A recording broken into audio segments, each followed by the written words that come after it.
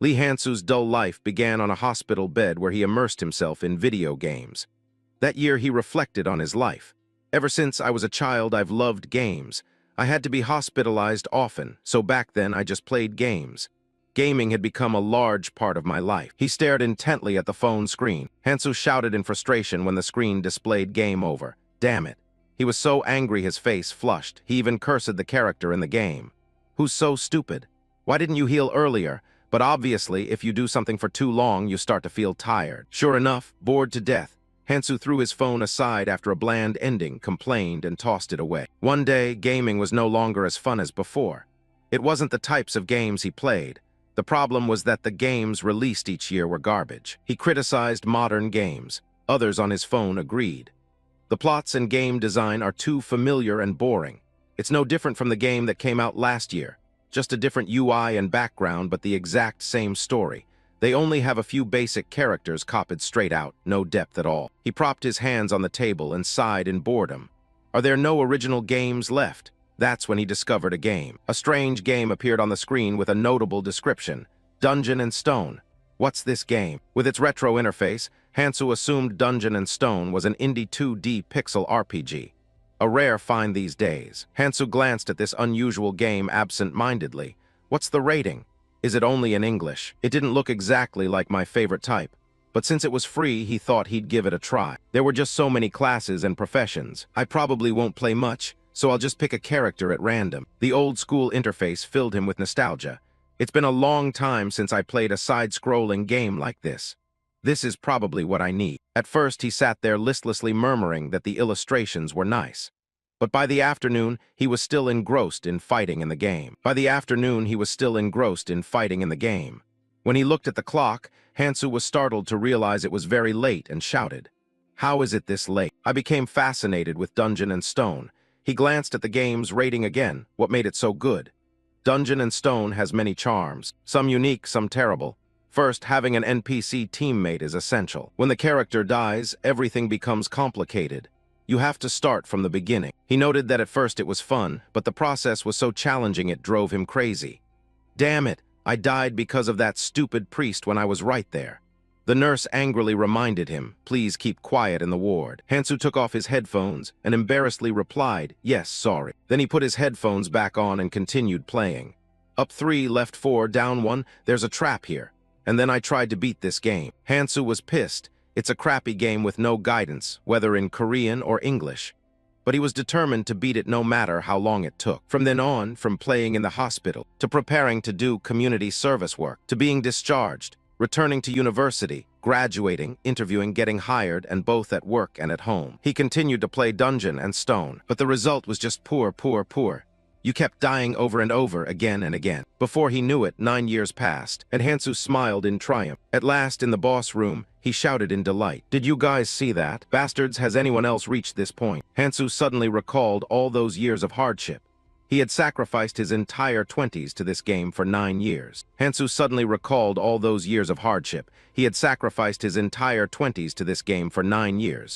Will you enter the boss room? He answered without hesitation. Of course. The system asked again, you will never return. Do you still want to proceed? He was excited. Is this the final boss room? That sounds strange, but there's no way I'm not going in after coming this far. He decisively pressed that he had chosen yes. He placed his hands behind his chair and waited calmly. He wasn't expecting to win on the first try. I'll gather as much information as possible to form a strategy later. See how many details there are, what the attributes are. There must be something else at the end. What if I beat the boss on the first try after preparing everything? He waited impatiently. It's over already? Unconsciously, Hansu felt regret. This is why you have gone to the abyss. I was out of step. Tutorial complete. The computer displayed confusing lines. This is why I was out of step. You have gone to the abyss. Tutorial complete. He stared in bewilderment. Tutorial? Wait, this is Korean. I thought Dungeon and Stone only supported English. Hansu grabbed the computer in shock and screamed, muttering curse words in anger as a light emanated from the screen. I'd studied diligently to understand this game for nearly a decade. The system announced, player check complete. What? A blinding light appeared. He clutched his head in pain, feeling his whole body burning. Groggy, he didn't understand what was happening. What the hell is this? In an instant, Hansu was pulled inside. The system notification began to shift, and he lost consciousness. A voice echoed, "Congratulations, young warriors." Hans wondered who was speaking so loudly and in his subconscious. He realized when he opened his eyes again that a tall old man was shouting, and they had become real warriors. He found himself facing an unbelievable scene. Hansu looked around and wondered, torches instead of lamps. Everywhere were robust, savage-looking people. Some odd people were speaking. The old man shouted a command. "Choose a weapon that suits you." Hansu spun in confusion. Weapon. What is he saying? This must be a language I've never heard before. But how do I understand it? And why am I here? Calm down, he told himself. He rubbed his chin and began to analyze the situation. If this is the introduction to a super hard game, what do I need to do? Understand the situation and gather information, he said, looking at his hands. He suddenly noticed his body. Rough hands, armored, muscular, and even bearing tattoos. He could move freely. Hansu tried to control it. His whole body had become some kind of savage. What happened to my body? Is this me? Hansu still couldn't believe it. The old man spoke again. Those who are called stepped forward. Hansu was stunned as the chieftain began to read the name. The third son of Mangacapped. He stood before the elder and casually picked up a double-headed axe, raising it high with vigor. The elder praised him. "A fine double-headed axe. The third son of Mangacapped. You are now a warrior. The second daughter of Fenelin Einar, please step up here." Hansu suddenly realized, wait, this scene is too familiar. The young warriors chose their weapons. A blonde woman stepped forward. She chose a sword. The next person chose a spear. The old man said, "A weapon fitting for someone clever like you, recognized as a warrior." The old man excitedly declared that for the young warriors, the blessings of the god Raphidonia would always be with them. A magnificent city suddenly flashed through his memory. At that moment, Hansu was stunned to realize that this was definitely Dungeon and Stone. Hansu recalled the beginning of his play. He's sure that when he chose the person, Mandy was the character, and that was exactly when the game began. Yes, the Mandy tribe, I'm playing as them. He was astonished. How could this be happening? Suddenly, a stranger beside him groaned in panic. No way. The red-haired guy, shocked by the scene, stammered in panic. This is Dungeon and Stone. What the hell is this? Why am I here? He was terrified, trembling all over, Hansu guessed, eyes confused, an expression of fear. He was different from the other Mandy. I'm not the only one playing this game. He must be like me too. Hansu was considering. When the old man shouted, "Who just spoke?" He flinched, sensing murderous intent. The old man's eyes narrowed coldly, and he looked up. I saw him standing there. "Since when?" The old man asked suspiciously, "Is it you?" Hansu went along with the situation and, trying to appear strong, shouted, "No, sir." Having said that, he glanced at the other guy and glared in annoyance. "It's all because of that idiot. Is he really that frightened?" The old man glared at him. "Is it you?" The man was vaguely terrified. Did he mean this is Dungeon and Stone? Before he could finish speaking, a heavy stroke severed his head from his neck instantly. Hansu watched in utter horror, unable to utter a word. He could only panic inwardly. What the hell is this? Seeing the old man's gaze, he immediately stood at attention, steadying himself calm. "I'll die if I show any expression." With a cold face, he declared to all the Mandy present that the son of Kadua Orm had been possessed by an evil spirit. "Everyone, erase from your memories whatever that evil spirit said." Having given the instruction, he turned away. "We will continue the coming-of-age ceremony." Now that Hansu almost understood the situation, he summed up briefly. "I get it. Info 1. People like me who play the game here will be regarded as evil spirits. Info 2. You will be killed if you're discovered. Don't believe number 3. My head will roll on the ground. Conclusion. I need to get through this without being detected. There's a small problem." He was bewildered and extremely flustered. The elder spoke sternly. Next, the fourth son of Senex Serum steps up. The crowd fell silent. No one dared make a sound. Hansu thought to himself. The call of death rang out. Next. He didn't know his own name. He screamed in anguish inwardly. This damn game could at least tell me my name. Doesn't it have a window or anything? I can't know what my life will be like. Next. Each time the call sounded, Hansu grew tenser, both fearful and cursing the game. Cornered, he made a decision. Though the chance was slim, this was his only option. Next. He clenched his hands, calculating that he would move 2 seconds after his name was called. It might be the name of some evil spirit, but he'd rely entirely on luck this time. The elder shouted, "The son of Jandal Bjorn." He began to count. Hansu watched the line of people, 2 seconds from when a name was called. If no one stepped forward, and he carefully observed, decisively moving step by step, then that name must be mine. Perhaps so, the chieftain's firm voice resounded. The son of Jandal Bjorn, he tensed up and stepped forward solemnly under the eyes of the whole berserker clan. The chieftain's cold gaze swept over him, inspecting. Bjorn also frowned, his expression resolute as he faced him directly. The chieftain laughed loudly, gestured, "Young warrior, choose a weapon for yourself." He inwardly rejoiced, trying to burn that name into his memory. Center focus. The son of Jandal Bjorn, that's my name. He clenched his fist and breathed out calmly. All right, now I must make the second important decision. Compensating for the lack of magic talent. The Mandi are very strong physically. He carefully scanned the pile of weapons, considering upgrading his Mandi into a melee damage dealer from the start. And after 7,749 reasons, he resolutely reached for the rack. So this is the weapon I'll choose. The chieftain pondered, furrowing his brow as he examined a shield. His face tightened like a drawn bowstring, satisfied. Yes, this is the optimal choice I can make. The chieftain announced, "The son of Jandal Bjorn, with this you have become a warrior." At the same time, in the silent space, beeps sounded repeatedly, the synchronization complete, and lines of text automatically appeared on Hansu's computer. Bjorn reflected, "When Mandi first played the game, I chose a greatsword, because it looked cool, but I died too often. Many times he screamed, nearly smashing his computer in frustration. Died again. The gamer's lingering question was how to build the character to survive longer. Battle axe maul dugai. I've tried different weapons and tested them all. They were all in the berserker meta. The game was unstable because I rarely survived fights. And one day I thought like this, must the Mandi always be the primary damage dealer? He questioned life. The Mandi are a hardy, powerful race. Though not as good at damage mitigation as a dwarf, they possess the basic capacity of a tanker. At that point, he recklessly tried it, despite disliking the approach because the combat style required much practice. But otherwise, it would ruin all the research he'd done so far. Just try it, see how it performs in a fight.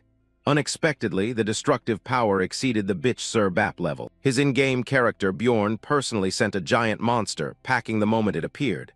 Hansu was stunned. What the hell? Seeing the quest completion message, he twitched at the corner of his mouth and exclaimed, "Truly a character with terrifying stats. This decision is solid, I'll stick with it." Back in the present, Bjorn was resolute. "I won't regret this." After a while, the coming-of-age ceremony ended.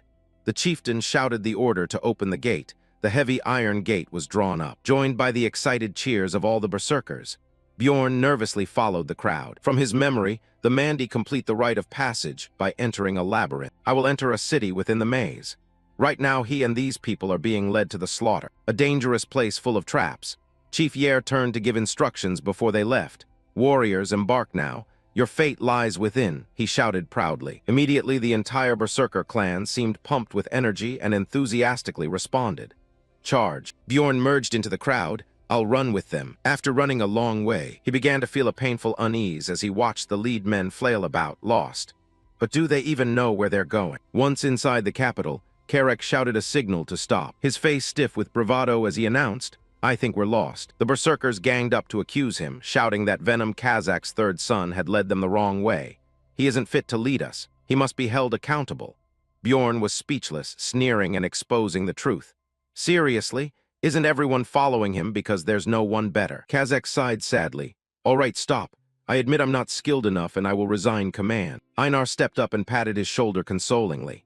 Then boldly and confidently she volunteered, "I'll be the guide for everyone." The berserkers cheered, ecstatic as if they'd struck gold. "Feneline's second daughter, Einar, is very clever. She might lead us the right way." She curled a pleased smile, enjoying the brother's praise. Bjorn watched her tensely, a bad premonition growing inside him. "Ah, I figured as much," he thought. A moment later she panicked, her face going pale. "I admit I think we're lost." Bjorn confirmed it wasn't her either. The berserkers erupted again, screaming that they had to reach the labyrinth within the allotted time.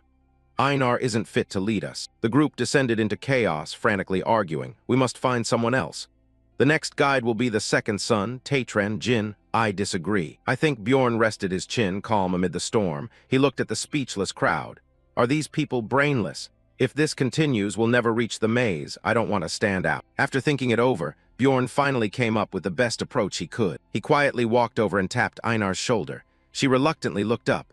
"Son of Jandal Bjorn, are you here to scold me too?" He put a finger to his lips to signal for order, then whispered, I'm here to show you the way to the labyrinth. Einar was stunned, shaken. Really? How? He pointed to a group of maze conquerors passing by and asserted confidently that she only needed to follow them.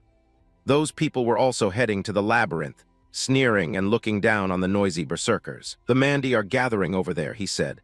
Those muscle-brained types. They can't be wandering around in battle gear at night like this. Einar brightened with realization. I get it. Okay, I'll try. She immediately jumped to the others and joyfully announced, asserting her competence. I found the way to the labyrinth. The berserkers, swept up by the wind, forgot all prior quarrels and celebrated, praising her non-stop. Really? You're so clever. Einar the Wise. Bjorn massaged his aching head, standing in a corner watching the farce. He was speechless at these people as they shouted across the city, "Follow me." When they arrived, everyone saw a purple spatial circle gradually opening, a powerful surge of energy emanating from it. The berserkers marveled. That's the labyrinth, I can see it. The sacred space of the battlefield. Only Bjorn was taut as a drawn string, doubting and thinking, damn, is it really a labyrinth? Was entering here the right decision? He fell into contemplation, swept along by his inner flow. Honestly, I don't think anyone would notice if I left the group now. Not only because I've been sickly my whole life, but I'm also just an ordinary person. Someone with no experience whatsoever in hitting anyone with my fists. Could there be someone like me who can fight and defeat monsters in the labyrinth? Is there truly no other way to pay Year's tax besides entering the maze? Speaking of which, there's another nagging issue. Damn it, taxes. It's one of the impactful systems in the game Dungeon and Stone. All city residents must pay taxes from age 20 and they'll be executed if they can't. There are several ways to earn money, but the most common is 1. Enter the labyrinth and fight monsters. 2. Work places like taverns in the village. The problem is I'm a Mandi. Ordinary people hold prejudices. Frankly, they're disgusted by the Berserker clan. A Mandi? We don't hire those savage types. No way would we let you destroy our property. We don't have jobs for savage fools. Bjorn unconsciously frowned. In this game, a Mandi can't do any ordinary work. Therefore, the Mandi profession is the only clan that receives a weapon from the start. Otherwise, there'd be no need for me to fight monsters. An urgent announcement. 10 minutes remain before the entrance closes. The biggest problem is the labyrinth opens only once a month. Bjorn stood rooted, lost in tangled thoughts. If I don't enter this time, I'll have to survive out here for a month. What if I truly can't get any job the game design allows? Even if I survive on the rations the chieftain gave, what will I do after a week? He gritted his teeth and so on. Even if I somehow survive a month in the village, I'll fall into the worst state. If I'm going in, this is the best time. Bjorn closed his eyes, nauseous, but couldn't lift his feet because this isn't a game. It's real life. Son of Jandal Bjorn, he turned, startled. It turned out to be Feneline's second daughter, Einar. She added confidently, correction, I'm the second daughter. By the way, other warriors have already entered the labyrinth. It's just the two of us left. We must hurry, we're late. A maid shouted, 5 minutes left before the entrance closes. The gate is actually shrinking. Bjorn hesitated, you go in first, I'll follow after you. Einar nodded trustingly. All right. Einar nodded trustingly. All right. She immediately stepped forward. Before entering, Nud didn't forget to smile and thank the son of Jandal Bjorn for helping her just now. He nodded, no need for thanks. Suddenly, Einar remembered a big nagging question and raised it. I have a question. What should I do to become as clever as you? I've never seen a Mandi as quick-witted as you. I want to be like you. The seasoned veteran who got hit screamed, you need to be reborn. But in reality, that answer is hard to say, so I'll reply vaguely. Bjorn seriously advised properly, you must think before you act. As soon as he finished, Einar nodded immediately. I understand. She beamed with excitement. Thanks for the advice. I'll repay you if I can return from the labyrinth. Bjorn was momentarily stunned. Impressive if she can return. In the game, the Mandi are a fearless clan. It's not much different in real life. He looked her straight in the eyes, seriously asking, Einar, are you afraid to die? She froze in surprise. Einar met his gaze firmly and replied, isn't that obvious? I'm very afraid of death, but I was born a warrior. I'll die if I don't fight. Same for you, right? Bjorn bowed his head to hide his eyes and replied thoughtfully, yes. Now I understand. They're just like me, aren't they? Bjorn bowed his head to hide his eyes and replied thoughtfully, yes. Now I understand. They're just like me, aren't they? He nodded as if sealing a promise. He figured that might be why the Mandi learned to overcome fear and move forward. He tightened his grip on the shield. I'm a Mandi too. 1 minute remained before the entrance closed. Bjorn planted his foot and pushed off. He clenched his teeth. I'm scared, but I have no choice. He rushed toward the labyrinth gate at breakneck speed. as the mage shouted frantically. "The labyrinth will close soon," someone warned in terror. "It's dangerous, please step back." But it was too late. Bjorn blinked away and sped through like a bolt, charging straight into the gate. "I'm not only a strong Mandy, but I also have knowledge gained from leveling up thousands of characters. I'm sure I can survive here." In the dark space, Bjorn could clearly hear the drip of water. He had entered a stone cavern. In the dark space, Bjorn could clearly hear the drip of water. He had entered a stone cavern. What is this? Where am I? To summarize my achievement, I'm an expert at playing dungeon in stone. This is why I came to that conclusion. If I combine the sturdy body of a Mandy with my gaming knowledge, I can survive. That's what I thought at the time. Back in reality, Bjorn sighed, his head aching. Damn it. This place is dark. He couldn't make out anything. Other brothers had gone in, so why was there not a single soul here? Bjorn pondered carefully. Based on the game's terrain design, torches aren't needed because there are glowing crystals on the walls of the first floor of the labyrinth. He thought silently, and then a vague realization surfaced. Wait, am I in a dark zone? This place is at the outer edge of the first floor labyrinth, a rare area without light. Bjorn panicked. How unlucky to end up here. But dark zones aren't usually starting points. He shook his head to reassure himself. No, this is reality, so nothing's certain. Since starting points are random, unlike the game, it's possible a player could begin in a dark zone. He was a little eager to test his abilities. The status window wasn't responding. Bjorn thought he'd summoned it wrong and tried switching to the equipment window, character info, stats, inventory, skills, login log. A terrifying silence followed. Bjorn swore in anger, but nothing worked, just as he'd expected. He had to rely on himself, groping through the dark. Nothing here helped, so he'd try wandering aimlessly. Bjorn cautiously descended each step. He worried impatiently that he might be moving too slowly. Crawling might even be faster, but he had to be cautious just in case. Before he could finish the thought, a sharp pain and a sense of danger surged. Bjorn screamed in pain by instinct. It was a Goblin trap. He had stepped on a Goblin trap and breathed raggedly in pain. He gritted his teeth to stifle the cry. He told himself he had to endure this pain. He needed to calm down. He kept reassuring himself, repeating it to encourage himself. He mustn't make a sound. Goblins are creatures that use traps on the first floor. The Goblin that set this trap must be hiding nearby. Bjorn looked around cautiously for a while, then exhaled quietly. There was no sign of movement. Maybe it's not nearby. He told himself that perhaps it had left some time ago. If so, he was lucky. But my survival instinct screamed a warning. Such relief is the most dangerous. I must assume the worst-case scenario if I can't be certain of the current situation. Bjorn gritted his teeth, forcing himself to analyze clearly. If its trap is here, then it must be nearby. If a Goblin hears my scream and finds me trapped, it will wait in the darkness for me to exhaust myself. That's why he must not make a sound. That's dungeon and stone. In this situation, you must do what needs to be done first. He quickly disabled the trap, prying the sharp teeth free from flesh. This trap contained a paralytic toxin. Damn berserkers. I wish they'd given me a boss weapon instead of these useless sandals. Bjorn gritted his teeth, endured the pain, and acted. What good is complaining now? Stop whining and move. If I have to fight, best to strike fast and finish it. He stood, limping forward. The dull pain radiated to his brain like an alarm. The poison seemed to be spreading. His right foot had gone numb. He blackened his face and shouted, "I know you're hiding, so come out quickly." Bjorn felt clearly that the fear nerves were also being numbed by the toxin. Maybe that's for the best. Damn it, why is everything so quiet? Come out here now, you wretched Goblin. He screamed wildly, but after a while there was still no sound and he began to panic. Could this all be a hallucination? Is there no Goblin here at all? Even if I'm being stupid, Bjorn panted, growling, "Hide if you want. I'm leaving. Be dumb if you must, as long as you survive. That stuff doesn't matter right now." He spat angrily. "Your mother is a Goblin. Your father is a Goblin, your sister is a Goblin, so you're a Goblin too." Bjorn staggered along, danger pressing in, blood flowing non-stop. Was his mind clouded from blood loss? He felt drunk. At the same time, a Goblin silently stalked him from behind. Fortunately, he immediately noticed the sound of footsteps. It moved. Bjorn taunted, "What's wrong? Can't stand hearing me insult your whole family." At the same time, he listened warily, footsteps behind him. Perhaps because I was far away, it's closing in. Pitch black, bottomless. Though he knew it was there, he couldn't see it. He had to run now. He immediately dragged himself and picked up speed. The Goblin clung close in pursuit. While running, Bjorn suddenly stopped to listen, and the surroundings were utterly silent. He roughly pictured the cunning Goblin's plan. It chased but kept its distance.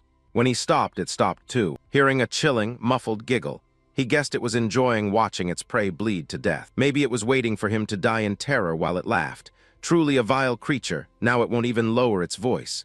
He decided, all right, time to change the plan. Bjorn ran with a panicked crash, but his wounds tormented him and blood kept leaking. He fell deliberately, wincing as he played the bait. There, you've got your prey collapsed just as you wanted. The golem behind was puzzled. Before it could strike, this human was already dead. It inspected the body dumbly and thoroughly. It picked up small stones and threw them at him to test the corpse. Bjorn, furious, clenched his fists and glared. It just threw stones at me, checking if I'm dead. Clever bastards. They're a lot smarter than the Mandy. The footsteps grew louder. It was coming.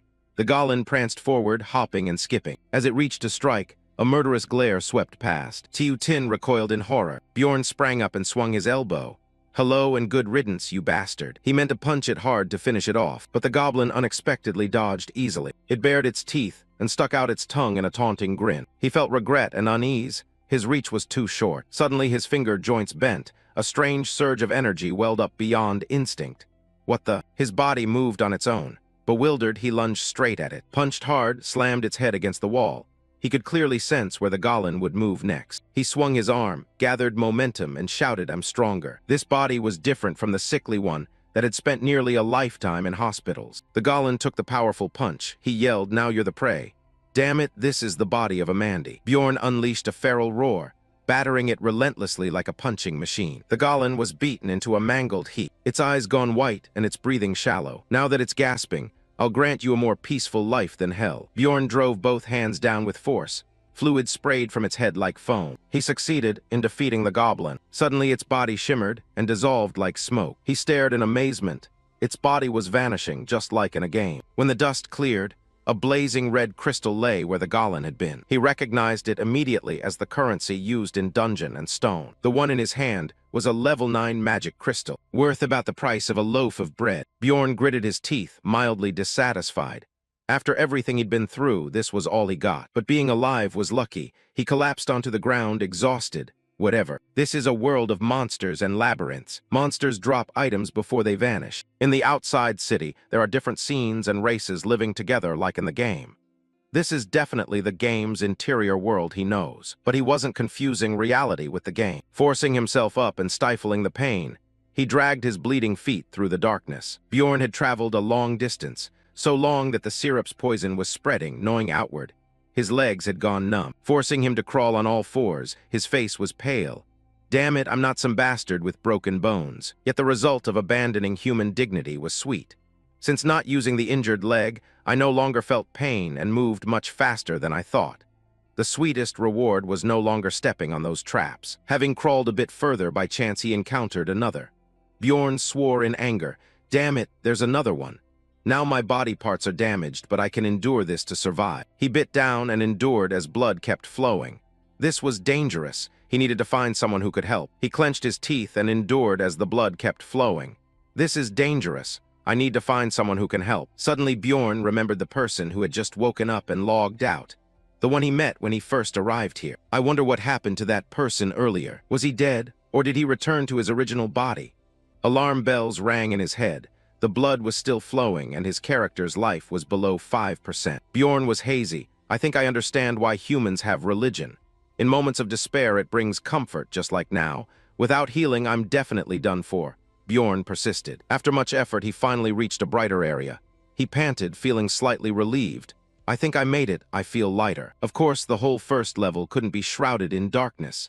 I need to get to that brighter area over there. His vision swam. But Bjorn was determined that there must be one or two people who could help. Suddenly, a deep, sinister Bjorn appeared out of nowhere, grinning maliciously. Damn, is this a joke? He kept deliberately trying to crush his will. Why would they help a dying Mandy like this? Are you a beautiful woman or a clever man? You're just a dumb Mandy stronger than average. Bjorn scoffed, exhausted. I think I'm truly going mad. You bastard, I thought you were clever because you're me. What would I do if I stopped moving forward? I need to do some things, now I'm hallucinating. The voice kept whispering that he might meet a monster before he met a human. He shrugged it off and stuck to his path. At least he'd get a better view. Now my identity keeps splitting in two, merging and fatting. I'm sure I'm about to go insane from blood loss. I must survive no matter what I encounter. Survive and look at yourself. How do you plan to do that? Someone, Someone please, you're a failure, you'll die soon, won't you? Give up, then you'll be comfortable. Shut up. I won't give up no matter what. He fought through the intense inner struggle. Bjorn rejoiced at the light, but his life gauge was below 4%. Someone please, lucky me. Just then a group of people passed by. They were adventurers. Patron slyly tapped Drouse on the shoulder and pointed. Hey Drouse, there's a dying Mandy over there. The man sat down in front of Bjorn to assess him from the outside. He looked like a rookie soldier. He swore under his breath if he'd known I was new, he'd have helped. Bastard. The group raised their guard. Not suspicious, right? How did a rookie soldier get here faster than us? Bjorn tried to speak but only managed groans. Damn, I can't talk. He glared and mouthed, damn it, don't stare at me. Help me. The man studied him coolly, as if trying to read some strange expression on his face. After a moment, the man cracked a smile. Hey, Priestess Ursina, do you think you can heal this man? Bjorn was astonished. What? There's a female priest in their group. If they have a priest, they must be high level. Miraculous, I'm saved. But life isn't a dream. Before he could get hopeful, she coldly refused. I declined. Drouse looked disappointed. Really? He turned to Patron and asked for help, so I guess he won't be helped. Patron, can you spare one of your potions? He refused. That's only for emergencies when we can't heal with mana. Drouse lowered his voice and pleaded. You have many. I'll pay you back when we get out. Irritated, he tossed a vial to him with a smile. He warned Bjorn beforehand, because this isn't mana, it will hurt a little. He hurried, all right, quickly. He poured the vial into the deep wound on the leg, where the poison was spreading. Instantly, a bone-deep, soul-piercing pain shot to his brain. What the hell? Although his vitality was rapidly recovering, it felt like his whole body was melting. He couldn't bear it and screamed, the cry echoing through the space. So that's why they don't let me use potions during battle. It really hurts. After a while, the pain gradually subsided. Bjorn inhaled deeply and steadied his breathing. The wound and the corrosive poison had completely disappeared. He forced himself to sit up and breathed a sigh of relief. I really thought I was going to die. He forced himself to sit up and breathed a sigh of relief. I really thought I was going to die. So now will you tell us? How could a rookie soldier get here before us? If you know a secret passage, I'd buy that information. Bjorn realized. So that's your motive. He grew cautious. Perhaps goodwill without reason is the most suspicious thing. Bjorn panted and replied, I don't know. I was already here as soon as I stepped into the maze. Drouse pondered. Is that so? I think I've read about that before. Due to size instability, I've heard that sometimes we can fall into the border of the darkness, though the probability is so low it happens once every 100 years. He was stunned. Once every 100 years. Looking closely, their group included a mage and a female priest, meaning their levels were at least medium to high. And I accidentally experienced something on my first run, something they've never even seen before. Drouse smiled and left with the adventurers, leaving a few words for Bjorn. An interesting tale indeed. Thanks, you're free to go. Don't worry about the cost of the potion. He understood. Time in the maze was worth its weight in gold. From the start, them spending so much time on him was already a miracle. I should feel happy that I survived. Bjorn somberly picked up the shield, but felt disgusted by his own wounded state. On this side, A's adventuring party continued their journey. Patron sneered that the Mandy was lucky. Drouse didn't think so. Lucky? He went through all that from the start. He was indifferent. If he steps into a goblin trap on level 1, even if it doesn't catch him, he'll die eventually. I say he's lucky he met us, the female archer giggled. Lucky it was us and not you. You didn't even want to use your potion because you're stingy. He snorted coldly. There are lots of bastards like him, don't you think so too? The female priest remained silent. The fighter defensively shielded the priest. Don't think everyone's like you. If not for the temple rules, she'd have healed him already. He shrugged. Oh, is that so? I've met many two-faced people, as you can see. The fighter frowned and pointed at the stingy one. You should learn a thing or two from Rouse. He sounded doubtful when asking if there might be a secret passage. Right, Mandy don't like accepting help from others. Drouse scratched his face and smiled sheepishly. You're too kind. He noticed Bjorn's long trail of blood and was curious. I wonder when this Mandy's bleeding will stop. It's been quite a while. The fighter teased, assessing from the Mandy's psychology so far. I don't think he's as lucky as you say. Okay, I'm sure it ends somewhere around here. Drouse led the way. If we take the shortcut, we need to turn here. Everyone exclaimed, it's great to have guidance. The archer was excited. Drouse was amazing to have memorized the entire map of the first floor.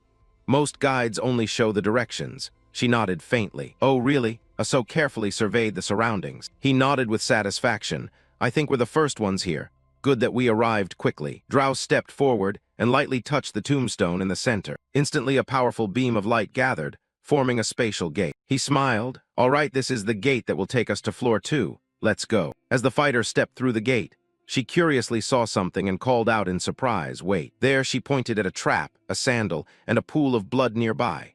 Are those the sandals the Mandy was wearing earlier? The mage immediately condensed energy into a sphere. I think you're right. The light orb quickly rose up, illuminating the whole area. A long trail of blood stretched inward. The members who saw it were agape with shock. The mage could hardly believe it, and confirmed, how long did it take Drouse to reach where we found that Mandy? He hesitated, unless he took a shortcut. About 15 km. The old man frowned and smirked in disbelief. He had crawled such a long distance entirely in the dark. A truly bizarre bastard. Patsrin froze, thinking he must be insane. The archer stammered as he looked at him. Patsrin. He grew sullen, shaken to his core and questioning life if it were him. Would he crawl for hours without certainty? I should have realized that sooner. But then he remembered. The Mandy had extended his right hand toward them. That's right, he showed them the magic crystal. Even after crawling that whole time, he hadn't forgotten his bargaining item. He had to admit it, retracting his earlier words. Drouse, what's that Mandy's name? Was he just lucky? Should scumbags like that die early? No way, those mad ones don't die. Unless it was a special case. No matter how hard things were or how much pain they faced, they would never view death as an escape. System notifications kept sounding after his near-death experiences. A ferocious Goblin lunged forward, but before it could do anything, it was struck by a crushing blow. Bastard. It tumbled to the ground. Bjorn Jander continuously charged into the Goblin horde. He exhaled wearily. They still showed up as he had feared at first.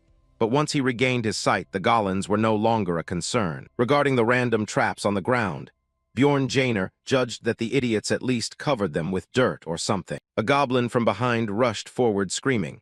Their intentions were predictable and their hiding spots too obvious. He thought Bjorn spun, swung his shield and flung the goblin away, shouting, "What are you doing, you madman?" He frowned in annoyance. The only problem was that he was starving. Bored, he turned to look at the canvas pouch at his hip, and muttered that he's pretty sure the deputy clan chief had given him food. When he touched it, he discovered a hole that had let the contents fall out. He picked up the pouch, damn it, was crawling on the floor the wrong decision. The 7 days' worth of food had been reduced to 5. Bjorn devoured the ration in his hand, grimacing, telling himself he'll have to eat as little as possible. He shoved the rest into his mouth and marveled, how is this dry, crunchy bread so tasty? As his saliva softened it, sweetness flooded him and he was thirsty again. Bjorn rubbed his chin and swallowed. He looked around at nothing but cave rock, puzzled. Where to find water now was a worrying question. In dungeon and stone, the needs system only activates inside the maze, and he'd never needed to carry water because food was enough. But this isn't a game. He scowled and sighed. It was a tough game, true. Now that it's real, that difficulty no longer exists in a virtual world, but in a real world he must adapt to. So he decided to stand and start scouring the area. Bjorn guessed that since the Vice Clan leader hadn't given him water, there must be a water source somewhere in the maze. After walking a bit, he heard a trickling. He knew immediately it was water. Running toward it, he bumped into a human. The person turned and eyed him warily, carefully tightening the water bottle's cap. Aside from the blonde team, this was the first other person he'd met, but there was no conversation. The other quickly moved on, following an unspoken rule not to interact with other adventurers unless necessary. 41, 42, 43, 44. The steady counting echoed through the cave. After counting, Bjorn Janer fell into thought. I gathered quite a bit. Thinking about how I might die was memorable. But there was another problem. He yawned tiredly. He was exhausted. He'd certainly hunted many goblins, but was really sleepy. There are 2 ways to sleep in the maze. 1, trust in God and sleep. 2, find allies to guard each other. Bjorn stepped up to 2 youths and offered, "Be my teammates." The 2 were startled by his intensity and stammered, sorry, but we already have the members we need for our party." Then they hurried away. He tried asking others but got the same replies. "Our group is full." 2 more sneered, "We don't like savage types. The smell of blood is too foul." Bjorn Jander was exhausted from continuous rejection. He thought angrily to himself, damn them. A flare of anger rose. He didn't ask to join permanently. He only wanted a temporary ally to sleep. Suddenly, a voice called from behind. Hans looked friendly and smiled. "Are you looking for someone to share a watch with overnight?" Bjorn cocked his head at the disjointed question. "What did you say, and what's his name?" Hans cheerfully explained, "I assume you don't want someone to guard for you. I thought I could sleep a bit because you look like a trustworthy Mandy, but maybe I'm wrong." He was surprised and realized, oh, so that's what he meant. He should have said so from the start. You're right, I am looking for someone like that. The game notes mention knight teammates. Hans eagerly shook his hand. Great, so stay with me. My name is Hans. Bjorn hesitated. He'd thought a knight teammate meant a friend or something, but hearing it spoken felt a bit perverse. Finally, he reached out and introduced himself. All right, my name is Bjorn, son of Jander. Hans shook his hand, gave a few light pumps, and said cheerfully, then I'll call you Bjorn. It's best to have 3 people for an overnight watch, but hunting for a third seems like a waste of time. Hans smiled at him with a somewhat dazed look. So why don't we just go with 2 of us? He scowled and cursed inwardly. What the heck? Was it the way this guy spoke? Something was off. His face darkened and the corner of his mouth twitched as he considered. Bjorn Jander hastily brushed his hand away and replied awkwardly, all right, all right. The other laughed and said, done then. Why don't we play rock, paper, scissors to see who sleeps first? And that's how they decided to stay together that night in the maze. Bjorn felt disgusted, scoffing inwardly, damn, that's gross. Hans spread his hand. Good mood, I've won, so I'll sleep first, right? Bjorn nodded irritably. Fine, he thought despondently, damn it. I knew I'd lose, I'm never lucky. Hans handed him a watch and instructed, take this, it's a watch. You can wake me when the short hand points here. Seeing him explain patiently, he silently judged that the man probably thought Mandy's couldn't tell time. Do you understand? I'll explain again. Hans said, and he quickly replied, okay, cursing inwardly, damn it. Surely this is how people view Mandy's in Dungeon and Stone. Bjorn examined the watch, admiring its price, felt fancy, but he was certain he could use it as an advantage later. Hans looked comfortable, rolled over, and fell into a deep, snoring sleep that made Bjorn envious. He wondered if this was a seasoned adventurer. Would he lend him a sleeping bag if asked? How boring without Gollins or other adventurers, even if convenient. He glanced at the watch, yawned tiredly, and wished time would pass quickly as he watched the hands move. Then the shorthand clicked once past 1, and Bjorn stepped forward to wake Hans.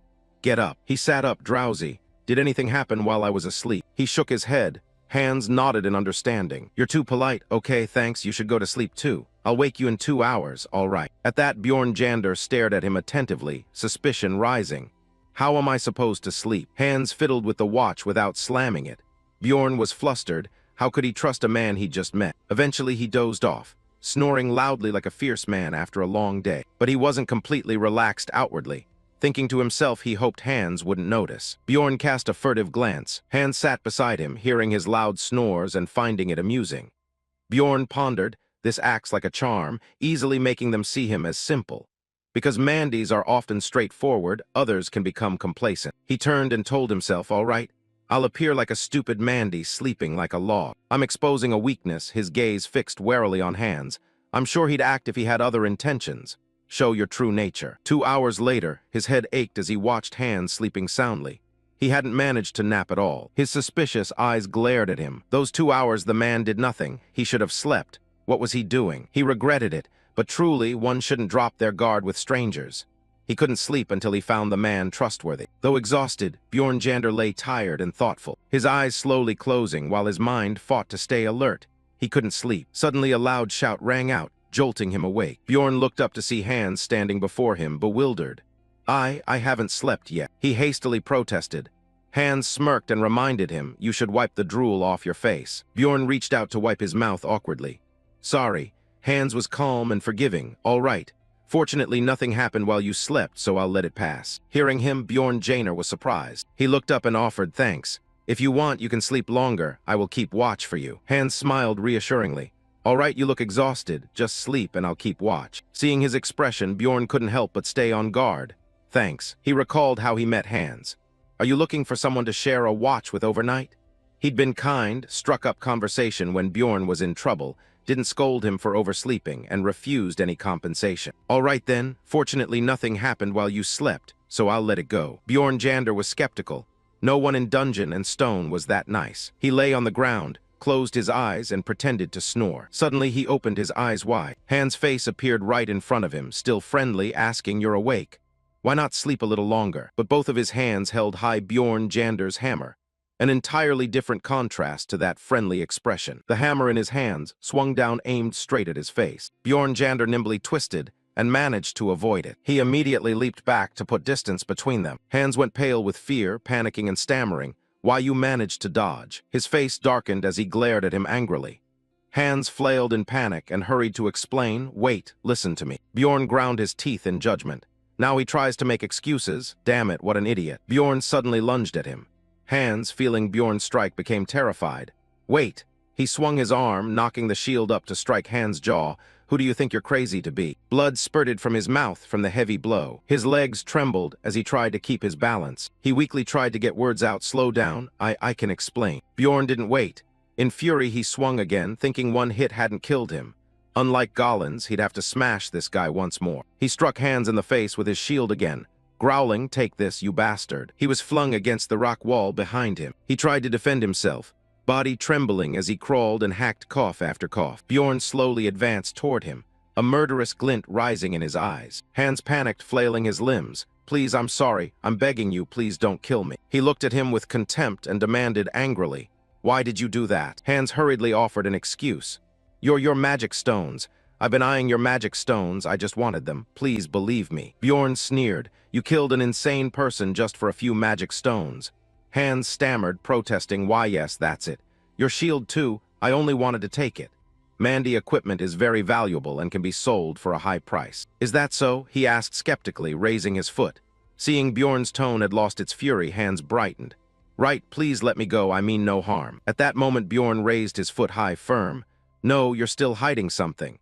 He suddenly aimed a kick straight at his jaw. Then he repeatedly stomped on Hans' body, roughly interrogating him. "Last chance, be honest. Killing an explorer in a dungeon is a serious crime, so there must be another reason." He cried out hastily, Your hearts." Bjorn stared at him in shock. "What?" He scrambled to explain. "Yes, Mandy hearts are being sold at atrocious prices. I've heard it's used as an ingredient to create a new spell." Bjorn realized, now he knew. To this guy, he was simply like the hard-to-catch Gollins, but valuable enough to bring a profit. He stamped hard on Hans' chest and asked, "Why didn't you kill me when I fell asleep at first?" Hans answered with difficulty, "Because I also needed to sleep." He thought to himself that Hans had been careless. It was just irritation from insects. Hans sweat profusely, trembling as he whispered, "But I told you everything. Will you spare me?" Bjorn pondered without answering. His lips curled into a vicious smile. "Spare you? I can meet plenty like you who say the same things, right? Do you think I'll spare them all?" He coldly glanced at Hans with eyes of loathing. Seeing his attitude, Hans grew even more panicked. "No, of course not. I'm not like the others. I will give you everything I have." He ignored whatever Hans said and raised the shield again. "I have nothing now, but when I return to base, I will. Please give me another chance. You won't regret it." The heavy shield slammed into the ground with a resonant sound. At the same time, syrup splashed and spread. "Just one day before joining this game, I had killed someone." The system panel appeared. A new achievement was recorded. 2 days after entering the game, the system kept notifying him of upgraded items and weapons. "I grew up living like a savage, drinking from bottles when thirsty, using a compass when lost, checking a watch to tell time, and being treated with bandages and medicine. Ironically, only after killing someone was I allowed to live like a human." The system displayed his ability stats. Many attributes had gained points. Bjorn continued his journey, swinging his hammer straight at the goblin. "With a single swing from my hammer, the goblin scattered." He looked at the hammer in his hand with some regret. "I should have chosen this weapon from the start, right? No, I didn't think I'd be this good then. Is it because I have the body of a berserker? In battle, I kept feeling like this body wasn't mine." He suddenly noticed 2 goblins approaching him. Bjorn raised his weapon again, eyes full of killing intent as he assessed them. Since day 2, goblins had appeared in pairs. My combat ability had increased thanks to the new weapon. The 2 goblins charged forward wielding weapons. He nimbly used his shield to knock them back. My development progressed smoothly. Bjorn brought the hammer down hard on that goblin's head. The 2 goblins were quickly defeated and vanished, leaving behind a pool of syrup and the gradual appearance of crystal shards. He was despondent and dazed. He'd die of exhaustion. Bjorn muttered, face pale and dark circles under his eyes. "I've been hunting continuously since meeting Hans. I can't go on. I need a nap. Now I have no companion. Maybe it would have been better to have one. Then I'd have a higher chance of surviving if a goblin stabbed me." He leaned against the rock, eyes shut tight, lost in thought, when he heard quiet footsteps approaching. Bjorn couldn't help swearing, "Damn it. These damn things always come whenever I stop to think." He watched the 2 goblins shuffling toward him, cursing under his breath, anger flaring up. Bjorn grabbed his hammer and shouted, "Can't you give me 10 minutes? You bastards," followed by a resounding thud. After dealing with it, Bjorn leaned back against the rock and brooded. By then I had cleared everything in sight. Please don't show up anymore, just let me catch a few minutes sleep. The system then displayed an attack warning. Bjorn jolted awake. At that moment the goblin grinned eagerly and plunged its blade into his chest. I couldn't feel anything. Realizing he'd been hit, he got hot-headed and swore, "Damn it, you bastard." He immediately swung his fist at the goblin's face. The goblin was sent a short distance away. Its companion watched in terrified shock. He glared angrily at that goblin, threatening in a low voice, "You." Seeing the murderous light blazing in his eyes and the fire of hatred, the goblin was frightened and tucked its tail and ran away. Bjorn nodded in satisfaction. "Yes, Scram, I can't keep beating you all. I'm exhausted. If I'd been a bit slower or if that goblin had jumped a little higher, it could have stabbed my throat." The pain in his chest suddenly throbbed. Bjorn gritted his teeth and sighed. "Why can't I feel them? I really need a rest. First, I have to bandage this wound." With that, he opened the glass bottle of healing potion. As he poured it onto the wound, red smoke rose and Bjorn winced in pain, gritting his teeth to endure. Why does treatment hurt more than the stabbing? 14 hours after leaving hands, he trudged forward with a somewhat weary expression. As he walked, Bjorn calculated that this was when people looked for companions, but now that he knew the value of a Mandy heart, he couldn't trust anyone. Still, if there were another Mandy, he could trust him. Then he shook himself and decided to look for a berserker. Suddenly, a friendly-looking man approached and spoke to him. "Hey, are you looking for a companion?" Surprised, a friendly man said, "Hey, are you looking for a companion?" Bjorn pondered, watching the two of them and regarding humans with caution. Another blond man called out invitingly, looking at him as if he were very tired. "Want to join our group?" Bjorn clenched his teeth at the humans. Two more people came over smiling and said, "You would make 3. If you're a Mandy, we can trust you." He dismissed them outright. Humans these days, unlike yesterday, all wanted me in their team. In the end, Bjorn still refused them all. "No, I'm looking for another Mandy." He thought to himself that since being wounded, he looked too dreadful to find a companion. The man pondered and said, "You're looking for another Mandy. That's tough." "Why is that?" he asked curiously. The man explained they may have gone up to other floors 2 to 3 months before the coming-of-age festival. There are fewer Mandy left on the first floor now. Hearing this, Bjorn suddenly realized. Of course, with a structure this big, it was ridiculous that he'd still be searching for a companion on the first floor. The man waved goodbye. "Jafnir can protect you on the journey." Bjorn politely nodded and replied, "Thanks. Should I give up looking for another Mandy?" Bjorn Jander reluctantly changed his thinking. "All right, be realistic. Whether they're a Mandy or not doesn't matter. Finding a companion is good, even if they're human. I wish they were a different race, preferably rarer than humans, but certainly more common than Mandy. Elves are always mysterious, or a dwarf with the spirit of a Mandy would be perfect. But it's fine if they're another species. Most races have special abilities. Unlike humans, they wouldn't harm other explorers for profit." Then Bjorn Jander noticed a dark corner. After deciding and scouting the cavern for about an hour, he discovered a goblin girl panting and hiding in the shadows. She caught sight of Bjorn. The girl flinched. He felt a little relieved and thought to himself, "Found her." The system panel appeared with a notification. "Goblin found." Bjorn, tall with a shield in hand, asked her, "Hey goblin, are you alone?" Seeing a stranger, Irwin braced himself defensively, gripping his bow tightly and watching the goblin warily. He thought to himself, "She's pretty cautious, huh? I thought someone injured and alone would feel threatened by a big Manny." Suddenly he noticed, realizing she was wounded in the abdomen. He didn't think she'd been hurt by a goblins dagger. After a moment of analysis, he asked, "Were you wounded by humans?" There was no answer. The air was deathly silent. As if realizing the person before her could help, Irwin didn't hesitate and knelt down. He clasped his hands. She begged, "Sir, please help me." She couldn't believe a goblin would beg him. Bjorn was surprised. She continued pleading, "Please spare me this once. Sir Mandy, I still have a little brother at home, please." Unable to understand the goblin before him, Bjorn was baffled. What the hell? What kind of goblin lacks willpower like this? Most goblins in the game are quite cold in appearance. I expected her to be the same. Knowing her disposition, he decided to try a different approach, wear a bright smile to dispel the misunderstanding. He told himself. He smiled reassuringly. "Don't worry." Irwin was astonished as his frightening, sly expression appeared. "I don't intend to kill you." Irwin shouted in horror. The name, then anxious, terrified, no way out. She kept bowing, begging him, "I know you're a Manny, but do you really have to do this? Please, just once let me live." Bjorn was confused. What have all these Mandy been doing? Why is she threatened by just a few words? Damn it. What kind of image do they have? He rummaged through his coat. pulled out first aid supplies, tossed them to her with concern, and urged, "Why don't you treat the wound first? We'll talk after." Irwin stared at the vial he gave her, the healing cloth.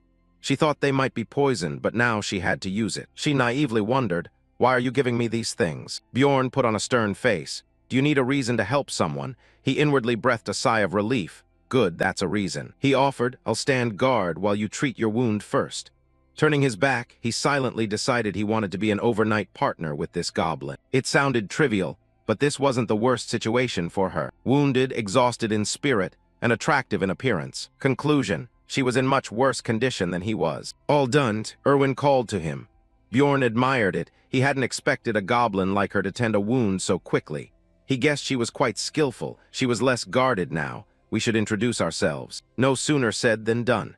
He spoke up. "My name is Bjorn, son of Jander." She hesitated. "Irwin." Now the two sat facing each other at a comfortable distance. Bjorn wondered, "Why are you afraid of me?" She answered honestly, "Because I'm a goblin and you're a manny.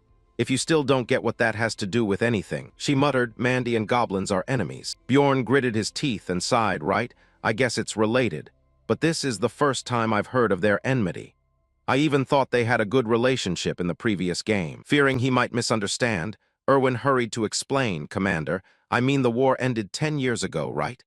I bear no ill will toward the Mandy initially. So, sir, I don't want to fight you. 10 years have passed since that game I know about, and anyway, I don't have time to look for anyone else right now." "Don't worry, I mean no harm." Hearing this, a weight lifted from Irwin and a smile appeared on his face. "Is that so?" Bjorn asked seriously. "Irwin, would you like to be my overnight companion?" "Overnight companion? I'm utterly exhausted right now. I'm sure you are too, so why don't we team up for today?" Irwin considered it seriously. "I've heard that the Mandy value their warrior's honor above all. Could you swear on your warrior's honor that you won't harm me?" she asked anxiously. Bjorn was firm. He swore. She hesitated. "Of course I'll swear by my clan's name." Bjorn thought to himself that he didn't care much about warrior honor, but it might come in handy sometimes. He nodded in agreement. "All right, but let me think it over first." "Excuse me." Bjorn corrected her. "I'm not, sir. I'm Bjorn, son of Jander. I don't know much about myself, but I'm only 20. He placed his hand over his chest and declared proudly, "I, Bjorn, son of Jander, swear by my warrior's honor." The goblin Irwin also pressed her hands to her chest. "I, Irwin Fornaci de Tercia, swear by my clan's name." They both swore. "I will not harm the other tonight. I promise, I swear." He breathed a sigh of relief. Finally, he could get a full night's sleep. All settled, Bjorn arranged things. "I'll sleep first. You probably prefer that too." Irwin didn't object. Well, not really, but since he wanted it. He handed her a watch and instructed, "This is a pocket watch. It's quite expensive, so handle it carefully." She nodded. "Yes, I'll be careful." Lying down to sleep, Bjorn remained vigilant, thinking it would be hard to rest. But since she would never know, he'd pretend to sleep for about 10 minutes. A loud scream made Bjorn open his eyes and sit up immediately, dazed. "What time is it?" Irwin excitedly held the watch up to him. "It's been 2 hours. Here's your watch." Bjorn was bewildered. When had he fallen asleep? He couldn't even fake staying awake anymore. Was this the combined power of the blanket and backpack? If Hans lent him these things, he didn't think he'd avoid him during the entire ambush. He decisively tossed the sleeping bag to Irwin. "Here, you can cover yourself with this. If you want, you can use it as a pillow." She accepted it in surprise. But clutching the blanket, Irwin seemed to step into a new world. Without hesitation, she spread the blanket over herself and fell asleep. "I'll make good use of these. Thank you very much." Seeing Irwin truly asleep, Bjorn was amazed. She fell asleep the moment her head hit the ground. He thought she must be exhausted too, since her day was probably as tiring as his. It felt like 5 days had passed, but it had only been 3. He told himself that with these thoughts in his head, he must be doing better. Leaning against the rock, he pondered what had happened to him in real life. Had he been reported missing? Certainly not yet. Who would even come looking for him? Stopping his idle thoughts, he told himself that even if he returned, there would be nothing for him there. Thinking that way would break his will. He sat silently, encouraging himself. After several watches, it would be time to move on. Bjorn checked Irwin sleeping soundly and timed it. 10 minutes remaining. He frowned in doubt and wondered, if I ask her again, since she's a goblin, she'll take on responsibilities in the battle. But if she becomes an ally, I'll have to share the rewards with her, reducing my share. Although Goblin have appeared in packs since 3 days ago, caught between fame, heart, and reason, Bjorn hesitated. Could he easily take down 3 to 4 Goblin alone?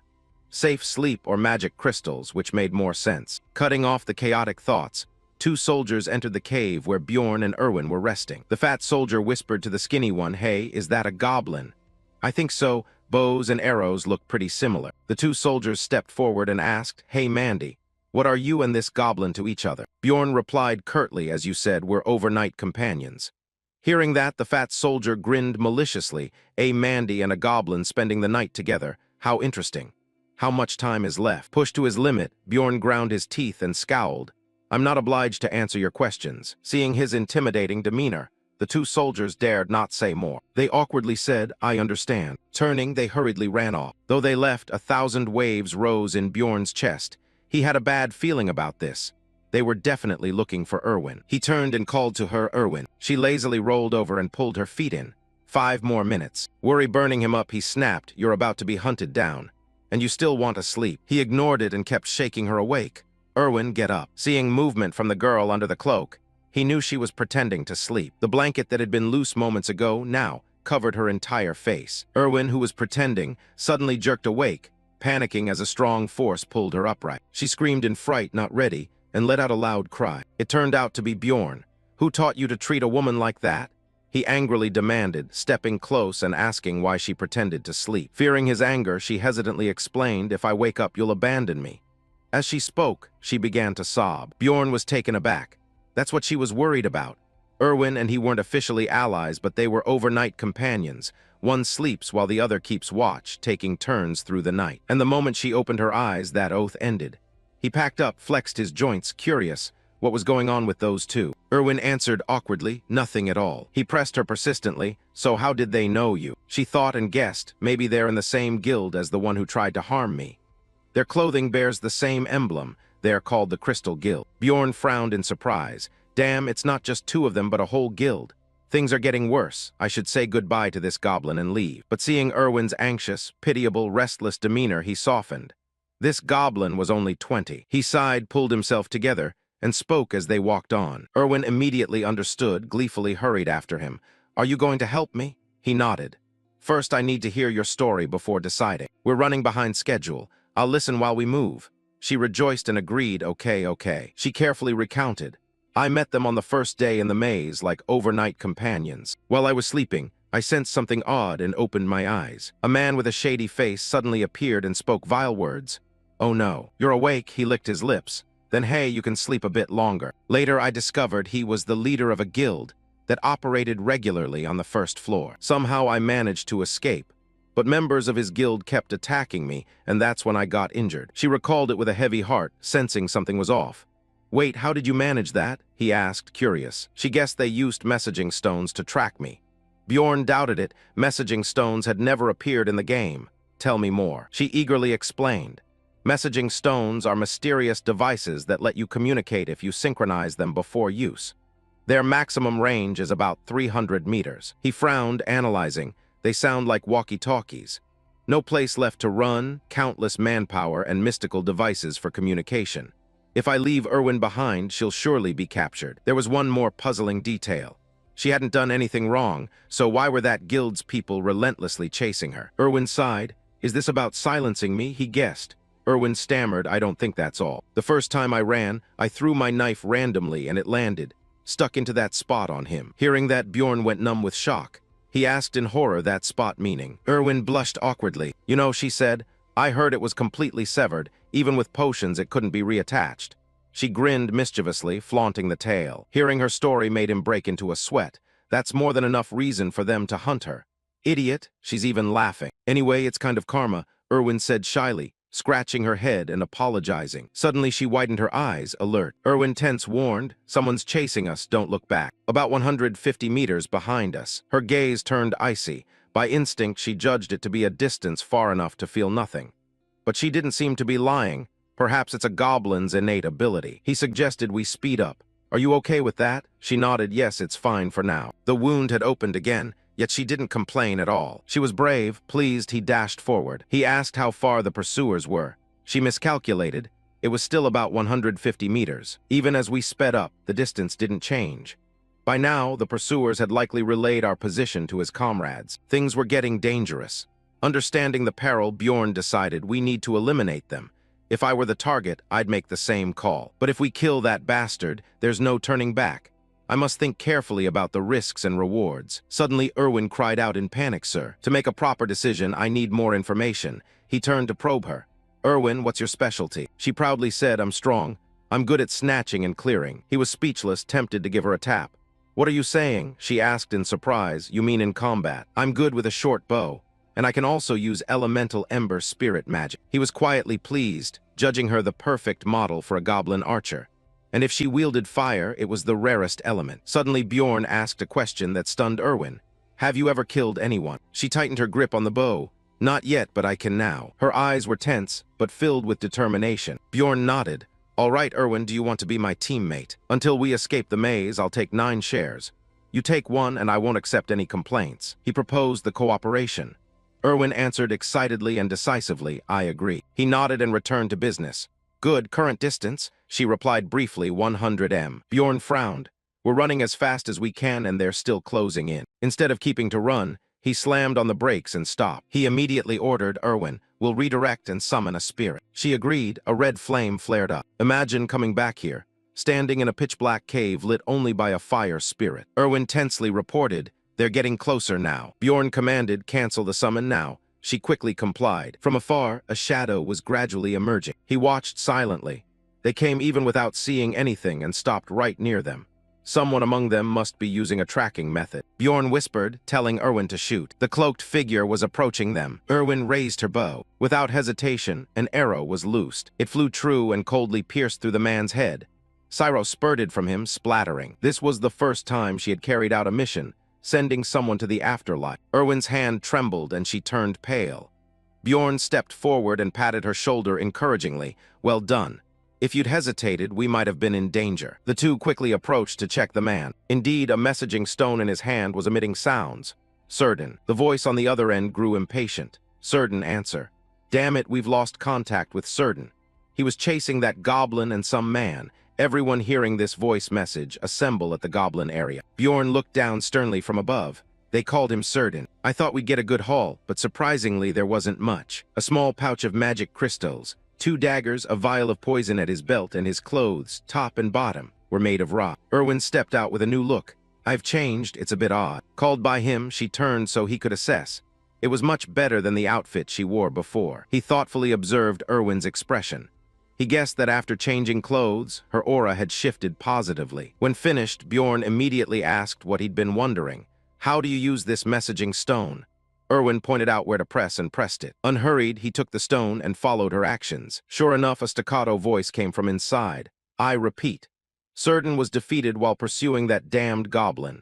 That bastard is in the goblin district. She is with a man named Mandy. His weapon is a hammer and shield." Irwin was horrified and couldn't believe her ears. "The bounty is 10,000 gold. Sir," he soothed reassuringly in a very convincing tone. "Don't worry, Irwin, summon the spirit. We need to get to the outskirts. We have to get to the 2nd level." She ran after them in a panic. "What? Sir, do we really have to go to the 2nd level?" His steps quickened. The two hurried over the treacherous path. Bjorn wasn't used to formal address. "Call me sir if you want," he nodded firmly. "That's right." Irwin anxiously hesitated. "The 1st and 2nd levels are completely different. You know that, right?" He replied curtly, "I understand. If we're near the entrance, it's fine. Besides, you and I make a pretty good team." Bjorn praised to boost her morale. She awkwardly protested, "We're a great match." He felt elated, indeed. A melee tank and a ranged fighter are always a great pairing. Forming a party with Irwin wouldn't benefit either of us on the 1st level. Irwin lowered her eyes, still worried about the risks. "But this is our first time teaming up. How can we go straight to the 2nd level? It feels like we're going into a monster den to hide from Goblin." Suddenly the stone crackled. "Still haven't found them. If you find that damn goblin, we'll let you lie on top of the 10,000 gold and have first dibs." She froze in horror. "Sir." Bjorn, seeing her trembling, reassured her, "Don't worry, I won't leave you behind." Muffled giggles came from within. "Good idea. If she resists too much, can I chop off her hand or leg? Remember to leave the important parts intact. You know what I mean, right?" Irwin's face went pale. She no longer argued. "Sir, I'll go to the 2nd level." Bjorn felt very pleased inwardly. Her agreement was timely, no need to persuade her further.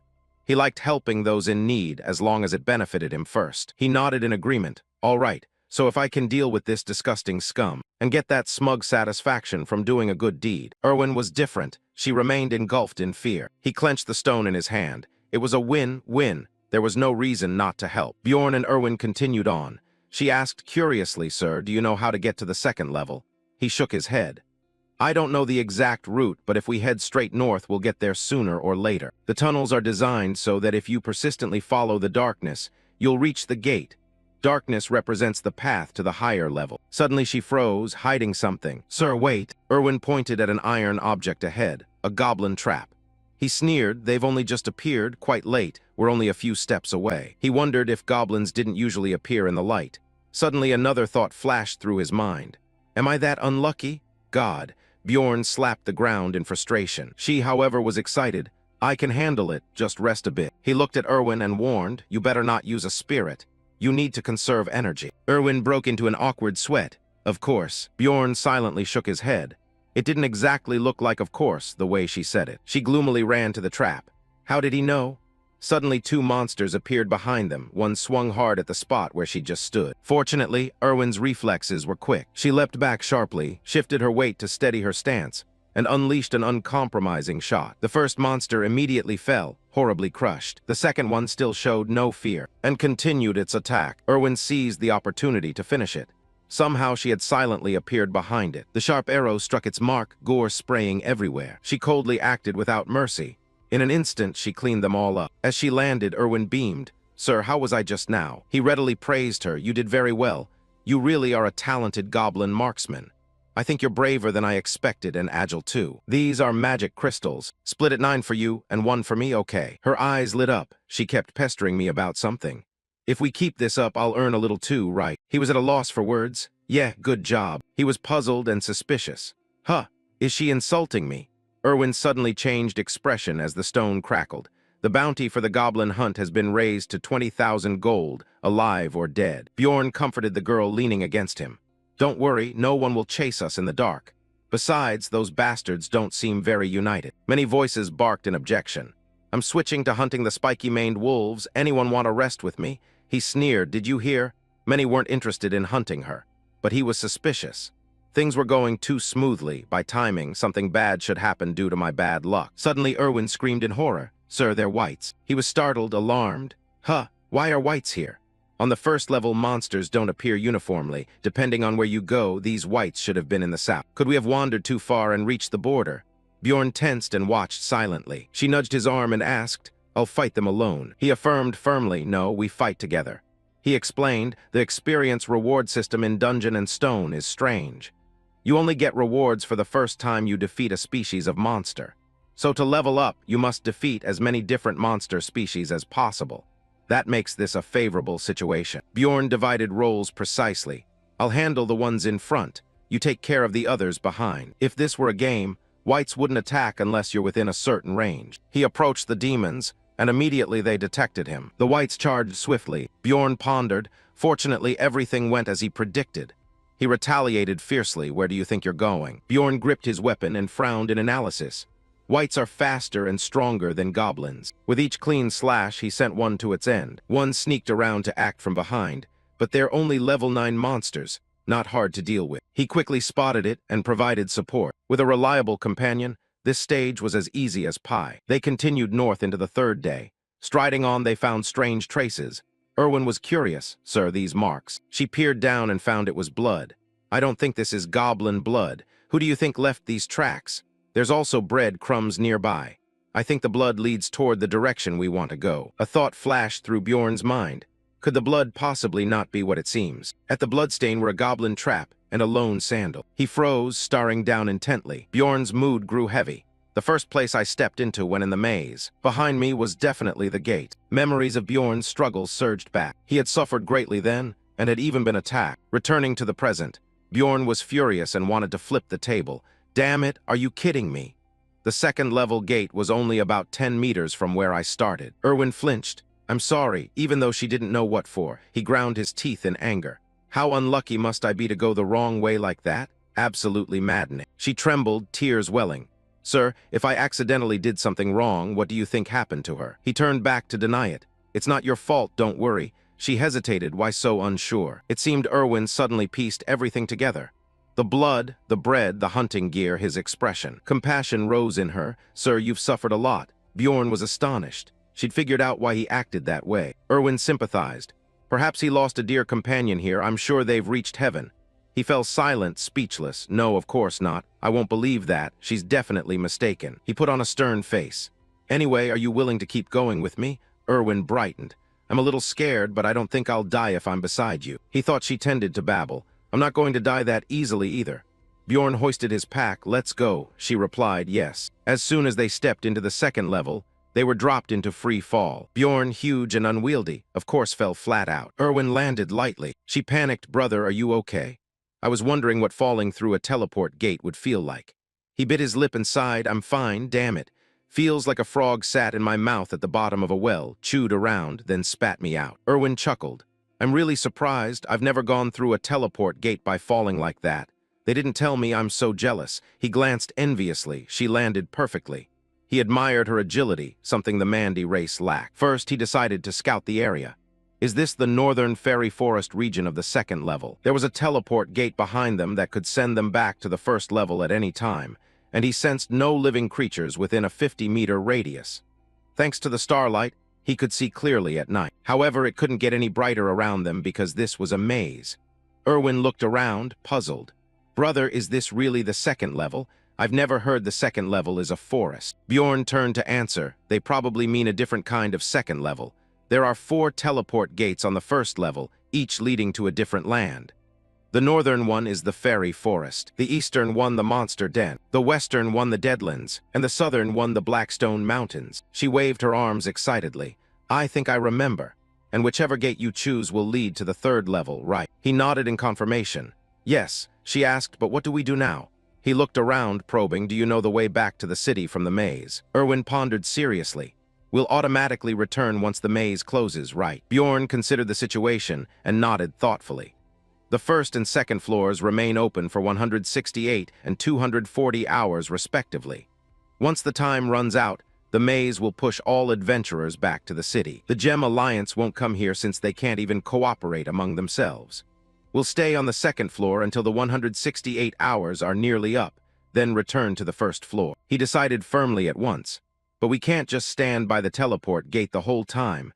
So let's go explore the surroundings. Bjorn said sternly, lead the way. Irwin nodded, all right. After walking for a while, she casually sang a few lines, feeling nostalgic in the forest. Although I know there are only monsters here, it feels a lot like the ancestors' shrine. The more Irwin spoke, the more interested she became. Immediately her senses detected a trap. Remember to follow my lead. She pointed at the dense bushes. See, there's a trap there too. He looked puzzled. See what? She, seeming used to this, suggested with amusement, under that pile of leaves, look. Irwin hurled a stone hard at the thicket of leaves. Sure enough, a trap was revealed. He exclaimed in admiration, indeed, this is the detection ability of the elven kind. She's very proud. How do you feel? I suddenly find her very reliable. But those words never made it past his lips. In the end, he just mumbled. Bjorn boasted boldly. I think I'm good at throwing stones. He thought otherwise inwardly, but didn't need to praise her. Irwin sulked. What? Fine. Bjorn said nothing, oddly discovering traps first is her duty after all. Don't get excited over such a small thing. You're already a true adventurer. His face was cold as stone. Irwin wasn't offended. On the contrary, she became even more upbeat. She giggled with delight. All right, a true adventurer. Bjorn was at a loss for words. She was quite easy to manipulate. Back in the present, she looked around and assessed, but something was odd. There were traps, yet I couldn't sense any goblins in the area. He stated the fact matter-of-factly. Unlike the first floor, detecting traps nearby doesn't mean there are goblins. The traps on the second floor seem to be a feature of that floor. Chit-chat aside, that's enough. Focus and go ahead of me. He reminded seriously, but she remained playful. This place is called the Goblin Forest in the game. Besides traps, it has another feature. Goblins move in groups of 12. Sometimes elite goblins like warriors or archers appear. The deeper you go, the more elites and higher-level monsters you'll encounter. But that doesn't matter, because we only intend to scout the area around the teleport gate. He shouldered the gear and warned carefully. We'll disarm all traps around and expand our search radius. If danger arises, we'll run back to the first floor immediately. She obediently followed orders. We expanded the area by throwing stones at the traps. If you accidentally step on one while fleeing, you're done for. After completing a task, Irwin excitedly ran up to high-five. "I did great," she nodded emphatically.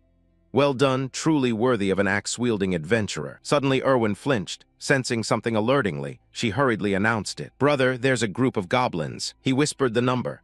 Irwin sat down and felt for movement in the ground. Not sure, but definitely more than 10. "I think they're about 50 meters away. It seems they haven't noticed the two of us yet. What should we do?" He quickly arranged. "We'll attack. How close can we get without being detected?" Irwin calculated. If it were me, I could get within about 30 meters of them. A killing intent flashed in his eyes. "I see we'll follow the plan." "Fine." Irwin moved silently and smoothly, making no sound in the night. Watching her professional, almost commando-like stealth, Bjorn marveled that she could pass through the grass without making a sound. This must be how the elves are. From afar, she saw a group of goblins slowly advancing toward them. Excited, she waved to signal.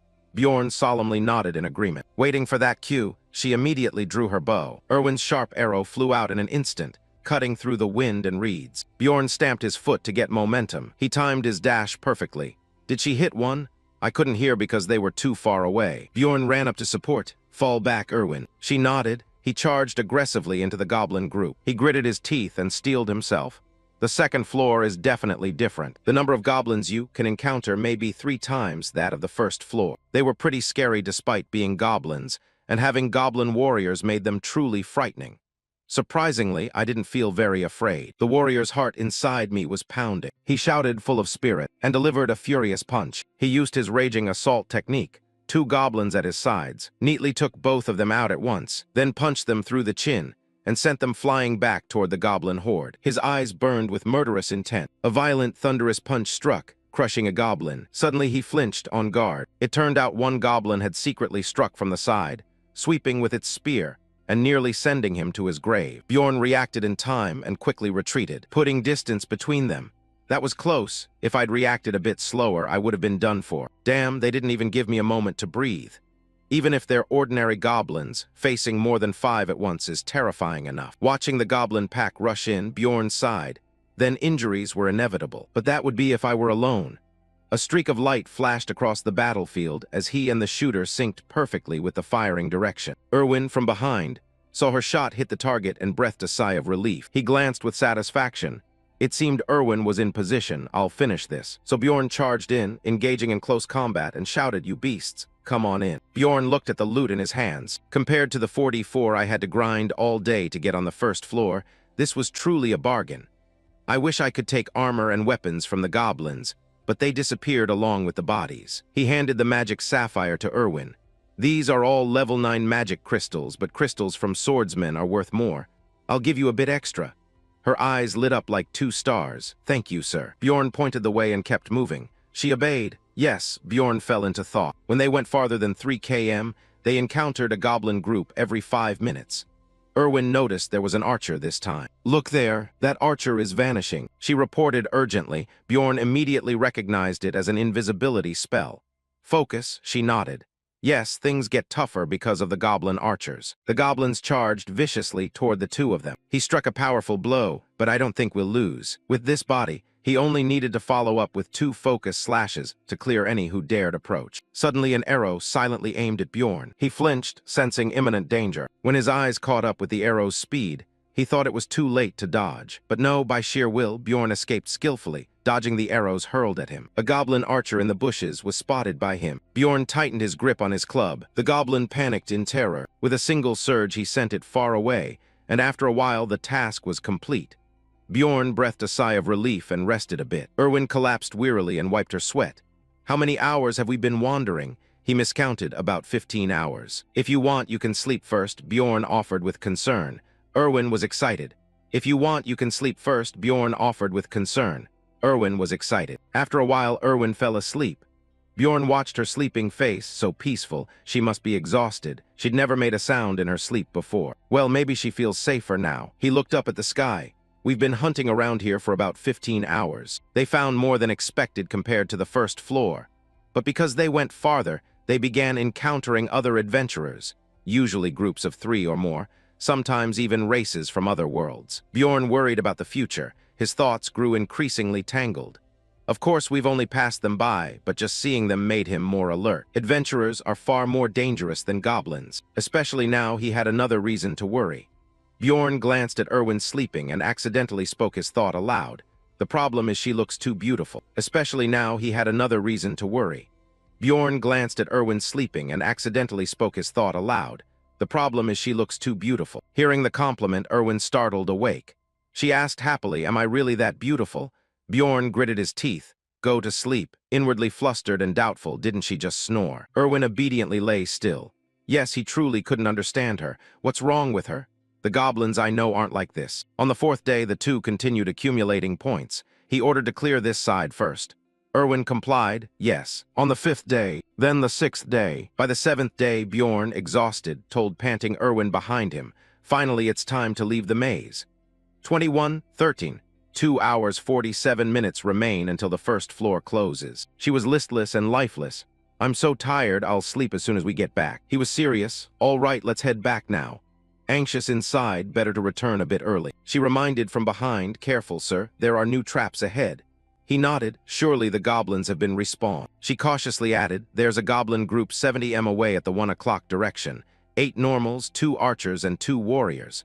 Shall we attack?" He declared firmly, "We will." The goblins on one side sneered wickedly, when suddenly they were ambushed. The attacker was none other than Bjorn, his eyes blazing with murderous intent like a demonic rise. He widened his eyes, shouted loudly, and the goblin ranks panicked, and before they could react, they were smashed to pieces. He wasn't too worried. Irwin would handle the archers, so he'd deal with the warriors first. Each one beaten to pulp. Once finished, Bjorn was like the embodiment of a maniac with 1,000 hands. "After all those battles, I'd become a brawling master, like a 1,000-eyed, 1,000-handed guardian spirit." He thought Irwin had improved too. She knew exactly which one to deal with. He walked confidently across the battlefield, having just finished off 2 ambushers. She said there were 2 archers, but he hadn't seen any arrows fly his way. The time to kill the goblins was significantly reduced, and he praised with satisfaction, "Well done, Irwin. But remember to tell me once you've taken out all the archers. I don't want to be fighting while still worrying about them." Irwin looked flustered. "Sorry." She gave an embarrassed smile. "I'm not even sure the last one was hit by an arrow." He realized that was the reason and nodded in acknowledgement. "Right, uncertain intel is more dangerous. She's matured a lot since a few days ago. I'm proud." She noticed something odd. "Look, there's something amazing over there." Bjorn was stunned. "It's an essence, a goblin archer's essence." "Damn, here of all places." His eyes showed clear concern. Essences are part of the skill system in Dungeon and Stone, providing active and passive abilities. Each has different attributes depending on the type and is only obtained once per tier. They're like relics, thus more valuable than treasure to adventurers. But absorption is limited, and an essence's capabilities depend on the goblin. So a character's fate based on which essence they receive has an almost 0 drop rate. Bjorn thought he'd never expected to see one here. Irwin marveled and inspected it carefree. Bjorn thought he'd never expected to see one here. Irwin marveled and inspected it carefree. So it's such a great essence, but Bjorn couldn't be happy. It was too lucky. He had a bad feeling about it. Irwin worriedly suspected that if he consumed it, would he turn into a goblin? Bjorn remained lost in thought. "There's no way I'm that lucky." He muttered that you'd only gain part of the goblin's power. For example, the guy who chased us on the first floor got a wolfman essence and tracked us by scent. He frowned and asked if she wanted it. Irwin hesitated but said not exactly. "But I'll take it if you don't want it." She smiled delightedly. Bjorn twitched the corner of his mouth. He felt she was getting bolder. Besides, he knew which essence he needed. He'd have to spend a fortune using an essence unwisely. A goblin archer's essence wasn't what a lone man like him needed. Bjorn decided in a low voice, "All right, Irwin, if you promise me one thing, you can take the essence. I'll tell you once we reach the first floor." Suddenly, a blood-curdling scream rang out, and an unfamiliar group appeared unexpectedly. "Don't move," the red-haired man ordered, pointing straight at the 2 of them. "Arrogant, savages and elves, don't move." The red-haired man pointed at them, sneering, "Savages and elves." Irwin was confused and didn't know how to react. "What do you mean?" "We're just hunting." He gripped her shoulder tightly, his voice cold. "No need to answer them, Irwin." Before she could grasp his meaning, he shoved her down toward the goblin essence. The moment she touched it, her body fully absorbed it. The onlookers watched in shock, unable to react in time. "What the hell? She ate it." "What did you just do?" "That essence belongs to us. They shouted bitterly. Irwin returned slowly and murmured, "Thanks." Bjorn knew well they'd encounter people like this sooner or later. They rushed over when they saw the essence, but what could they do? Irwin had already consumed it. Bjorn stepped forward to challenge them. "If you want to fight, come on then." He assessed the numbers and admitted they were at a disadvantage. But the more disadvantageous it was, the firmer they had to be. "They'll look down on us if we lower our guard, so we're ready to fight. Bring it on. And if you're scared, get lost." Bjorn stomped his foot to gain momentum. He urgently ordered them to run full speed to the gate. Irwin complied. "Yes." She turned back, puzzled. "We lost 4 of them earlier, right? Do you think they'll chase us to the first floor?" He recalled the redhead's threat. "We'll make you pay for this." Bjorn frowned. He figured that even if they didn't pursue, they'd likely run into them again. Irwin asked, "Meaning what?" Bjorn explained carefully. "They're a 4-person team, just enough for hunting monsters on the 2nd floor, but they were dawdling at the entrance. That suggests they might head down to the 1st floor and return to town on the 7th day. In other words, they're doing something similar to us." Irwin admired. "So that's it, you're really impressive." Suddenly Irwin froze, panic in her eyes. She rushed forward to warn her brother. "There's a goblin squad 5m away. Run after them. This time we'll avoid confronting them." Irwin shook her head violently. "We can't. They're coming toward us." Bjorn ground his teeth in alarm. "What?" "In the past days, we were never found first by goblins. It's all been thanks to Irwin's tracking ability. Is this just a coincidence?" Bjorn spun around quickly. "Then we'll run the other way." Irwin managed to get a word out. Before she could finish, she was suddenly struck by a whistling arrow. Luckily, Bjorn pulled her to the side, and she escaped death. His eyes widened. This wasn't a goblin archer's arrow. Irwin coughed and clutched her throat, exclaiming, "I could have dodged that myself." He pondered about the ones from before.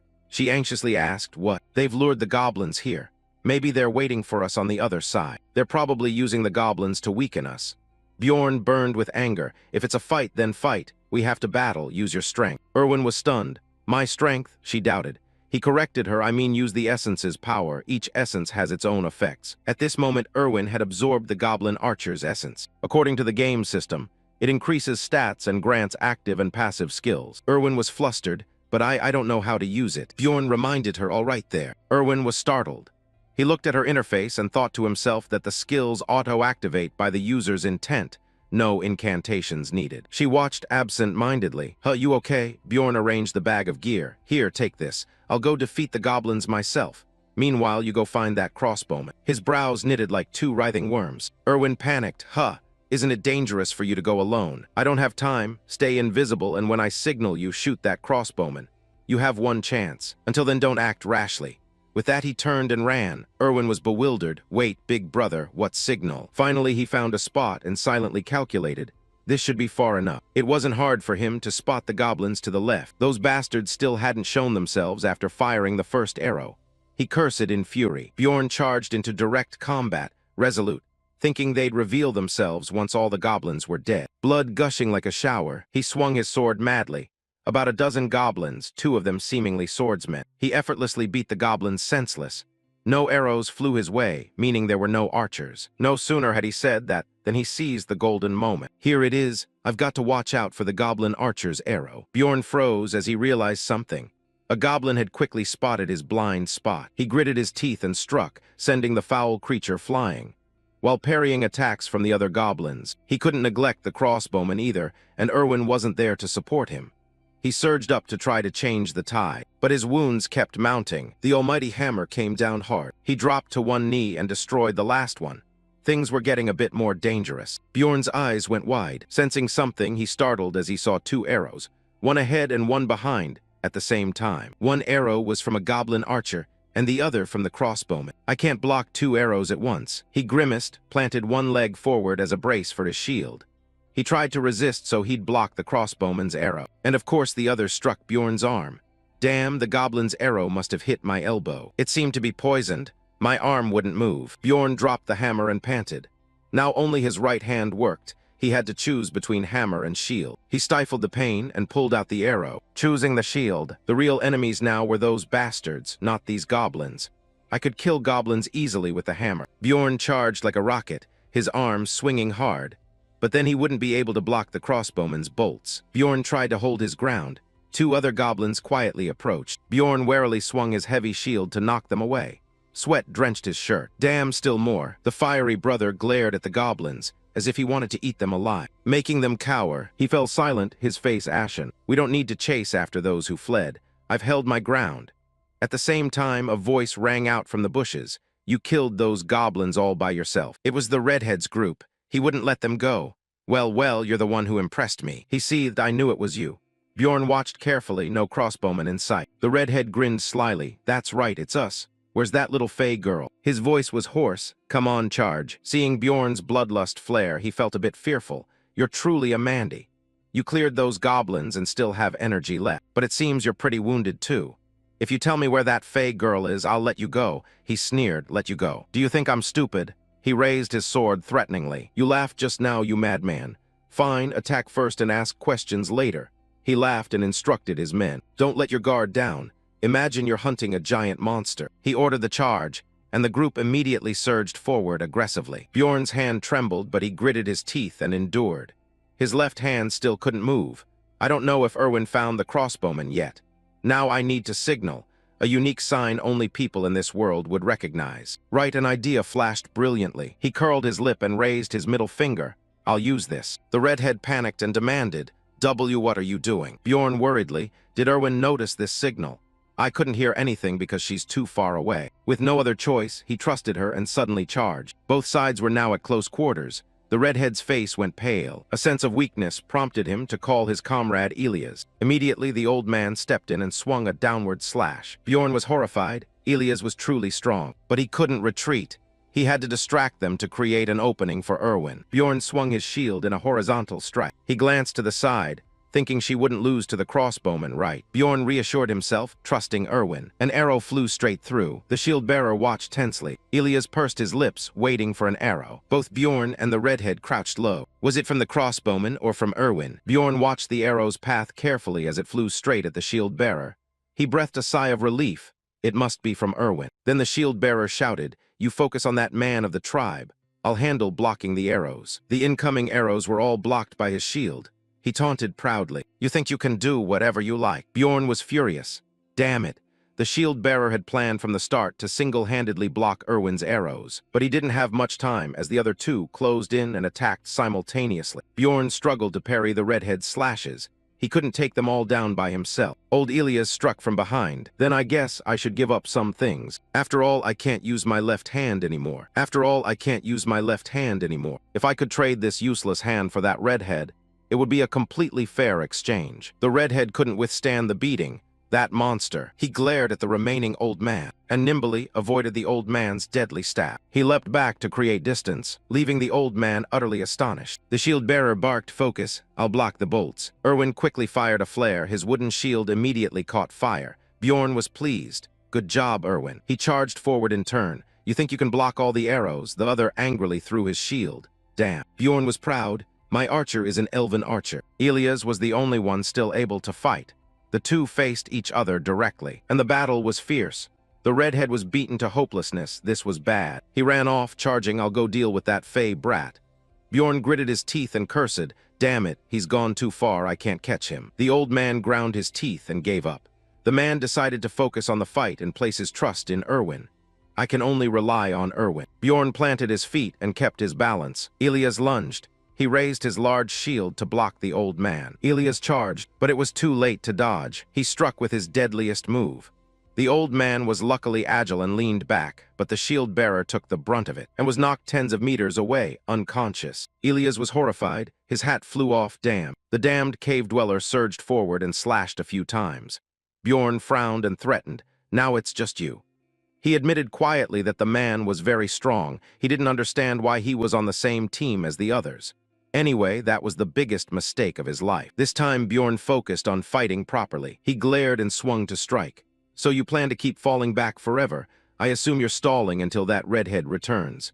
"But I won't let that happen," he thought. "I'll fake a shield swing and then throw it." Elias didn't anticipate that move and was hit by the shield throw. He was beaten beyond recognition. Bjorn grabbed his collar and ground his teeth. Now Bjorn hauled him along with all his strength and beat him to a pulp. He roared like a beast. "Did you think I would die in a place like this?" He bit into the old man's flesh until he died. Finally, the old man collapsed at his feet. He looked around with contempt and spat the foul taste from his mouth. At that moment, Irwin came running in a panic. "Sir, are you okay?" Judging by her appearance, He guessed Irwin had one as well. She winced. His wounds were terrible. "Sir, quickly drink this bottle of medicine."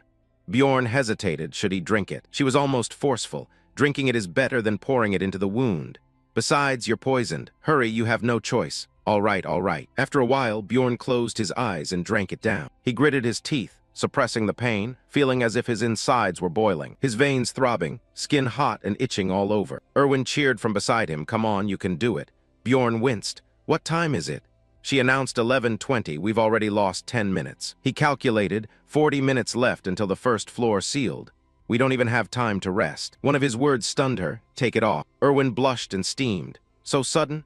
No, he must have a reason." Bjorn shook his head emphatically. "Not her, I mean the bodies of those adventurers over there." At this point, the timer read 39 minutes 59 seconds. After rifling through things, he decided quickly. "All right, no time. I'll only take their magic crystal pouches and backpacks. I'll go grab the redheads and the crossbowmen's gear. Hurry." 34, 27, 26, 48, 13, 37, 8, 33, 2, 15. "There's the gate," he warned carefully. "We'll go straight through it." 48 seconds, 40 seconds. They both successfully breached the first floor. She shouted happily. That was fun. Bjorn's mood was the opposite. "Basically, we were both flung out, so how does she always land perfectly?" Irwin smiled angelically. "Sir, you did great." Bjorn dryly complimented her back. "Wasn't there only 30 seconds left just now? That was dangerous." She remembered. "The essence, you were suspicious of the essence." Irwin nodded. "Yes, you said I had to promise something to receive it." "Yes, but we'll talk about that later. We don't have much time now." That mattered. 10 seconds left. He suddenly tried to recall the tavern's name. What was it? 8 seconds left. 4 seconds passed. In the final second, his mind sparked, turned to her and vowed like in a Korean drama. "Black King, let's meet at the Black King Tavern." Irwin was delighted. He was quickly teleported to Raphidonia. He clicked his tongue and smirked. Bjorn returned like a god. "I'm back, Raphidonia." Bjorn looked around, assessing silently. He knew all the adventurers gathered here, but the crowd was astonishing. He checked his watch carefully. Time in the maze differs from the city. No matter how long you're inside the maze, when you return it's always midday the next day, so you must set your watch to noon to match the time zone. Suddenly a rather rude man ran up, shouting, "Bjorn, son of Jandal." He racked his memory. Who was this? The name seemed to start with V. Vannin ran up and shook his hand warmly. Bjorn hesitated. Vannin corrected him. "The second son of Vannin no, the third son of Vannin." Senex also approached to greet him. "Kazak, Vannin's third son? Seeing you healthy makes me happy. The fourth son of Senex is here too. You survived." Suddenly a crowd of fanatics gathered from nowhere. They greeted each other enthusiastically. "The son of Farman from the Noon family, you're looking well." How was the Karak maze? Those razor-maned wolves were nothing. He relied on high-level support, Bjorn thought, impressed. This general has wide connections. What is this? Brothers scattered across the 4 seas are convening. Where did these fanatics jump out from? No idea. This scene really leaves me speechless. Some are even eager to challenge right away. "Kazak, dear, want a spar at the checkpoint." He was up for fun, laughing loudly. "Great, I'll show everyone the courage of a warrior." The others joined in. "Come on, brothers. Almost all the magic crystals will be mine anyway." One of them called to Bjorn, "Uncle, are you coming too?" He reluctantly nodded. "All right." In the shop, the cashier counted carefully.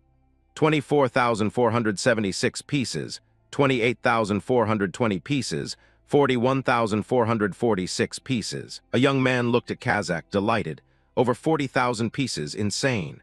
Kazak, third son of Vannin, truly a warrior of warriors. The cashier asked Bjorn, "Are all of these magic crystals?" He nodded in answer, "Yes. You work like a machine, let me count." He gaped in astonishment. Finally, she finished announcing, 182,418 pieces in total. The fanatics immediately surged in.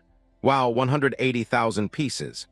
Bjorn, son of Jander, scored a record 180,000 pieces, unprecedented. Not just magic crystals, he also had an axe, shoes, and a bag. How is that possible? So jealous. Bjorn, son of Jander, truly a warrior of warriors. His name was shouted everywhere. Bjorn. He sighed thoughtfully. It's understandable they're so excited. After all, he'd been the first fanatic to enter the maze empty-handed and return as a legitimate citizen. So he raised his hammer, smiling broadly like a harvest. "I am the greatest warrior."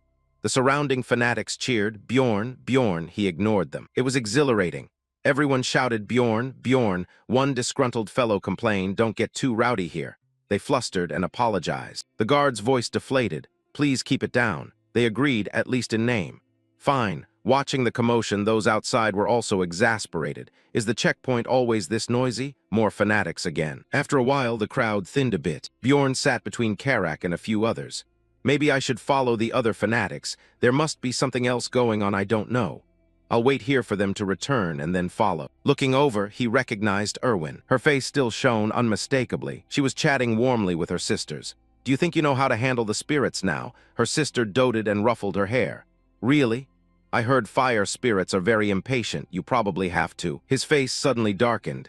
He now understood the type of people she hung out with. Around her were tall, dark, rough men. Jealousy. Suddenly he was startled. She caught his eye and looked over this way. Perfect, he signaled, see you tonight. She replied, okay. Her sister noticed and immediately asked, Irwin, do you know that guy? She startled and shrank. Of course not. Over here, Kazakh was also not idle, nosily peeking around. Bjorn, son of Jander, what are you looking at? Do you know those fairies? Bjorn hurriedly explained. Unable to contain himself, Kazakh roared like a beast. Of course.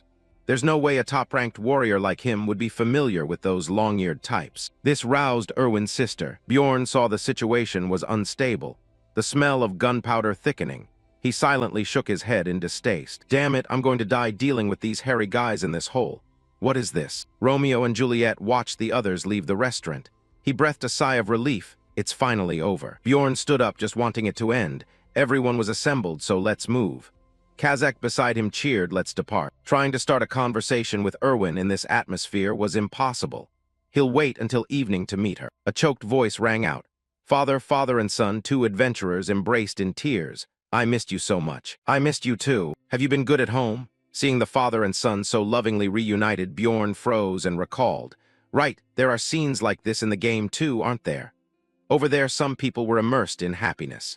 His brother returned, others wept bitterly. Seeing you alive makes me so happy. One woman cried with joy at the reunion with family and friends. A blonde woman wailed in agony, Ramarian, my husband. Where is my husband? All she could say was, I'm so sorry. There were also unfortunate cases over there. A naive little girl asked, Mom, Dad didn't come back. Grief and loss, some knelt blaming themselves, it's my fault, it's all my fault. Others offered consolation in despair. No, we were all powerless then. I've played Dungeon and Stone 1,000 times. The wailing showed no signs of stopping. Robin, why? But actually passing through these mourning faces, apart from it not being 2D graphics, the feeling was still oddly unfamiliar. Scene shift to night. The bunch of fanatics were now completely drunk. The fanatics happily partied, tearing up the place and drinking their fill. Bjorn really couldn't stand it. Are you all crazy? As I said before, the reason I'm stuck with these fanatics is I thought I'd missed some crucial step in the process or something. To hell with it, now that you've been chugging booze, do you even care about anything? This is just a waste of time. Looking at the fanatics before him, he shook his head in disgust. Bjorn decisively left the scene. I'll step outside for a bit. Karak blocked him. Why are you leaving already? Startled, people turned and all protested. What? The main character of the day wants to go home already? Why? Bjorn twitched his mouth. Main character, my foot. These guys won't even let me leave. If they really were that relaxed, you couldn't blame them. Good luck. The mightiest warrior, Bjorn, son of Jander. The sunset in this town was very beautiful. Bjorn walked, admiring the surrounding scenery. Wait for me. He sighed thoughtfully. So peaceful, no monsters or people with ill intent here. Everyone lived their daily lives. What shall we do tonight? Some suggested carefree entertainment. Let's go drink and relax. My husband went into the maze this time. This place had its own order and brought a very relaxing feeling. Even if you stumble on this land, you can pick yourself up as if nothing happened, because someone will surely reach out to help you. He clenched his fist. This place was another world, and perhaps not as civilized as 21st century Earth. Still, he opened the door and entered the hotel room he had booked. He turned on the shower and let the hot water envelop his muscular body. In Van Vuong's mind, he felt calm. Living in this city might not be as bad as he had thought. After bathing, he breathed a sigh of relief, feeling refreshed. Bjorn lay on the bed heavily, his eyes fluttering, deep in thought. He opened his eyes and rubbed them. Honestly, I still want to go home. I really want to go home. Mixed emotions surged, even though no one was waiting for me there. Night had fallen. The moon stood at its zenith. It was 21:18. He woke, stretched, and fully came to. Looking up at the clear sky, Bjorn told himself that when he left the maze it had been midday, so he'd probably slept about 4 or 5 hours. It was time to meet Irwin at the Black Maw Tavern. A local informed him that the Black Maw Tavern had disappeared 10 years ago. He was truly surprised. Gone. The man explained that the owner's son had squandered it on drink and gambling, and the place had changed both owner and name. That tavern held memories for generations. What a shame. Bjorn frowned, though he had suspected the game's world had clearly moved on long after that event. He asked again, what's the new name? The man hesitated. Let me see. Bjorn, Python Puth. Following that name, he soon found himself standing at the door. Is this the old Black Maw Tavern? It looked so different from the game. At least he could still read the writing of this world. He'd have to visit the library someday to catch up. The tavern was still lively and welcoming.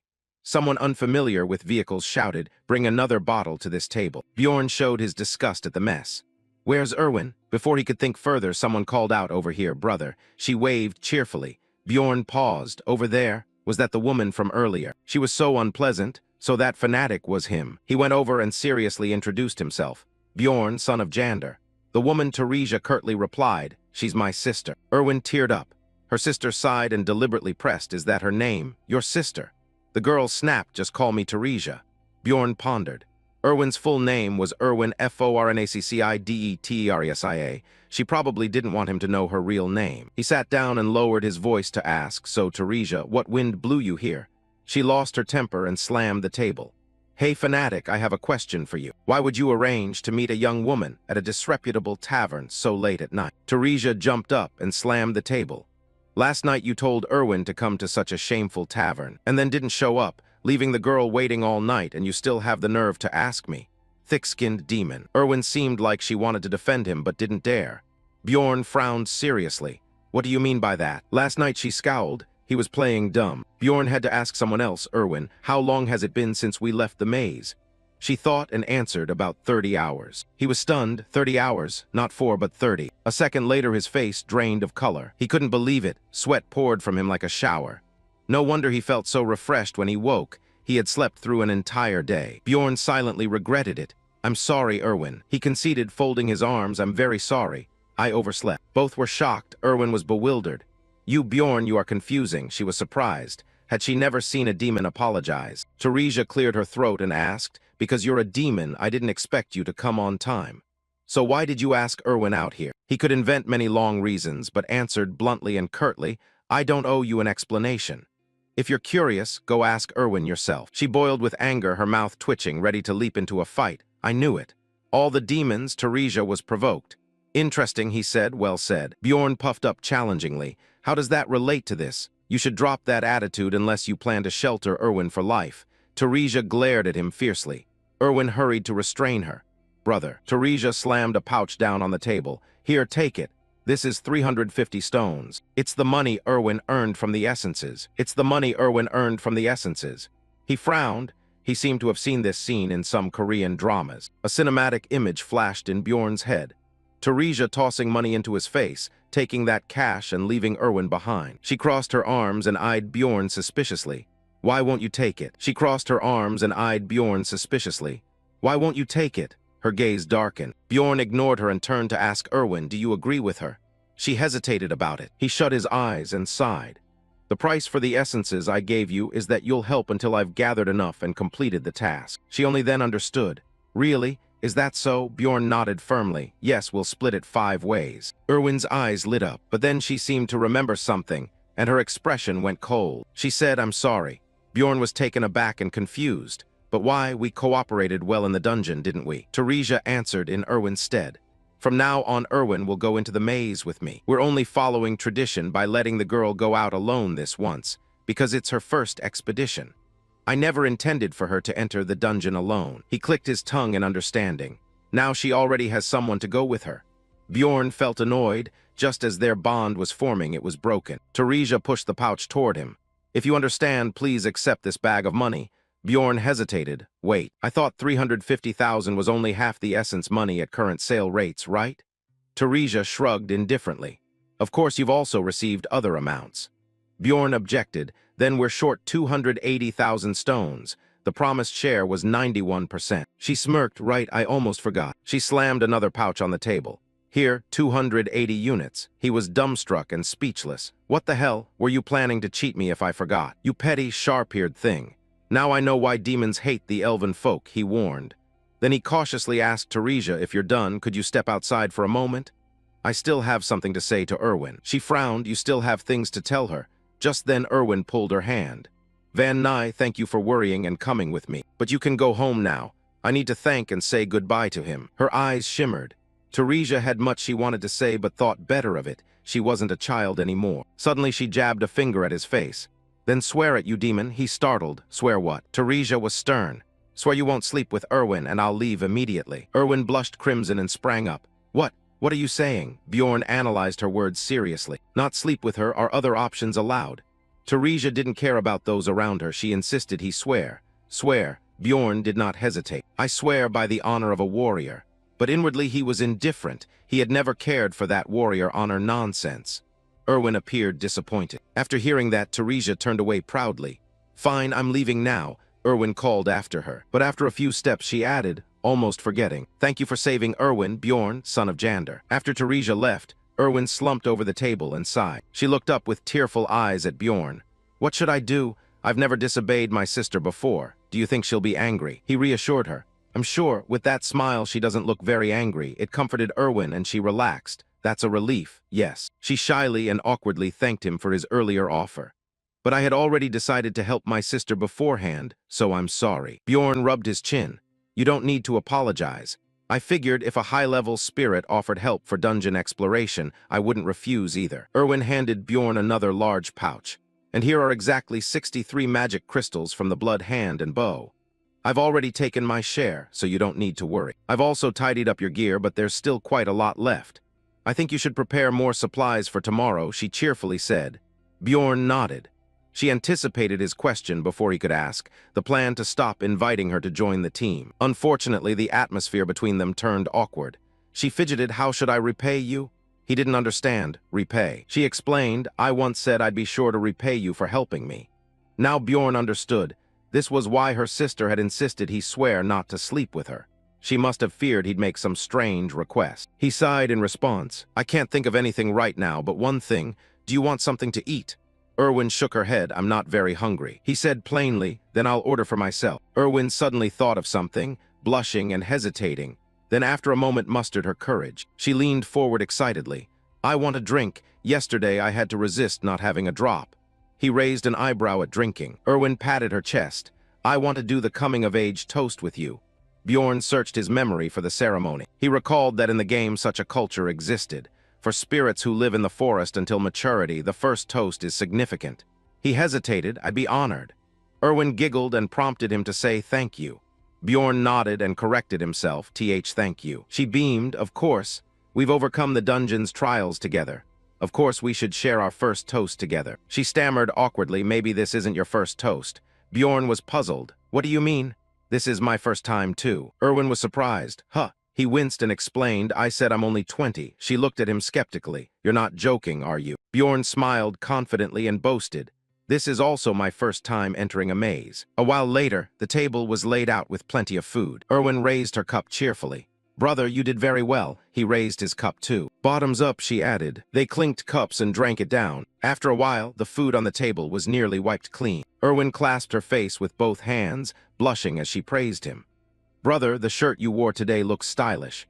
He didn't say it aloud, but admired inwardly how pretty she looked in a dress. After enough small talk, he wondered whether to get straight to more important matters, while she kept praising his drinking capacity. Bjorn drank his fill and wiped his mouth with his hand. Irwin, you said you wanted to repay me earlier, right? I thought of something. Irwin blinked curiously. What is it? He leaned in and whispered, but not here. Those guards will notice us. For a moment her face went blank, flushed, her mind racing. How about we go to your room? Irwin boldly suggested. He agreed readily. Good idea. Murmurs of suggestive talk continued coming from room 305. As Irwin led the way. Bjorn fixed his gaze on her intently. Irwin panted. Even if he said so, she writhed face down on the bed, howling in pain. My shoulder. You're dislocating it. Bjorn kept pressing down on her arm, struggling to control his strength. Contrary to Bjorn, her tears flowed as she cried out in pain. At this rate my bones will deform, but he didn't believe her. Are you sure? Irwin hurried to prove it. Yes, I swear on my family's honor. Bjorn reluctantly stopped. All right, rest a bit. Irwin quickly backed into a corner against the wall, feeling her arm, trembling in fear, giving him a hurt look. I'm alive. My arm's okay, right? Bjorn propped his hand on his thigh and thought for a moment. It seemed that in the real world, +4 agility wasn't all that impressive. Irwin, still holding her shoulder, turned away shyly and asked, "Did you invite me here just to test my abilities?" Bjorn admitted yes, using abilities in the city is forbidden. But honestly, I only wanted to check the difference between essences in the game and in the real world. She pouted in annoyance. I didn't know. Dungeon and Stone wasn't exactly a user-friendly game. You could tell just from the stat panels. The displays show player status. Body, mind, and abilities, those are the main parameters. The physical stats list includes specific numbers. But if you click the plus button next to them, thousands of detailed substats appear. For example, stamina points increase endurance and make a man's physique more robust. You can carry heavy items, like backpacks and satchels, and perform better physical attacks by combining them with a support sword. That's why different characters, even with similar stats, can do different things. Body 50, I learned all this by spending thousands of hours on that game. Bjorn frowned, angry and pensive. There were stats with tremendous effects that even after 9 years of playing, he still hadn't known about. One stat he knew little about was obsession. It's a stat tied to the absorbed essence. He pondered that he knew nothing else about it except that it was considered a low-tier mental stat. Irwin looked at him expectantly. Are we doing anything else now? Bjorn could clearly see a surge of green energy in her body. After leaving the maze, did you feel any changes?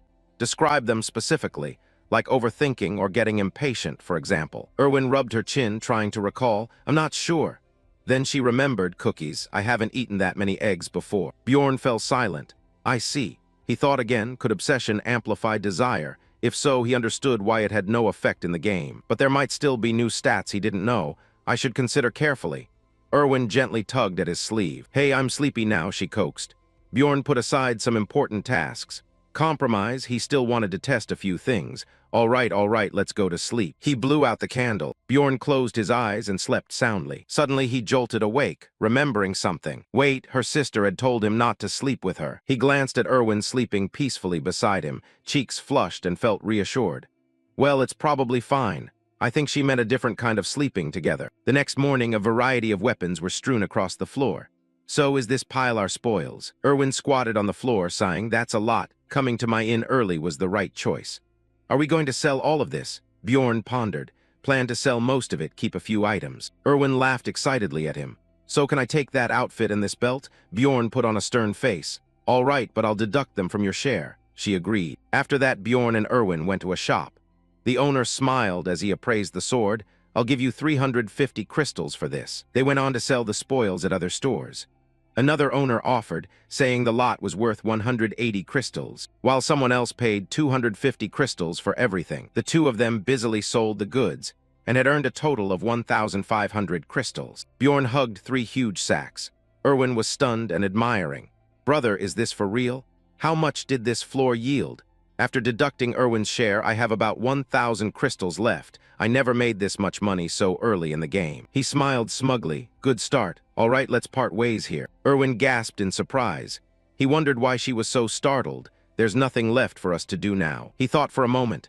Since we're heading the same way, let's go to the central square together. Irwin's face fell. She replied reluctantly, okay, I wanted to stay with you longer. They went to the square and saw a noisy circle of people gathered. Irwin was curious. Why's there such a crowd over there? Bjorn guessed uneasily it's an execution. Soldiers were shouting orders. Everyone stepped back. A man was about to be executed. Duong Dung wanted to say. Those people hadn't committed serious crimes like murder, rape, or arson. Their crime was failing to pay taxes. The soldiers pulled the guillotine rope, shouting, we will begin the execution. Raphidonia was the last remaining city of the otherworld. A place ended by a witch's curse. The only place to obtain resources in this tiny region was the maze. Therefore, those who couldn't pay taxes were simply executed. The blade of the guillotine was lowered, a measure meant to reduce the population. But the horrific scene didn't end there. The crowd, like starving tigers, trampled and climbed over each other to snatch things. They dipped bread into the blood of the executed man earlier, ate it hungrily, murmuring as if tasting a delicacy. My God. Irwin covered her mouth in horror. What? Why are they dipping bread in blood? Bjorn turned pale and explained, there's a legend that you'll be blessed with wealth and luck if you drink the blood of the executed. Irwin asked, how much is the tax for the first year?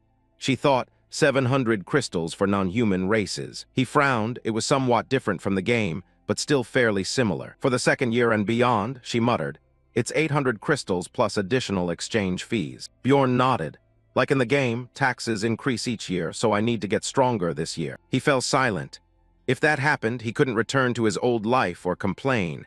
His blood would ultimately become the same blood as those people. He made plans to prevent that. He needed to save money. Floor 6. At minimum, he needed to become an adventurer capable of conquering the 6th floor to survive in this world and avoid execution. Later, Bjorn arrived at the library.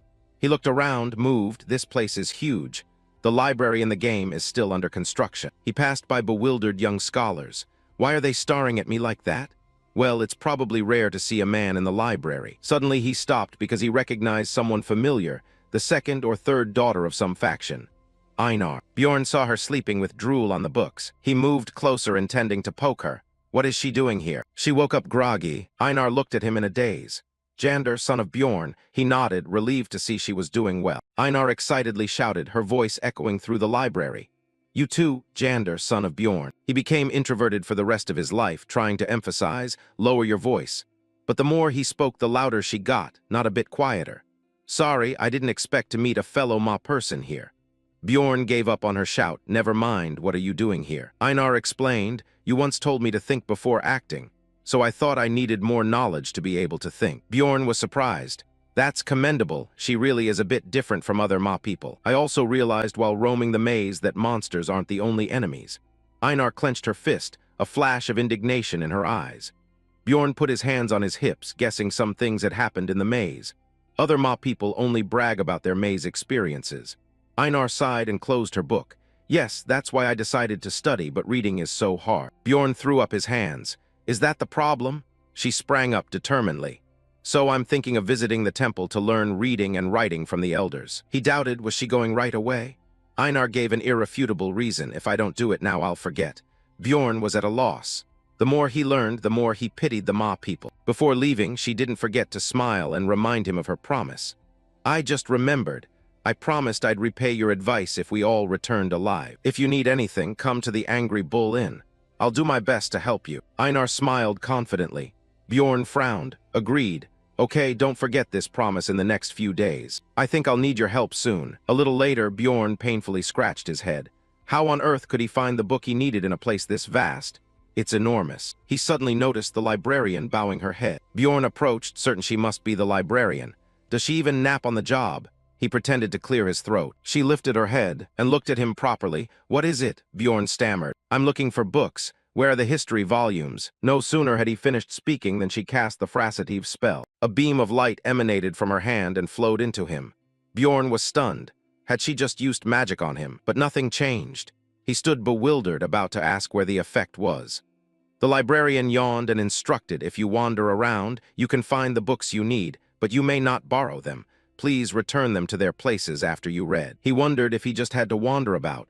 Before he could ask, she propped her chin up and closed her eyes to sleep again. He threw up his hands. She had fallen asleep again. He didn't dare speak loudly. What's wrong with this girl? Bjorn had no choice but to hurriedly follow her instructions. He quickly understood how the magic worked. While wandering the library, he noticed a glow among the shelves matching the color of the librarian's spell. He took that book out. The magic must light up books related to the keyword he was thinking of. This explains why there's only one librarian in this vast library. He pondered, I'll start with this book. The first book, The World Collapsed.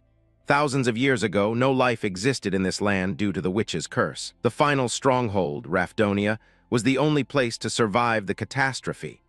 The royal family opened a portal to another dimension because the people were starving from scarce resources, what is now the maze. Bjorn nodded, nodding the early history of this world was quite similar to the game's prologue. He moved on to the second book, a brief commentary on Alchemy 4, describing how magical crystals from monsters are processed into steel-like loaves. Bjorn doubted he could ever grasp the theory no matter how many times he read it, but he'd remember it from now on. He read the third book, Holy War 3. It explained why the Ma and the elves hate each other. He turned the page. Okay, now the fourth book. This is what I need to read. The fourth book, Abyssal Demon Souls. Abyssal demon souls are beings from other dimensions that possess indigenous bodies. Well, calling them that isn't wrong. But the book didn't explain the cause. It only detailed the efforts of the royal family and the church to end the phenomenon. Bjorn took another volume and thought, in other words, as long as I don't speak the forbidden word, I'm fine. He sighed. A useful tip, since he's also a demon soul. The fifth book, The Death of the Emperor. It recounted the first king, the immortal Emperor Labyrinth III, who died 150 years ago. He remembered the game began right after Labyrinth III's death, so this is now 150 years after the game's timeline. That must be why the knowledge in the game conflicts with reality. Next book, Observational Records of Dimensional Instability. Bjorn wondered if this was the book the blonde man who saved him had read. What he experienced was rare. As the blonde man said, the book discussed the theory that entering a gate, just as it closes, can cause instability. He despaired, so dying here was basically his fault. Damn it, I have to stop thinking about this. Bjorn pressed his hand to his face in frustration. Only then did he look out the window. It was dark. He'd read the rest later. That night he lay awake with his hands behind his head, restless. 3 days had passed since leaving the maze. A month here was 30 days. The maze opens at midnight on the first day of the month, so he had 27 days left. He decided he'd start tomorrow. He'd recruit another member. The next morning, Bjorn woke to persistent knocking at the door and a gentle voice. Hey, wake up, Irwin. Bjorn wearily opened the door. So early, and she already had business here. Before he could say more, a strong gust of wind made his face distort. She twirled excitedly. I succeeded in forming the contract. Look, I've tried 10 times with the elemental crystal my sister bought for me. It worked. Besides, wind pairs well with fire. He reluctantly praised her. Lucky. Elemental crystals are costly items that grant a 10% chance to contract with an elemental spirit. He thought she tried 10 times. She must be from a wealthy family. He said casually, I see. Now you can stop summoning it. Irwin and the little whirlwind looked pitiful. But I haven't shown you what I can do yet. He angrily pointed at the messy room as objects flew everywhere. How messy do you want my house to be? Irwin froze in astonishment. She turned pale with panic. I'm sorry, I'll clean up right away. The little whirlwind was quiet at her side while she tidied the room. Finally, Irwin finished. Bjorn admired. She said she was good at cleaning, but I didn't expect her to be so fast. He congratulated her on forming a contract with an elemental. She scratched her head happily. Thank you. Bjorn said sternly, but you don't need to waste time coming to see me. Shouldn't you be using your time more wisely before returning to the maze? Irwin was stunned and hesitant. That's true, but I ran all the way here because I wanted you to be the first to know. She drooped sadly. Bjorn awkwardly rationalized, because I'm her first teammate. She's clinging to me, he thought. Look, first teammate. I just got a wind elemental. How much stronger is she now? He corrected himself. This relationship is better kept professional. But he wanted to keep being friends with Irwin. Smiling broadly, he reached out to her. I plan to stay here permanently. If you have any problems, come find me. We're comrades and teammates. Irwin was moved to tears, smiling happily. Okay. He smiled to himself. Some relationships are nice. 26 days before returning to the maze, long or short depending on perspective, but he knew how to use it. The sky blazed red at sunset. Bjorn eyed the gathered fanatics and wondered, is this the angry bull in where these men live? Someone saw him and shouted, who is that? The strongest warrior, Bjorn, son of Jander. The crowd buzzed with excitement. What? Bjorn? Bjorn, we've heard stories about him. His ears bled from the volume. He judged they were still as loud as ever. The man who led Bjorn in asked, but what brings you here? You want to stay here too? Not bad, it's only 300 spirit stones a night. Bjorn was surprised. What? Only 300? That's cheap, the man explained. There are 10 warriors in a 5-bedroom, but if it's you, we'll give you a bed. The cramped scene formed. Bjorn was disillusioned, so that's why it's cheap. He cut off the pointless conversation with a thoughtful remark. My grandfather is here to see Feneline's third daughter, Einar. Just then she approached, looking puzzled. Bjorn, son of Jander. The man happily called out, Einar, Feneline's second daughter. Perfect timing. Bjorn, son of Jander, came looking for you. You're coming over to me? Why? Bjorn said seriously, I have a favor to ask. I want to spar with you for training. I admit it. I need to practice. He thought he couldn't survive on melee skills alone. Einar was surprised. No need to ask, just go out to the yard. He watched people fiercely compete and realized this wasn't a matter of asking for help. As long as it's not morning, I'll fight you anytime, she said. Bjorn considered it. Then let's start now. Einar and the crowd made way for the two to duel. Einar and Bjorn prepared to face off. Bjorn took a running start toward her. He came to learn not to lose. Einar raised her sword into guard. She unleashed a powerful downward slash. Then, Bjorn's nose bled as he collapsed to the ground, utterly overwhelmed. The crowd cheered. Einar is the strongest warrior, the greatest warrior. Einar, Feneline's second daughter, didn't gloat. She asked if he was all right. He lifted his head. I'm fine. He admitted she was really skilled. This was the best way to spend her time. He wiped his nosebleed again. She sliced his shield away, and though he called out that he had been defeated, it was again. The second strike came so fast he couldn't react. Again, the third time Bjorn managed to block with his sword, meeting her head-on but still lost. Again, the fourth time he was more agile, dodging lethal strikes, yet still lost. Bjorn shouted once more, again and again ad infinitum, until night when the moon rose high. He collapsed panting. Einar stood firm like a statue, sweat beading from the exertion. She sighed, do you still want to continue? I want a rest now. Bjorn gritted his teeth. Einar was too strong. He shook his head and smiled. Grandfather, that's enough for today. She agreed. I understand. Well done. He thought she was noticeably smarter than ordinary Ma people and didn't expect her to betray him since she was one too. He broached the suggestion. So you intend to enter the maze alone next time? She casually nodded. Probably I don't have the money to form a team. He gestured with his hand. Hey, would you like to be my teammate? She looked startled. Teammate? Bjorn nodded. Yes. I'll take 80% of the profits, but I'll cover the team's fees. Einar cut in with a dark look. Enough, no need for explanations. Bjorn worried. Damn, she doesn't like those terms. He hastily listed more. Listen, I'll also pay for equipment and definitely have your back, he said with a smile. Even if you explain more, I wouldn't understand. I'll trust you. Bjorn, son of Jander. He smirked with satisfaction. Then I look forward to working with you. Great, now I have a friend. Time passed. The next day at the Man tribe's temple, the chieftain welcomed them. Welcome Einar, Fainal's second daughter, and Bjorn, son of Jander. He watched the elder. He didn't want to be there because of him, but he had no choice. The man laughed heartily. It's rare for a warrior who left the temple to return. Are you here to learn reading and writing too? He shook his head. Bjorn went straight to the point. I want a spirit seal, or more precisely, a death spirit seal. It's an overpowered skill I need to conquer the maze. Each race in this world has unique traits.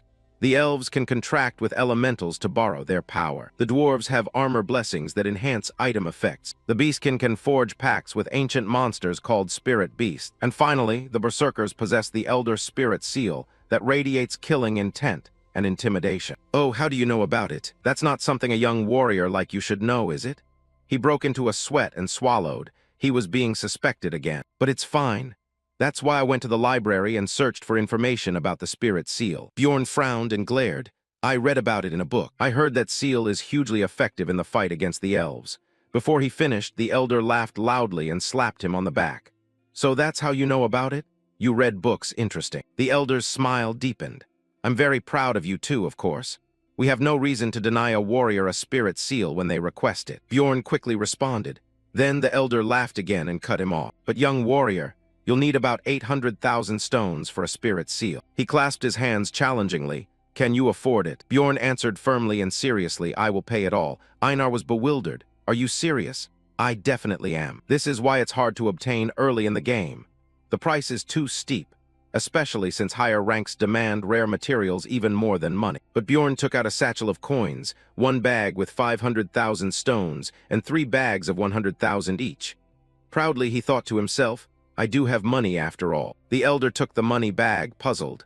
Bjorn, son of Jander, where did you get so much money? He beamed. I already thought of an excuse beforehand. I'd be disappointed if you didn't ask that. He curled a sly smirk. I was lucky enough to find an injured elf on the first floor. I used her as a slave and made a lot of stones. I drained her and collected ransom from her sister. They were weak, those elves. Hearing that, the elder burst into delighted laughter. I can't remember the last time I laughed this hard. The nearby Ma people gathered, excitedly praising him. Excellent, Jander's son Bjorn, you humiliated those long-eared cowards. Maybe you're the first to do it. Incredible. Bjorn smiled at their reactions. Others began to gather. Did they truly hate the elves that much? Not so bad, he thought. The man stepped forward and shoved something into his hand. Here, a gift for showing your talent. Bjorn looked in astonishment at what he held. He returned 200 stones. Oh my, I earned 200 stones from just one story, how generous. To win over the surrounding Ma people, he eagerly proclaimed, I'll keep trampling those long years and become an even stronger warrior. A moment later, his face brightened. He was starting to like these people. They were more appealing than he'd expected. A spirit seal is a form of enhancement technique. It works by absorbing essences from magical materials to create a special power. The tattoos on berserkers at birth prove their souls remain pure, so the marks remain visible even when they mature. That's why all berserkers have tattoos. Later he sought out the wizard for help. The man warned, "I'll give you one more chance to reconsider, young warrior. You won't be able to receive other types of spirit seals if you choose this path." He sat in the array, resolute. "It's fine. A high-level immortal spirit seal is essential for a tank berserker." The wizard produced a needle. "Then I'll begin."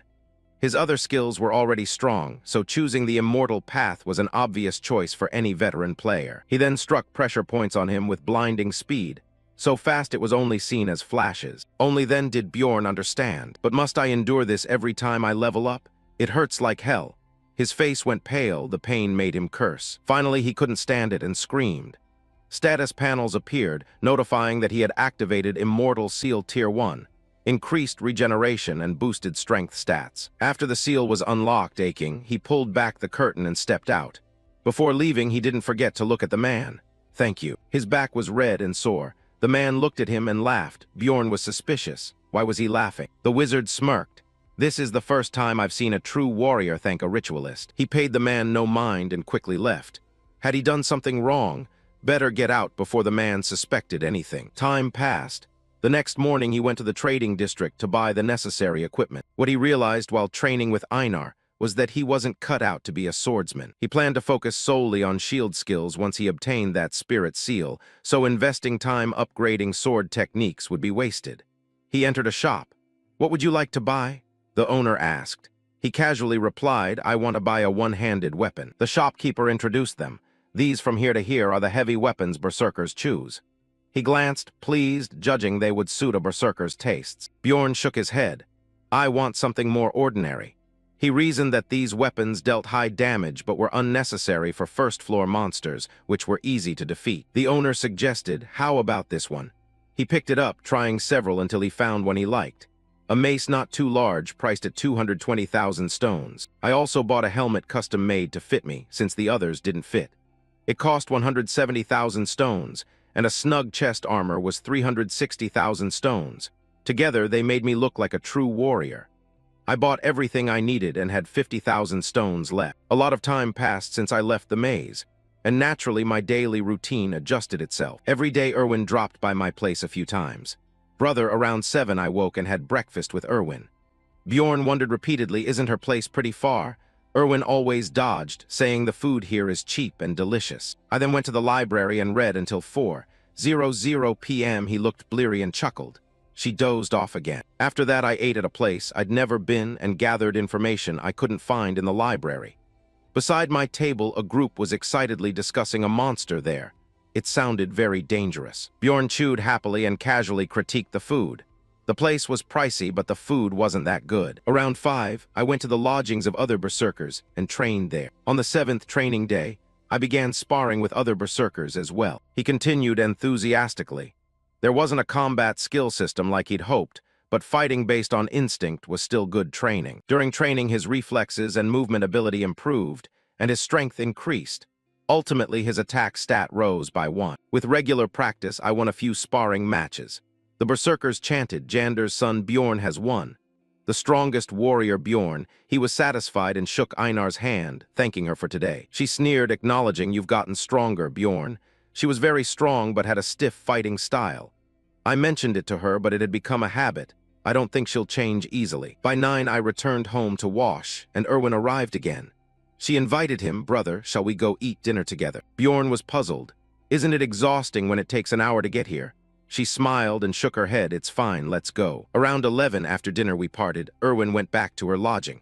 She bade him farewell. "I'm heading home. Sleep well. Good luck in the maze tomorrow." Irwin cheered him on enthusiastically. He grinned. "Yeah, you too."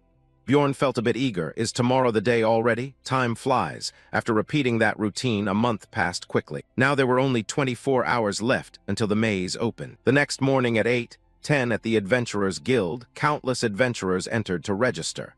Bjorn and Einar went in too. "We want to use magical positioning." The attendant looked at the two of them. "Just the two of you?" He replied, "Yes." She continued instructions. "Please place your hands on the orb." The orb lit up. 2 9th-rank adventurers. It would cost 15,000 stones. The price was quite high for a single use, but it was necessary. Einar wondered cautiously, "Is it worth that much?" Starting positions in the maze are random, but magical positioning lets you begin at the same spot as your teammates. He asked in detail what determines an adventurer's rank. The attendant answered, "We evaluate based on the energy in an adventurer's soul." He confirmed, "So the price increases if my rank is higher, right?" She nodded. Of course, he offered. Before he could finish, she cut him off. "And it only lasts 24 hours from now, so please watch the time." Bjorn was at a loss, then turned and urged, "Let's go eat." Later, Einar looked at the table piled with food, overwhelmed. "Bjorn, what is all this?" "I ordered the most expensive meal at the tavern for 800 na as a pre-maize feast." Later, Einar looked at the table piled with food, overwhelmed. "Bjorn, what is all this?"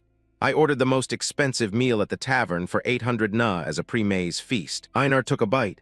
She was so happy she almost cried. It was delicious. "What is this? It's like a dream." She ate voraciously as if she might die any moment, repeatedly exclaiming, "I'll work hard from now on. I'll earn a lot of money and eat this again." Bjorn snorted helplessly. "Sure, good luck. What does she normally eat?" 10 minutes before the maze opened, a purple magic circle appeared in the square. A guard reminded everyone they were not to enter yet. Bjorn, fully armored, glanced around. He hadn't noticed before in the rush, but the gate was really huge.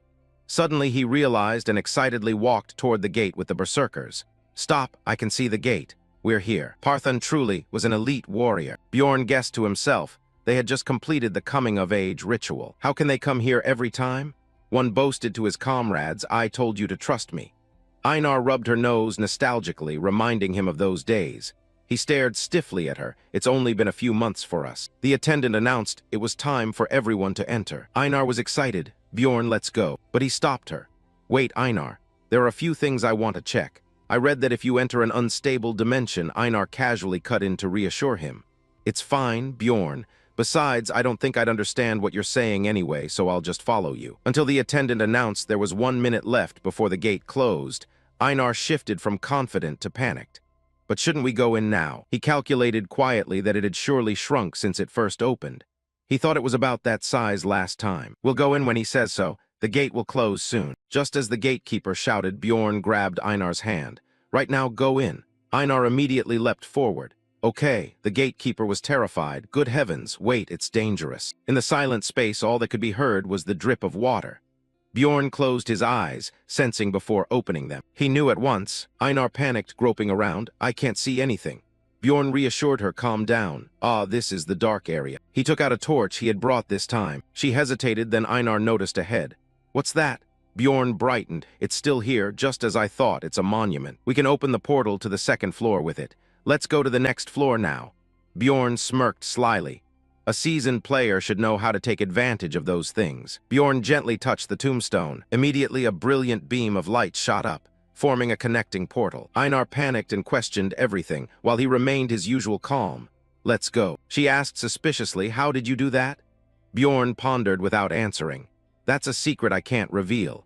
He recalled the information about the second floor. The dark world sinks deeper with every step, and the stone architecture was now only ruins. Einar exclaimed that the chief said it would take at least a few days to reach the second floor.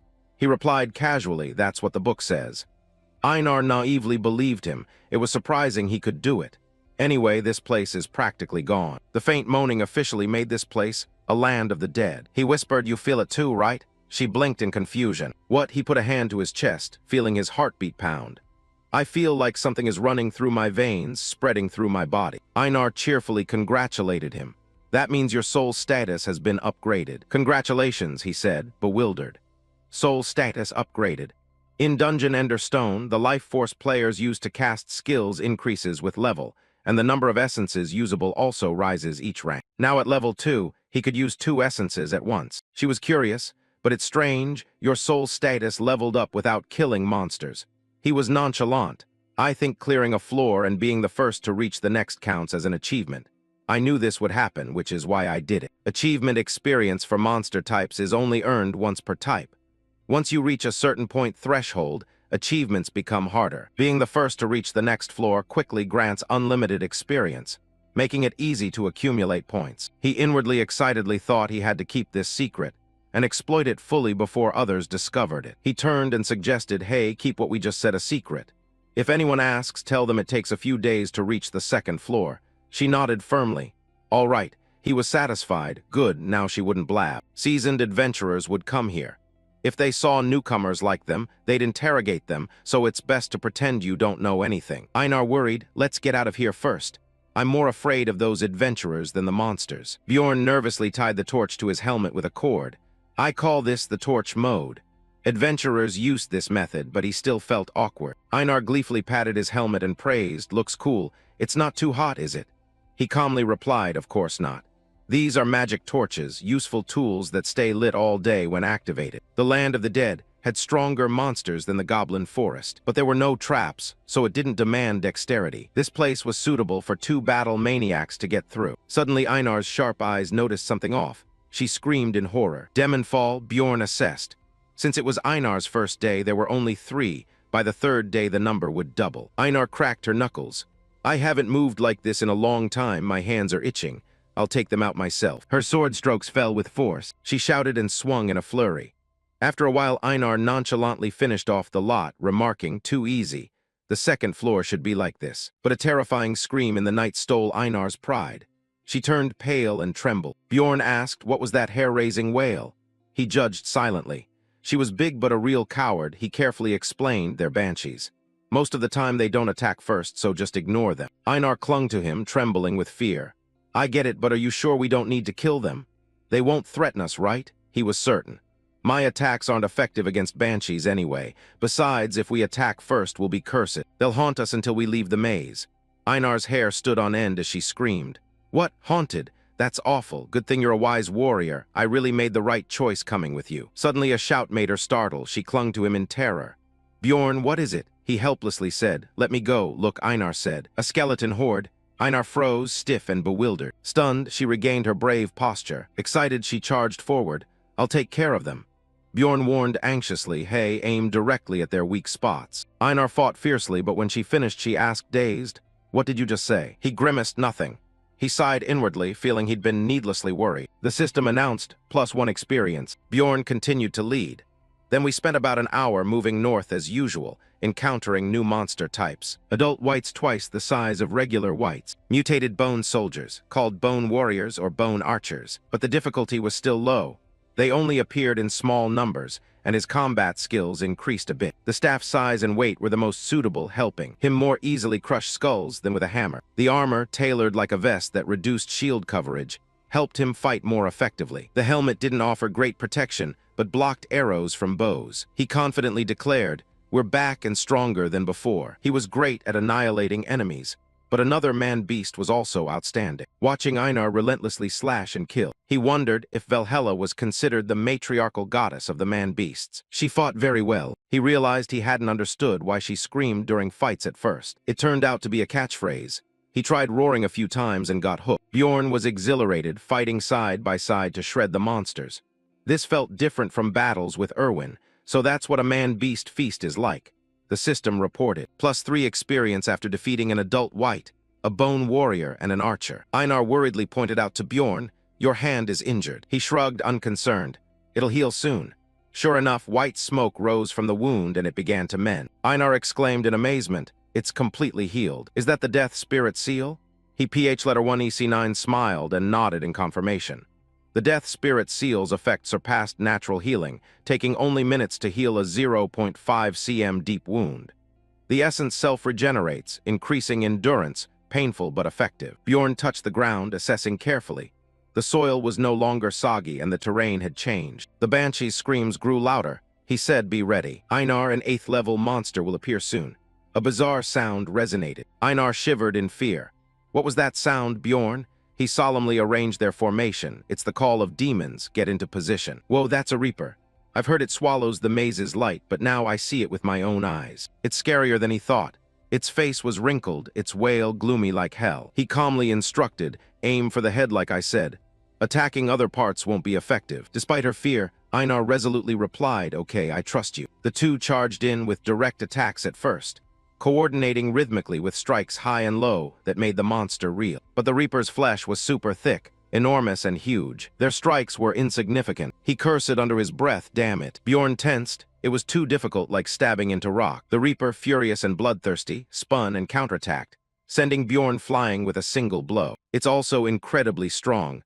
but I've been trying to draw its attention to me. Einar appeared silently, slashing at its back. Her eyes wide, panicked, even straining with all her strength. Her blade did no real damage. The monster's cold, sharp gaze swept across. Einar was struck and fell heavily to the ground. Thankfully, the sword held fast, so she wasn't blown away. She looked at Bjorn worriedly. Bjorn, this thing is really tough. He thought Reapers would be nothing to a player strong in defense, but he hadn't expected it to be this hard. He gritted his teeth, thinking. Einar's ultimate sword only scratched it, and the wounds healed immediately. That's the Reaper's ultimate defensive skill, protecting its body. The monster gathered energy and let out an ear-piercing roar. His face darkened. Damn, Einar had a bad feeling. What is that? It's the Reaper's attack skill, summoning wights. The Reaper's call will be truly hard to swallow. He shouted orders. Einar, deal with these wights first. Meanwhile, I'll hold the Reaper in place. He immediately leapt forward. The fight was intense, the two sides colliding head-on. He surged forward at once. The battle was fierce with direct clashes. He didn't dare take his eyes off the Reaper, keeping a safely stretched distance. Suddenly some sharp aura struck like lightning, startling Bjorn. He deftly ducked and avoided it. They kept clashing with sparks flying. Powerful blows met in midair. During the tense moment, Einar arrived in time and shouted, Bjorn, I cleared all the wights. Indeed, the wights on the ground were only motionless corpses. She took a running jump. Let me give you a hand. Einar silently circled to the Reaper's rear, and then delivered a powerful, decisive slash. As it focused on Einar, Bjorn up front also shouted, Where do you think you're looking? As it focused on Einar, Bjorn up front also shouted, Where do you think you're looking? Now the Reaper was being attacked fiercely from all sides, and afterward it suffered severe injuries. He silently exhaled in relief, seeing the situation look more promising. That strike seemed to have worked. Bleeding that much meant it probably took significant damage. But unexpectedly, the beast managed to brace itself and stay standing. Bjorn took a kick from it. He immediately backed away, astonished. What the hell? It's still fine after that. A few drops of blood fell to the ground. He wiped the blood from his mouth, considering silently that the last strike could have killed Gollin in one hit. He gritted his teeth. Did it heal instantly? I can't attack fast enough to overcome its regeneration. What should I do now?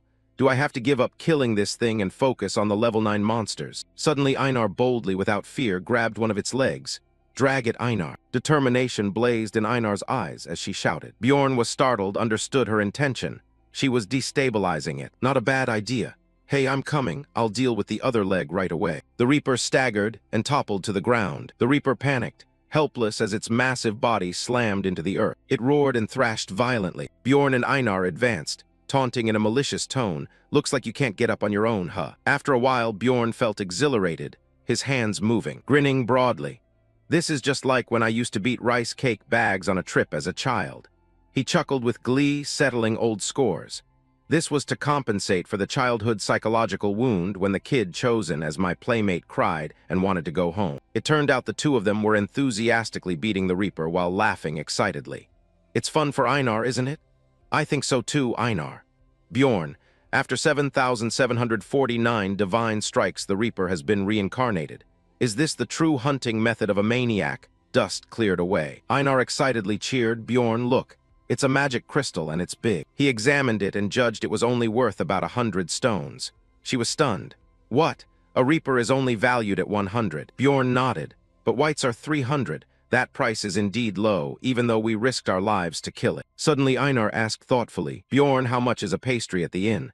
That cream cake, wasn't it about 300 stones? At the mention, her eyes lit up with excitement. So I could enjoy one each time we kill a Reaper. He was speechless. Is that how you convert currency? She was enthusiastic. Song Fa, now's not the time to rest. Let's hunt, let's hunt. Also, we split 80-20, so you'll get 0.2 of a Reaper. He PH letter 1 EC9 smiled indulgently. All right, let's go. Ah, going with a man-beast isn't so bad. Irwin is a bit passive. Irwin over here was flustered. Suddenly I felt useful. After that we wandered around hunting Reapers.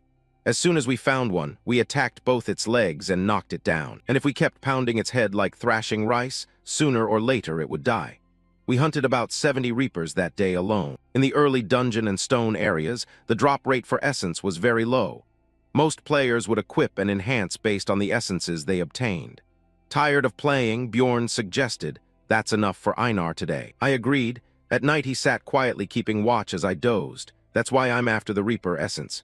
It will harmonize with my immortal seal and it also has a pretty good passive skill. But we haven't found any yet. I need to find essence soon. On the second day, reapers appeared in pairs, but we'd learned how to handle them, so defeating them wasn't as hard as I'd thought. I pulled one down, and we cooperated to drag the other. The reapers were eliminated one by one, using the same method. Of course, if we couldn't kill the reaper quickly, we'd likely be surrounded by the whites, putting us in danger. When chased, Bjorn had to drag Einar and run. Einar ran fast. Reapers don't pursue enemies outside their territory, so we just had to escape it. By mid-afternoon, the reapers stopped appearing in pairs. Bjorn and Einar were hiding cautiously. Watching for movement, he whispered, 3 reapers is too many for the 2 of us to handle. She agreed. A wise warrior knows when to run. Let's find another spot. By mid-afternoon, the reapers stopped appearing in pairs. Bjorn and Einar were hiding cautiously. Watching for movement, he whispered, 3 reapers is too many for the 2 of us to handle. She agreed. A wise warrior knows when to run. Let's find another spot. From the stillness of the night, something seemed to move. A group of people accidentally came face to face with the 2 of them. The adventuring party had 3 members, each tense and on guard. Extremely wary. Explorers? Bjorn asked seriously, hey you there. Suddenly Einar snapped in an unpleasant, cutting tone with an icy expression as if about to devour them. What are you looking at? If you have nothing to do here, disappear. They were all frightened by her demeanor. They fled in a panic. Sorry, ha. The man Asa scowled and spoke coldly. Bjorn, we need to move. They know our location. We have to find another place to camp. Humans are unreliable. The 2 continued walking in silence, only the sound of footsteps. Bjorn, curious, thought it seemed didn't like humans either. Did something happen on the last maze exploration? I'll ask her later, after searching for a while with no suitable spot. She was disappointed. I don't think we'll find a place as good as last time. TR letter 1EA5N and we'll have to find a decent temporary spot. Suddenly a terrified scream, help please, made them both freeze. They whispered in shock, on guard. Alertness made him realize, Bjorn, that's not the sound of someone attacked by a monster. He gritted his teeth. I'm certain it's a person killing someone else. Run now, suddenly a woman's voice demanded, who's there? Magic flared in her hand, illuminating the area. Only then did Bjorn get a close look at the 4 fresh corpses, with no signs of a campfire or poison, and the woman stood facing them directly, her hair short and red, a weapon in her hand, dripping blood drop by drop. She looked at them arrogantly and asked, newbies. Bjorn guessed she was a highway robber. Plunderers are professional hunters who, instead of collecting magic crystals, pick up equipment to sell. Of course, looting is banned in Raphidonia. The punishment is death, unlike when Bjorn was investigated for killing 6 adventurers. Even if it was justified self-defense, as long as no one noticed, no one outside the maze would know what they did. She twirled her blade and stepped forward to probe. First time you lot have seen looters. Maniac, Bjorn tensed anxiously. This is bad. I've never seen a looter who looks as professional as her. Over 170 cm tall, thin and agile, red hair down her shoulders, wounded on the right ear, a tattoo under her eye, an easily recognizable identity. He figured she must be good at assassination because he'd never heard of her outside. In other words, she left no witnesses when she acted. Einar tightened his sword, adopting a wary stance. I think she's powerful. Bjorn counted 4 bodies in total. Their equipment indicated they ranked high, including a mage, operating at least on the 5th floor. 3 had no external wounds, likely poisoned. The remaining one wasn't found here. He boldly speculated that she had been their comrade. She coldly grabbed a man's collar and answered curtly, who knows? I guess they thought so too. Bjorn was stunned. She turned her back and picked up the loot. I suppose she thought 2 apprentice maniacs weren't a match and was rather careless. The greatsword fit snugly into a pricey space pouch.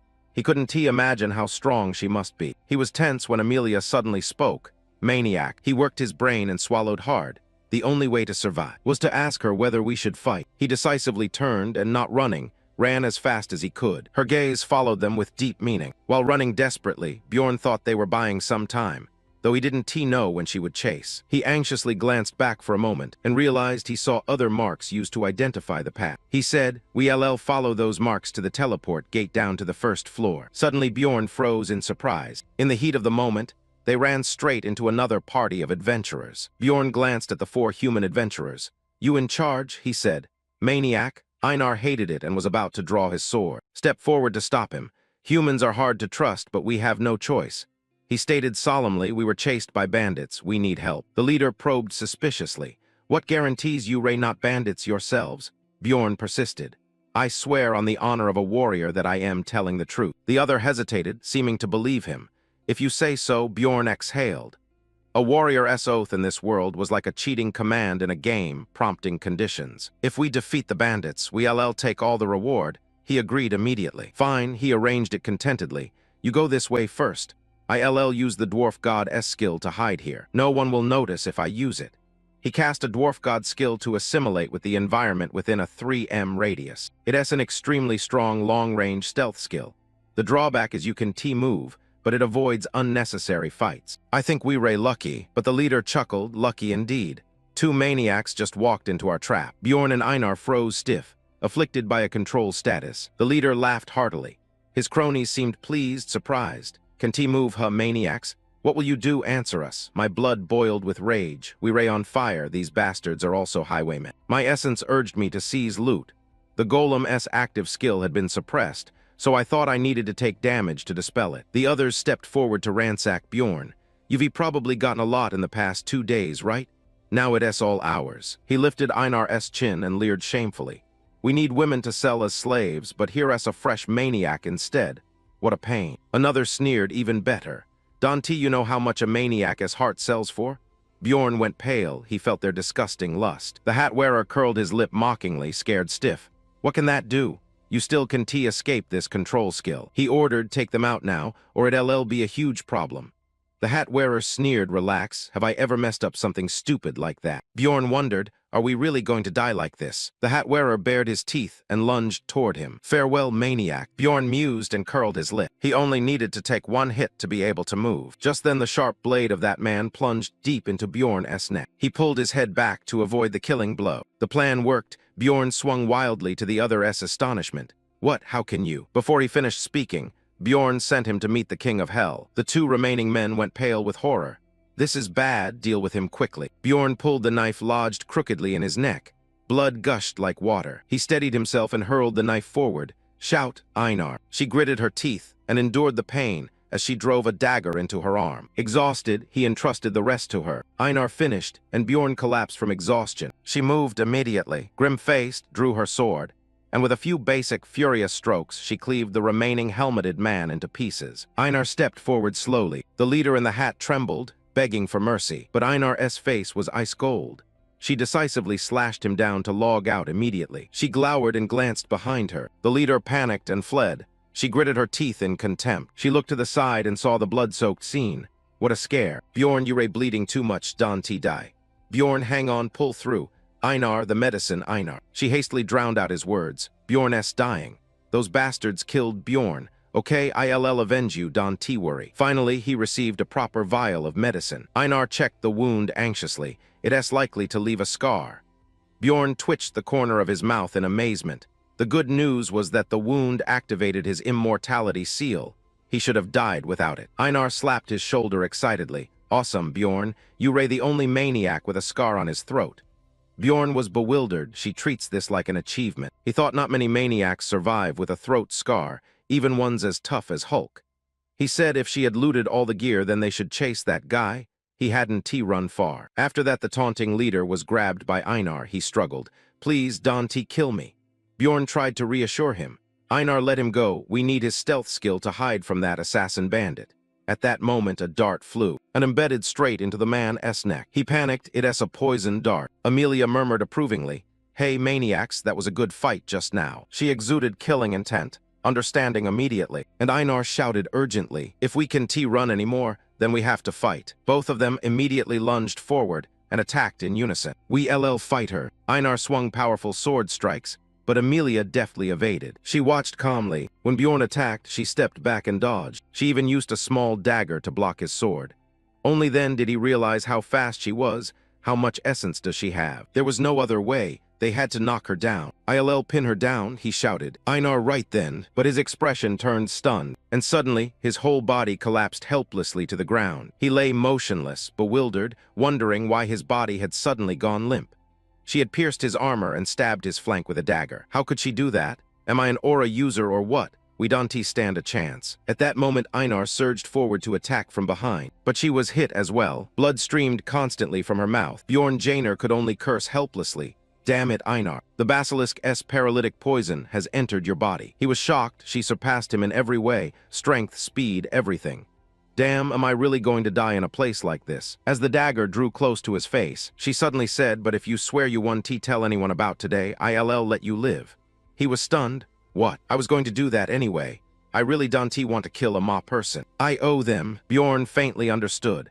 She had just watched them being attacked, so she wouldn't have to kill them if that group had killed them first. Suddenly Einar crawled over in fury at Bjorn. Don't trust her, she is just toying with us. He asked cautiously, and if I refuse? She replied coldly, then I'll kill you. That's a promise. He wondered, a promise to whom? She snapped angrily, none of your business. He nodded. All right, I swear on the honor of a warrior. Amelia stood up, moved, and said, You're truly something special. She poured the medicine onto him, then turned to the female ma person and asked, And you? Einar stood firm, I refuse. She nodded, I understand. Then there's no other way. Farewell. The female ma person startled Bjorn. He thought to himself, no, if this continues Einar will die. He rushed up and shouted, Swear Einar. She was weak and doubtful, Bjorn, but a warrior's honor is. He snapped angrily, ordering, You said you'd do anything I asked. Swear. Einar, trust me. What use is that damned pride? What good is keeping honor when you raise 6 feet under? Einar was silent for a moment, then resentful. Reluctantly, fine, I swear. Before she left, he pressed, Hey, can I ask you one question? Which floor? She was pensive, still terse as ever. After a long moment, Amelia answered briefly, The 8th floor. He stared in shock as her figure receded. She was an 8th floor adventurer. They survived because of that promise. Bjorn burned with determination. But next time will be different. The female thief. The system announced they had entered floor 1 of the Jade Gem Cave. Einar collapsed immediately after that jump. A passionate kiss with Mother Earth. Seeing that, Bjorn turned to ask if she was okay. Einar groaned, it hurts so much. But as someone who is not a warrior, I am not entitled to complain about my pain. Inside, she still resented that this seemed worse than she thought. Is begging for life with one's honor really that shameful? Is begging for life with one's honor really that shameful? I wouldn't understand if you said more, but perhaps I understand what you mean now, enduring this humiliation and urge to give up life. I suppose that means I am as strong a warrior as you. Bjorn felt awkward and embarrassed. I don't have those kinds of feelings. I am not really a ma person. Still, he said pridefully, I am sure that one day we'll be able to avenge this shame. Later, Bjorn sat in silence, brooding. We haven't slept in 20 hours, and with all the trouble we've been through, my spirit is exhausted. But I can sleep. I don't feel the pangs Einar does, yet the feeling is still unbearably unpleasant. Looking back, she had been snoring for a while. It felt like when the blonde guy saved him. When the saintess refused to heal him, that swordsman tossed him the vial, as if he pitied him. At that moment, I grabbed the vial and drank like a dog. I was happy to be alive, but that feeling is unforgettable. I vowed never to taste that feeling again.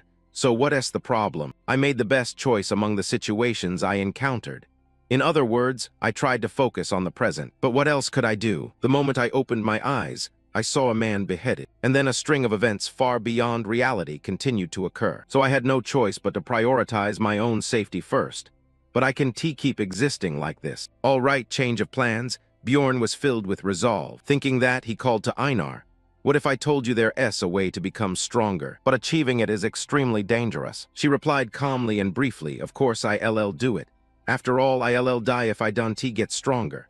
Bjorn understood. It's a life of unavoidable chaos, no matter which path you choose. So striking first is the right move, Bjorn declared firmly. All right, Einar, then we'll go into the instant dungeon.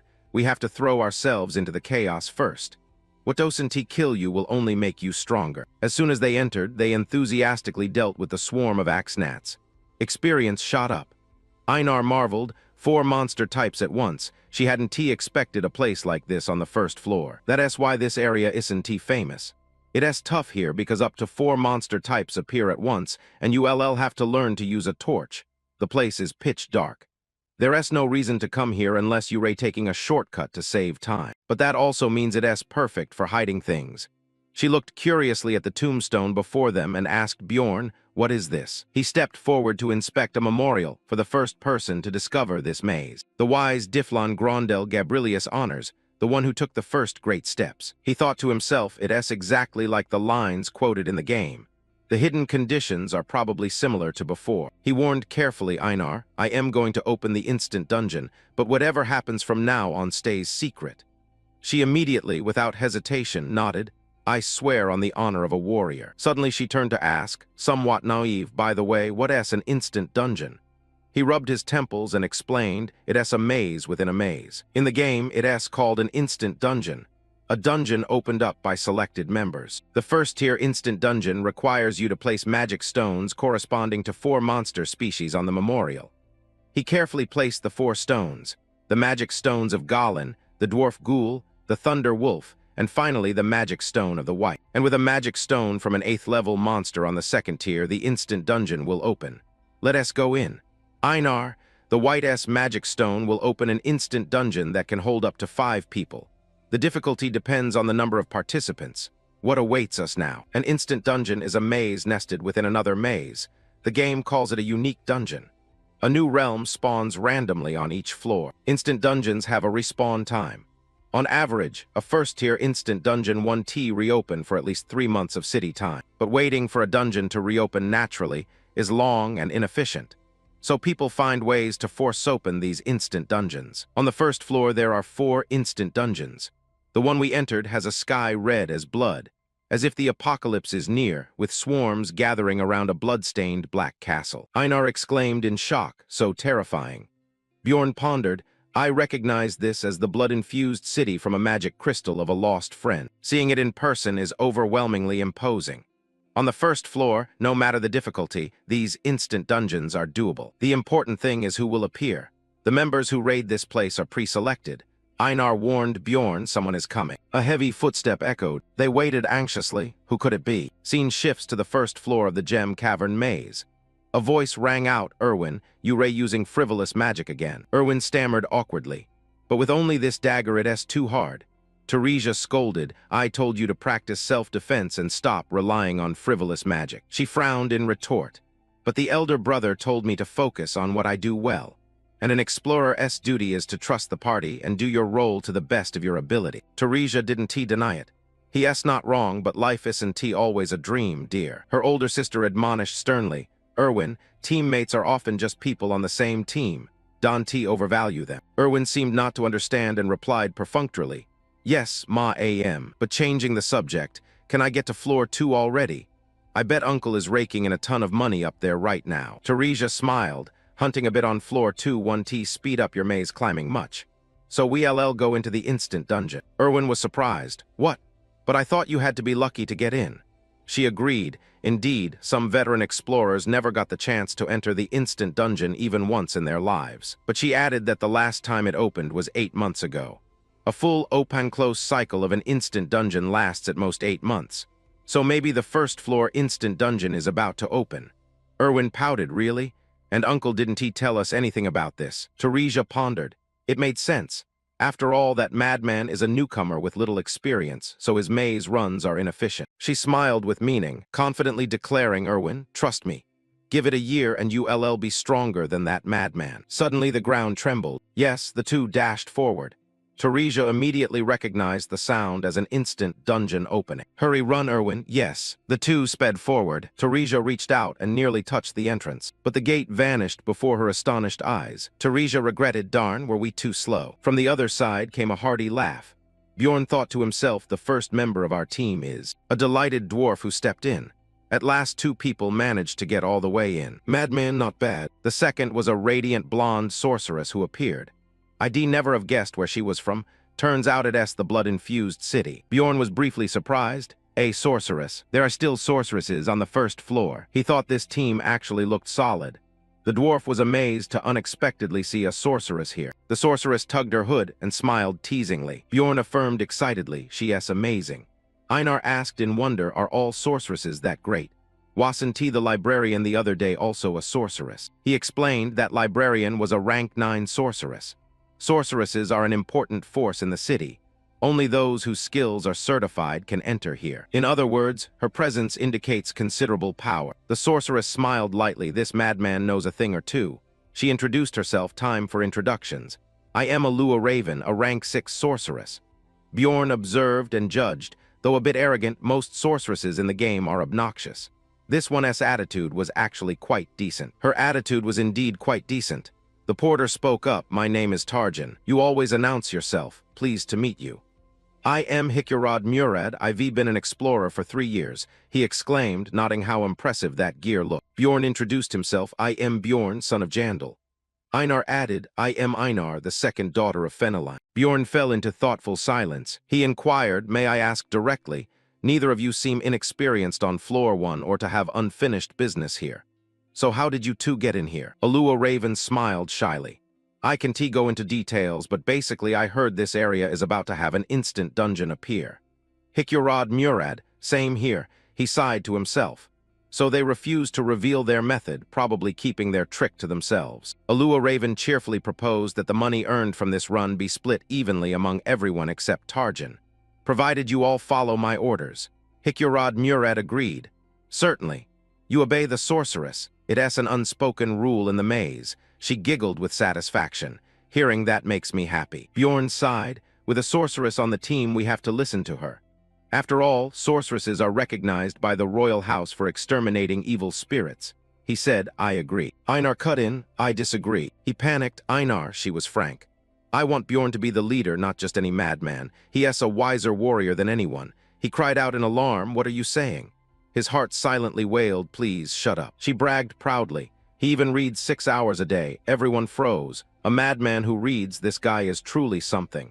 But my decision stands. Einar shouted excitedly, he is not just special, he is wonderful. A wonderful warrior, she called out. Bjorn. The other two were dumbstruck and stunned. Faced with this absurdity, Bjorn inwardly covered his face and prayed for the chaos to stop. Hikurad Murad teased, enjoying being adored like this by a wife. Hey, you madman, I am jealous. He waved his arms theatrically. I am not married to anyone. He asserted confidently, no shame needed. She tried to explain, no, I told you it's not that, but was cut off. Stop arguing, let us go. She said we have to investigate a fair bit. Bjorn breathed a sigh of relief, grateful the dwarf changed the subject at the right moment. Luckily, Raven didn't pay much attention. He silently hoped she'd ignore him from now on. Hikurad spoke up.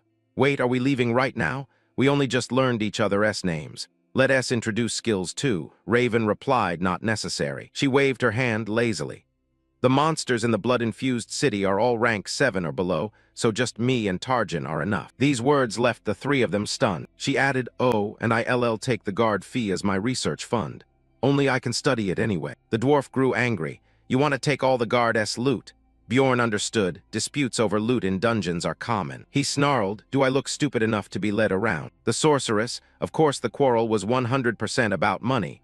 The guard fee is the commission from the instant dungeon. For a financially stable sorceress, research comes first. For explorers, money comes first. Raven tried to explain, I already said I'll give you all the magic crystals from the instant dungeon. Bjorn analyzed that Raven had just ignited the money dispute. Hikurad grew even angrier, saying that is like telling us to eat leftovers. I won let you run wild. She replied, isn't that a fair split? There's no guarantee we'll actually get the money. The quick-witted one noticed her surprised look. Perhaps she hadn't expected to be pushed back. Was she really that naive? After some hesitation, Raven decided, fine, I'll leave the items to you, but the protective essence must be mine. Hikurad accepted. Temporarily that's fair between us, and the dungeon shard this time is just luck. Bjorn marveled. Oh, just the two of you. So they didn't bother to include us. He spoke up, wait. There's no way I am leaving empty-handed. I don't care about essences or items, but I'll take the dungeon shard. Just that is enough for me. The two objected, don't be greedy. This team probably needs 2 berserkers, but claiming the imminent dungeon crystal is too much. He flinched inwardly, no use. The moment before she was pretending to be decent. He proposed, fine, I won take it then. Just give us back the 2 essences that Aaron from the guard. The two exchanged meaningful looks. Raven smiled, all right then, agreed with both hands. Hikurad concurred, same here. Bjorn felt dejected, looks like that's all we can scrounge. Given their levels, there's no essence worth taking here. The sorceress agreed, deal then. Hikurad nodded, remember your word. He stood to the side judging, now smiling as if nothing had happened. They shouted, Uki, shall we go now? Let us do it, I am itching to get moving. He muttered bitterly, born of the goddess, those hypocrites. Today he profoundly realized he must become stronger. He sighed to steady himself, let the bastards do as they please. He thought silently that he would build his own bridge. The plan was divided into 4 parts. A drawbridge at the castle entrance, battlements outside the wall, an underground monastery within the wall, and the demon worship chamber in the Lord's quarters. They were now approaching the entrance. where an 8th-grade gargoyle statue stood. Normally, they looked like statues with distinctive features. However, if an enemy stepped into their sight, they would attack immediately. So they were quite troublesome to deal with. Its skill was petrification. Before long, Bjorn was hit. His legs stiffened solid. If one person takes the petrification as the tank, the others must defeat the monster to lift the curse. That's usually the case, but Einar panicked, terrified for Bjorn. With a sorceress present, things were different. She gently waved her staff and recited the spell Artina Vire. His whole body suddenly melted away. Bjorn immediately recognized it as a curse-dispelling spell. A gargoyle that can petrify its enemies is nothing. Bjorn and Einar instantly leapt up and cleaved the monster to pieces. One remained. Hikyorod shouted, swinging a mighty blow with his hammer. Although he didn't kill it on the first strike, he wounded it heavily and broke a leg. Hikyorod immediately seized the moment, leapt up and prepared to deliver a finishing hammer blow. In its blood-red eyes, it could only see the hammer drawing ever closer. The group coordinated quickly and neatly dispatched the gargoyle. He turned to praise them. "You lot are pretty skilled." Bjorn glanced appreciatively. Dwarves really are skilled, just as he thought. The way he killed it was that of a true warrior. A soul stone appeared, hovering in the air. Then it flew straight into Tarjan's inventory. Einar marveled in surprise. Bjorn, the soul stone, moved on its own. GV letter 1E7N smiled brightly. It's a magical retrieval soul stone. From now on I'll keep it and occasionally give it to you all. Hikyorod laughed heartily, no objections. Fine, let us move on. They smashed through the main gate. Everyone surged forward, brimming with vigor. Suddenly he suggested, "It's too dark. Seems we need some light." Raven understood. If so, a single reet light incantation appeared in her hand. As the light shone, everyone caught sight of a plump, large monster, a zombie. A rankless creature that doesn't even drop a soul stone and of course gives no experience. Unless its soul is gone, the corpses disappear. Raven warned that since their attacks come like swarming ants, she would conserve her magic. Hikyorod nodded, agreed. Using magic on a corpse is wasteful. The zombies rushed forward like a disturbed anthill. On our side, the battle-hardened trio sprang into action. We'll deal with them quickly. Einar swung decisively in strong, scattered arcs, slaying several in succession. Then Hikyorod skillfully finished off one of them. Bjorn wound up for a finishing strike. He put all his strength into a powerful downward swing, swiftly dispatching the remaining horde. Suddenly he startled. He realized something. It was the horn of the zombie commander. Einar expressed surprise. "A horn? So big, how do we use this?" Hikyorod winked. "You'll find out soon." Standing before the great gate, Hikyorod wondered, "This time my hammer gate won't do anything." Raven stepped forward, confidently. "Leave it to me." Then she cast a spell called Aken. The door was instantly shattered by powerful magic, sending up choking dust that made everyone close their eyes and cover their mouths. When Bjorn peeked through, he witnessed a horrifying sight. Raven stood proudly in the doorway, smiling. "Shall we go?" He had to utter that sorceress is badass. The first part, the drawbridge at the castle entrance. Raven paused and sighed. "I know." The drawbridge was cut right before the castle gate. "Einar, blow the horn now." She nodded in understanding. She then took out the horn and prepared to blow. The horn's blast echoed across the wide space. The dormant aquamagic circle alert system had been awakened. Hearing the strange sound, Einar was bewildered. "What is that?" "The bridge is lowering." She couldn't believe her eyes at this, and announced in alarm. The blood below was rising. "Wait, there's something in the water. The water runs red and the sky is deep crimson. That's why this place is called the Blood City." Raven smiled reassuringly. "They just zombies, don't be afraid." Einar forced a stiff reply. "What, who's scared?" The objective of this section is simple. Survive until the drawbridge lowers. This section has a few quite difficult spots. There are countless waves of zombies you'll have to face, but that's only for a normal team. Raven sneered. "I predicted this would happen and prepared spells. With everyone moving toward me. The difficulty drops drastically when there's a sorceress who can use wide area magic." She raised her staff and intoned the spell Whiternadurdu. The source of energy roared like a tempest. Her power spread everywhere. Wherever it flowed, the zombies dissolved. The zombies died in droves, falling apart. The dwarf exclaimed in awe, "Amazing." She smiled even more arrogantly. "They just zombies." Bjorn gritted his teeth. "I knew she was strong, but I didn't expect such a huge gap between us." She casually announced, "I guess now we just wait for the drawbridge." He felt uneasy and not pleased. Who would think we'd finish so quickly and just rest? After a while, the bridge lowered, and Raven led the group. Now into the castle. Thus the first part of the Blood City was complete. He scowled. It was simply ridiculous. His gaze fixed, staring as if glued to her. We had successfully crossed the drawbridge into the outskirts. Normally, we face countless enemies here, but Raven used the magic Uithernadero. A powerful surge of energy flooded the space, wiping out the zombies and skeletons. Bjorn watched cautiously, unlike before.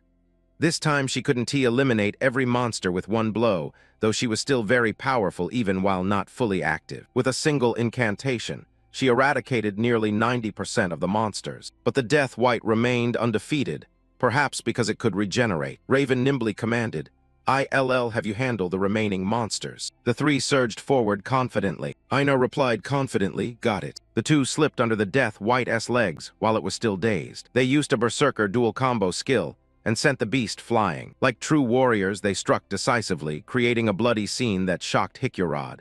"Do you always hunt like this? They look like they having so much fun." Meanwhile, Raven cast the offensive spell, Lavyad Ehilthun, on the remaining monsters. The spell inflicted grievous wounds. The Death White was engulfed in a pink bubble, its sores festered and pus flowed. The Death White's advantage was a passive regeneration, but when disabled, it was merely a lump of moving flesh. After a while, they completed the task, and the essences flew into Tarjan's pack. Einar was stunned and confided to Bjorn, "Now I understand why people praise sorcerers." Hikurod nodded. "With a sorcerer on the team, we much stronger." Raven overheard, "We proud because we study hard for it. Of course, innate talent helps too." Bjorn twitched a smile. "Now I know her true face. She pretends to be humble but brags and spends much time researching." She cheerfully suggested, "I plan to gather materials around here for research. Will you help me? You always agree. Thanks to you, we have plenty of free time now, so of course we lend a hand. Bjorn will join too." He thought to himself he knew how to deal with her now. Then everything was found. Raven was pleased. "Quick work, thanks to everyone's help. Now let us head to the next location." Einar only thought about how many cakes they could buy if they sold these. She urged them to hurry. Bjorn suddenly noticed something odd. She had examined the whole area but hadn't taken the materials. Why do you think she didn't know it was there? Just smash the statue and you'll find it. Many players habitually mash the interact button when they encounter a unique object or a suspicious wall. I did the same, so I found many hidden things in 9 years of playing Dungeon and Stone. But if a berserker like me points out something a lifelong researcher like her missed, it might bruise her pride. So I decided to avoid doing anything that would make her suspicious. Putting that aside, the group pressed on. They arrived at a ruined tangle of buildings, the sky blazing red like blood. "This is the inner city." Raven pondered. "I've heard of this place, but honestly there's seemingly nothing to collect here." Hikurod looked around. "I don't see a single monster. Let us move to the next spot." Bjorn sat down and brushed away a pile of rubble to search for a hatch. Raven and the others watched eagerly. At last he found the hatch. They quickly descended into the underground prison. Hikurod wondered what kind of monsters appear here. She replied, "Skull rats, banshee harbingers, weredeath wolves, ghouls, and corpse golems." He was excited. "Except for the corpse golems, I've fought all the others before. Corpse golems only appear in the Blood City." He laughed heartily. What a new experience. Raven warned, "Just watch out for those explosive spells. The blast isn't very strong, but their bodily fluids are corrosive like acid and can be lethal if you stand too close. And of course I'll intercept it before it hits you." He replied deftly, "What is there to fear with a sorcerer?" Thaumai chimed in, "We can do anything thanks to a brave warrior like you." He wondered why they had completely forgotten to divide the loot. Einar looked curiously at the pile of bones. Bjorn asked, "Are these monsters?" He replied, "Yes, those are the skull rats I mentioned earlier." Giant Chin grinned. "Skull rats are like zombies. They unranked and poor fighters, so just stomp them." Einar snapped angrily, "I am not asking you, sorceress." She froze awkwardly for 5 seconds, when suddenly a mournful screech rang out, startling Einar. At the sound, she clung to his arm, trembling like a rag. "Bjorn, it is a banshee harbinger." Raven warned ominously, "Careful. Hitting one is bad news. It is not extremely dangerous, but it'll give you a terrifying experience. Horrific." Einar flinched. Terrifying? Bjorn was speechless. She was so childish. Einar hugged Bjorn tightly and shouted, "What do you mean? Tell me more." Raven smiled faintly, satisfied. "I am not sure." Bjorn showed surprise. "I heard sorcerers have ways to deal with banshee harbingers." She looked at him in astonishment. "You really know a lot." She grew serious. "Enough joking, I'll handle those banshee harbingers." She quickly recited the incantation Terran Shell, and the banshees were struck, screaming in agony. They lunged fiercely once more. The pack, like moths to a flame, plunged into the sea of fire. She murmured another spell. Iherne Hindar incinerated them to the eternal beyond. Raven smiled. All right, shall we move on now? Bjorn and the others admitted she was incredibly strong. They advanced to the second floor. The first monster was a chimera wolf, followed by the Lord Vampire. With grotesque monsters and items, the underground monastery looked like a mad scientist's laboratory. He thought, was this really where it all began? Hicurod murmured, anyway, she's amazing, Miss Raven. Aren't you afraid? Are you unaffected? Of course not, I enjoy dissections, so this is nothing. Ah, here it is. She said, according to the map I memorized, there's a hidden gate behind this wall. Definitely a corpse golem. Bjorn was impressed. Usually we have to find the map in the guard room, but she's thorough. Raven advised we should leave our gear here. He replied, fine, light the torches. Jander agreed, I'll open it right now. Like torches blazing in the dark, they stood before the dungeon door as a terrible stench hit them. Before them lay countless corpses piled into a mountain. If it had been before, he would have fainted on the spot, but with his berserker-hardened body, it had no effect. The first to react was the weak porter, and the next was Raven. She had seen similar sights through corpse dissection experience, but he guessed the stench still bothered her. Hicurod worried, I am glad at least 2 of you are okay. Let us move on. He nodded. Let us go. They waded through trickling water. It was a mountain of corpses. Suddenly a voice said, hello. They flinched. Was it speaking to them? A scream rang out, Father, save me. Everyone was horrified. What the hell? The sound repeated, save me. A grotesque image reflected in his eyes. The system announced, a golem has appeared with cries of it hurts so much. He swore under his breath, Don T, these things make noise in other games. The cries of save me, Father, echoed nearby. He decided there was no time to waste. He shouted to calm them, everyone stay calm. He cursed inwardly, damn it. That damned dwarf is frozen solid with fear. Where did these wailing cries come from? It hurts, Father, it hurts so much. Over and over, it hurts. Seeing them frightened, he scorned them. These bastards only put on a brave face. He thought they couldn't help now, those wails. Die. Bjorn tensed and decided to rely on himself. Dungeon and Stone is a pinnacle game aimed at a small player base, but it has features that please many. One of those is vivid, photorealistic graphics. Those images are often used as memes. So many people recognize that meme even if they don't know the game. Bjorn and Jander went pale looking at the creature before them. They realized that however realistic the graphics, it was nothing compared to seeing it in real life. A grotesque monster barred their way. Its body was composed of countless corpses, constantly emitting pain sounds. Save me, it hurts. Was Raven green? The filthy creature made her gag. The wizard ought to be good at slashing and killing. The dwarf had faced countless monsters over 3 years of exploration. He looked fairly robust despite being just a porter. Bjorn gripped his weapon tightly. They treated him and Einar like trash because they were newcomers. But now the only ones they could rely on were Einar and him, the battle-hardened fighters. Though afraid, he and Einar held their combat stances, not flinching. Einar saw the people behind them get anxious. What are you doing? The corpse golem hurled a rotting body toward her and Bjorn Xander. She gasped, run quickly. He reacted quickly and dodged. Einar pulled the dwarf out of the attack and cleaved the corpse to pieces. Blue blood sprayed out, striking Hicurod Murad in the eyes. He clutched his face in pain, my eyes. Bjorn and Jander grew even more worried. The dwarf had become helpless in an instant. What about the always reliable wizard? He glanced at Alua Raven, who was still retching uncontrollably. He shouted, Einar, drag the dwarf to the rear and protect the sorcerer. In his head he quickly calculated, damn, I must strike fast and decisively, or the whole group will die here. Following his order, they hauled Hicurod to the back, while Bjorn rushed forward to confront the monster alone. He struggled to fend off the corpses, advancing from the golem. The corpse golem's attack pattern was simple. They threw corpse bombs at distant foes. Its dead hands reached out to grab him, and for those close by, it would pull them in to devour. He dodged, keeping just enough distance, so they mustn't get too close to the corpse golems. If they got too close, the golems would focus on the sorcerer instead of him. That would be the worst case since the sorcerer was still not steady. I am engaging the monster. I need to keep my distance from it until the sorcerer calms down and can lure the golem this way to buy time. Raven now forced herself up using her staff, took a deep breath, and recited an incantation. A great Igerno Hindar flame erupted and consumed the golem. Countless cries issued from within the fire. Bjorn, Jander, and Einar were astonished. Is that the power of a sorcerer? The first form of a corpse golem would normally take a long time to burn down and be destroyed, yet it was wiped out with a single spell. Numerous undead screamed in the sea of flames, Father, it is so hot. The golem's outer body had been dealt with. A hand reached out from the flames. The golem was now only a white skeleton. its inside filled with countless second-stage skulls. A bone golem, he shouted, not over yet. Einar, over here. He and Einar lunged together, aiming for its chest. A corpse golem is a level 7 monster, but if its outer shell is gone, 2 seasoned fighters can take it down. Bjorn, Jander, and Einar struck the skeleton directly with a finishing blow, followed by the system's defeat notification. He wiped his sweat in stunned relief. Einar was amazed too. From inside the golem's body, a crystalline substance was glowing. Isn't that? Bjorn nodded. Yes, that corpse golem essence. Einar's eyes lit up. Basically a treasure. High-level monsters rarely appear in ordinary regions.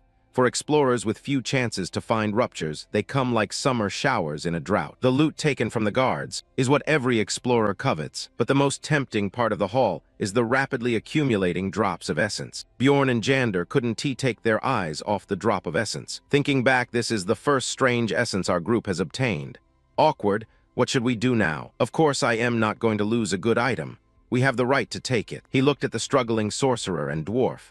Since I did the most in this affair, we agreed on that from the start. He pondered, actually I want 2 essences. One from a lick with tremendously strong regeneration, combined with the power of a chimera wolf. He hadn't expected to obtain essence from a level 7 monster like a corpse golem. It appears only once in a blood city. He checked the corpse golem essence's stats. Furthermore, the stat increases are quite attractive for a body type. His body would slow due to decreased perception, but other stats compensated. Bone density is very useful for defense. It will increase by 55. Mass is helpful for blocking foes and absorbing weapon damage. It will increase by 22. Endurance is also very useful, and strength and poison resistance are valuable stats as well. But the problem is its skills. He examined the new skill. It can blow off part of the body to deal area damage. This skill can inflict massive damage but costs the character's life force. A new passive makes bodily fluids and blood acidic and corrosive. Moreover, because the fluids are acidic, if a character is wounded, acid-laced blood will cling to equipment and greatly reduce its durability. He couldn't help but feel a headache. In other words, the corpse golem's essence is great, but it will corrode weapons and consume a lot of restorative mana potions. Thinking of the trouble, he sighed, leave it be for now. Go heal the dwarf. This essence will last about 30 minutes anyway. After being treated, the dwarf was exhausted, leaning against the wall in shame. Without the 2 of you, things would have been dire. Bjorn Jander was not at all polite. Good to know. Without Einar you'd be dead. You ray helpless, I know, I am embarrassed. The moment I saw that thing, my whole body froze. He scratched his head and grinned awkwardly. I thought I'd seen every disgusting monster there is. He couldn't laugh at all. The group had nearly died at the hands of a mid-tier monster just because of nerves, though we had the strength to defeat it. This reminds me that this is reality. Alua Raven, even after being supported, still seemed unwell.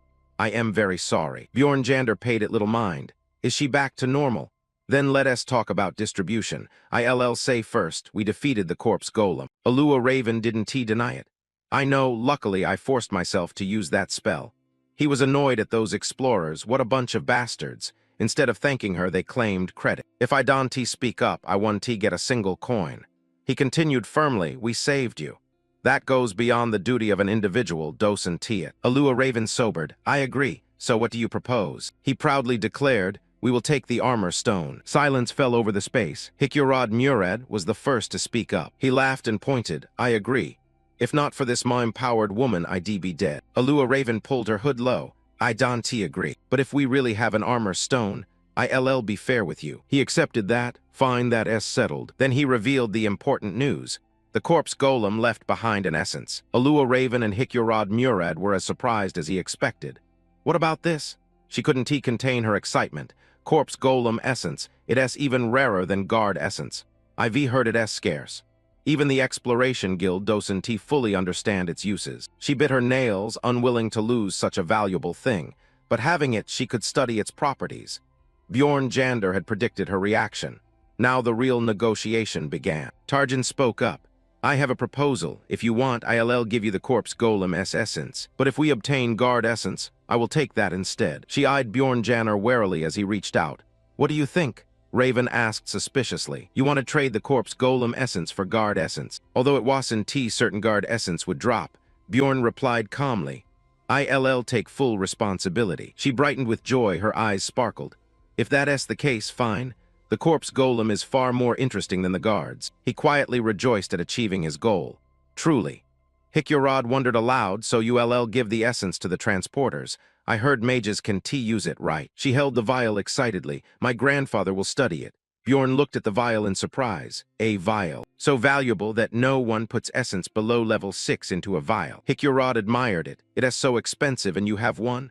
Raven raised the vial. I only have this single one. She placed the level 7 essence into the soul precious vial, treating the corpse golem essence with care. Perhaps because it is rare. He thought that if they obtained guard essence, this trade would be a steal. Raven finished collecting the essence. She excitedly raised her staff. Now let us get out of here. The group set off. Yurei always eager. I was just waiting for you to say that, Bjorn said, full of hope. Guard essence, you must appear. As they continued, they encountered more stone statues. Raven pondered, they didn't look like gargoyle statues. What is this? Alua Raven observed closely and sensed no mana, probably just ordinary statues. She touched a statue. Perhaps there is a guard room above. If it hasn't collapsed, they investigate. When she touched the statue's face, a book unexpectedly fell from above. She deftly caught it. The dwarf admired. How did you manage that? Raven accepted the praise, proud and smug. The book was a treasure of knowledge. He cursed it under his breath. Always say you can read it and that is it. The Necronomicon of dark magic is priceless. He swore quietly that he planned to take it later. She must have known beforehand. He hadn't expected to watch her collect everything now. Raven cheerfully announced, I found it, so I'll take it. He immediately agreed with a laugh, take it. We don't have transmutation magic, so we can carry it out anyway. Raven covered her mouth with an awkward smile. Bjorn scrutinized the uneasy smile. She must know its value. The Necronomicon can be carried out even without transmutation magic. He looked at the dried fountain. Why didn't she know what was hidden behind the spout? Raven led the way. Shall we move on? They circled the chamber, slowly hunting gargoyles and chimeras. And the second minor boss, the skeletal knight. She was excited. Luckily, not only did they obtain corpse golem essence, they also encountered a skeletal knight. He fell silent, suspicious. Strange, how have we been this lucky? Level 7 skeletal knights come in 3 random types: wrathful, melancholic, and ravenous. Melancholic is troublesome because its aura destabilizes the nerves. Wrathful is hard to deal with because it has a chance to use a soul sword that reduces the opponent's level. The type before them was ravenous, which uses a life-draining skill to recover. Raven cast a spell. Don't worry, I'll use magic to inflict deep wounds so its skill becomes useless. A bolt of purple magic struck the skeletal knight. Bjorn and Einar rushed in with a finishing blow on the monster. He thought so. This was the easiest type to handle. Someone cheered, Skeletal Knight Essence. The crystallized shard like the corpse golem appeared, shining red. He rejoiced. He already had the corpse golem essence and now Skeletal Knight Essence too. Was luck really on his side? The dwarf grinned excitedly. You'll use that essence, right? Congrats. He replied, thanks. He turned to Einar, you use this. She gaped in shock. Really? Bjorn thought inwardly he didn't want to. But from a player's perspective, it made more sense for Einar to use it, since life drain suits a swordsman, and one day he might not need a weapon. Most importantly, when delving the maze, he recalled memories with Einar and felt he could trust her. Einar jumped up excitedly. Thanks, Bjorn. I'll definitely repay you. He smiled without speaking. Her straightforward, honest nature meant she wouldn't abandon him. He thought he must be patient. It would be easier to find an essence suited to him if he empowered Einar to absorb the red essence. He forgot to tell her one thing. A flash of bright red light appeared and then vanished. Einar was puzzled. Is it over? Her body felt slimmer, but she didn't notice. I don't see any change at all. She suddenly felt odd, looked at Bjorn, who now seemed several times larger, and gasped.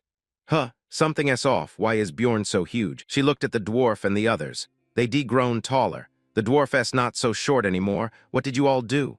He explained thoughtfully, you were the one who shrank. Einar stared in confusion. Huh, he guessed she's probably about 170 cm now. Raven switched to teacher mode. This is the basic effect of Skeletal Knight Essence. Your bones compressed so your body became smaller, Yurei confused. Let me explain. Besides basic stats, the Essence's passive skill halves bleeding from wounds, and its active skill increases recovery after killing monsters. Raven reassured her, don't worry, Yurei just shorter, you haven't lost strength. Einar shouted, Yurei trying to burst my eardrums. I am ruined. Einar clutched her head in pain, shocked. If I look like this, no one will respect me. They already underestimated me for being a woman. Raven leaned in to comfort her, but now you look much prettier. Einar was astonished. Raven joked that her face looked smaller, could be used as a beauty trick. Einar hissed in horror, that means I look even less like a warrior. Bjorn tried to console her. Everyone knows you're a strong warrior. He thought that without her tattoos she'd look like a normal girl, but he needed to reassure her first. Hikyorod was upbeat. Joking aside, this essence is really interesting. If I drank it I'd probably shrink away entirely. Raven added, hey Einar, if you don't mind, when we return to town I can examine you. Einar was devastated. She was doomed. He had a headache from these crazy people talking recklessly in this situation. He turned to Einar. Don't be like that. Test the essence's effects first. The group encountered a reaper. He called to Einar, exasperated. Einar, you look 10 years older. Even if you don't look like a warrior anymore, we still have work to do. The reaper lunged at Einar as she gripped her sword. She delivered a single, finishing strike to the monster. The other two were surprised. Only one hit was needed. He was delighted. See, Einar, you're much stronger now. Einar was moved. So I am still a warrior. Bjorn praised her. She wasn't just an ordinary warrior, but an exceptionally strong one. Einar perked up. The other three ambled ahead indifferently. Hikyorod sighed, saying they really fit together.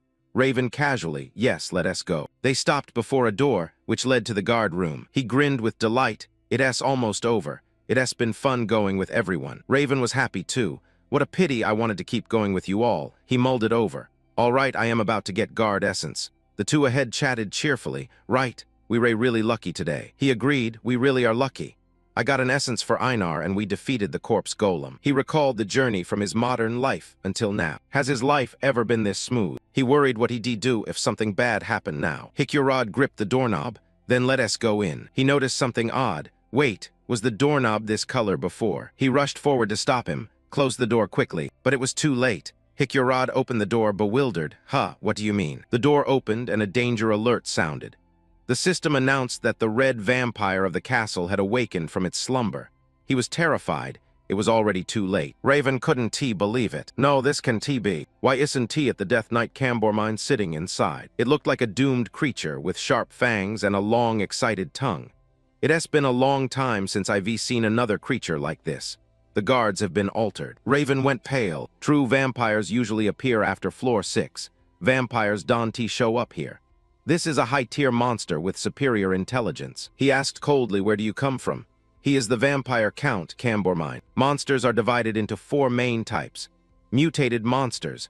For example, goblin archers and swordsmen of the same race but different ranks. High-tier monsters include those superior to normal ones. This classification is only relative. An example is the reapers from the deadly lands. Rare species like the corpse golem can be encountered in some special regions, and mimics are extremely hard to find in ordinary places. These species rarely appear. Finally, there are monsters with unique memories, intelligent thought, and distinct titles.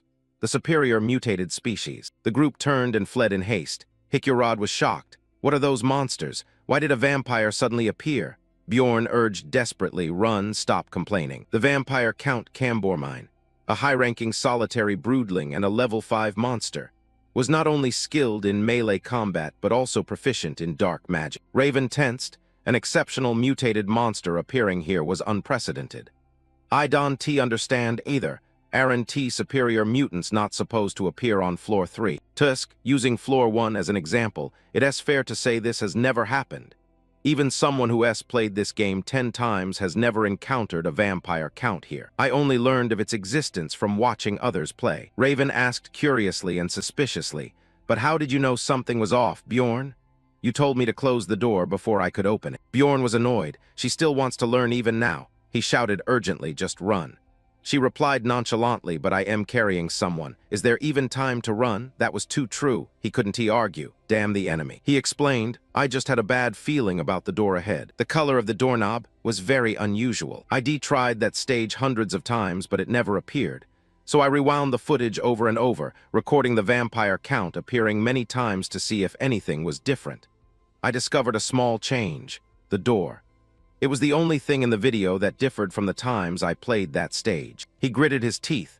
If I hadn't obsessed over videos of this stage and replayed them so many times, would I have noticed it before opening the door? The dwarf panted and suggested, if we don't take him down, we won't get out of here.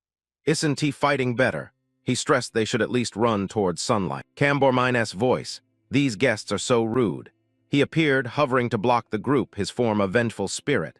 This is precisely why I hate magic-using monsters. My physical strength is useless against him in spirit form. He shouted to Raven. She was scared but understood. Cast a spell, everyone close your eyes. A powerful fire spell detonated, blasting Cambormine's spirit form with infernal flames. After the blinding flash, he looked up and it was gone. Einar was also terrified. The vampire had vanished. One of the vampire's common magics is the vengeful spirit form. It can move swiftly while the true body cannot leave its original position. Instead, it can swap places with the vengeful spirit when needed. It is hard to deal with, but the mage managed to dispel that spirit in time, preventing the true body from swapping in. We've bought ourselves 3 more minutes. Suddenly someone shouted, "Bjorn the mage, she has been attacked." He flinched. What? Tarjan anxiously called for her. She lost consciousness and blood was trickling from her mouth. He was puzzled. Internal injury. As far as I know, vampire magic doesn't have that kind of long-range offensive effect. He suddenly feared it was a backlash, or an attack from some other magic he didn't know. Even in the recorded footage of this stage, they died before they could do anything. I don't know what other spells this vampire count might have. He deconsidered every possibility, but now they had to get out first. He turned to the group. "Let us get out now." Hicurod panicked. "What do we do?" "The mage knows the way. She's unconscious." He pointed at himself. "Don't worry, I know the way out." Of course they didn't believe him. Wasn't this his first time in the Blood City? "No time to explain," he said briefly. "I still remember the path. Follow me." Inwardly he cursed his luck.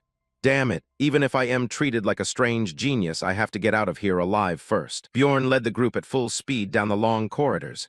Yes, I still remember the way. How could I not remember the halls I've traversed hundreds of times in the game?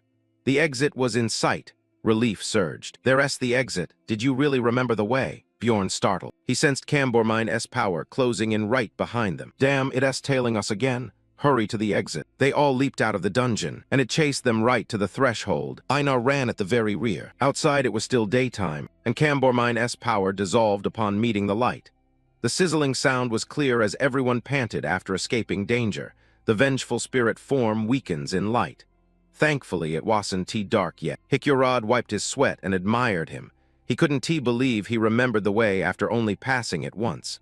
How is someone like him so smart? "Did you really only have your coming-of-age ceremony last month?" "That's strange." Einar enthusiastically praised him. Obviously, because Bjorn is a clever and great warrior, he nodded. "One day he'll become a great warrior, but not yet." He asked, "So where do we go now? It's getting dark." Bjorn calculated, "We don't have time to rest. Let us go, carry the mage on your back." Tarjan hesitated, but going outside the walls would be better. We could camouflage and find a hiding spot more easily then. Tarjan was not very agreeable. "I think it's better to let her rest here." He shouted angrily, "Do you want us all to die here? If you want to live, get up and carry her now." "I must protect the mage. Even at the cost of my life," Tarjan had to accept. "All right, let us go." The group found a temporary resting place. Tarjan gave Raven medicine. Bjorn thought to himself that despite careful planning, there was no other option. He told everyone, "Until the mage wakes, I'll keep watch here. I want to go back into the dungeon for what we left behind. I need to retrieve the item I missed earlier.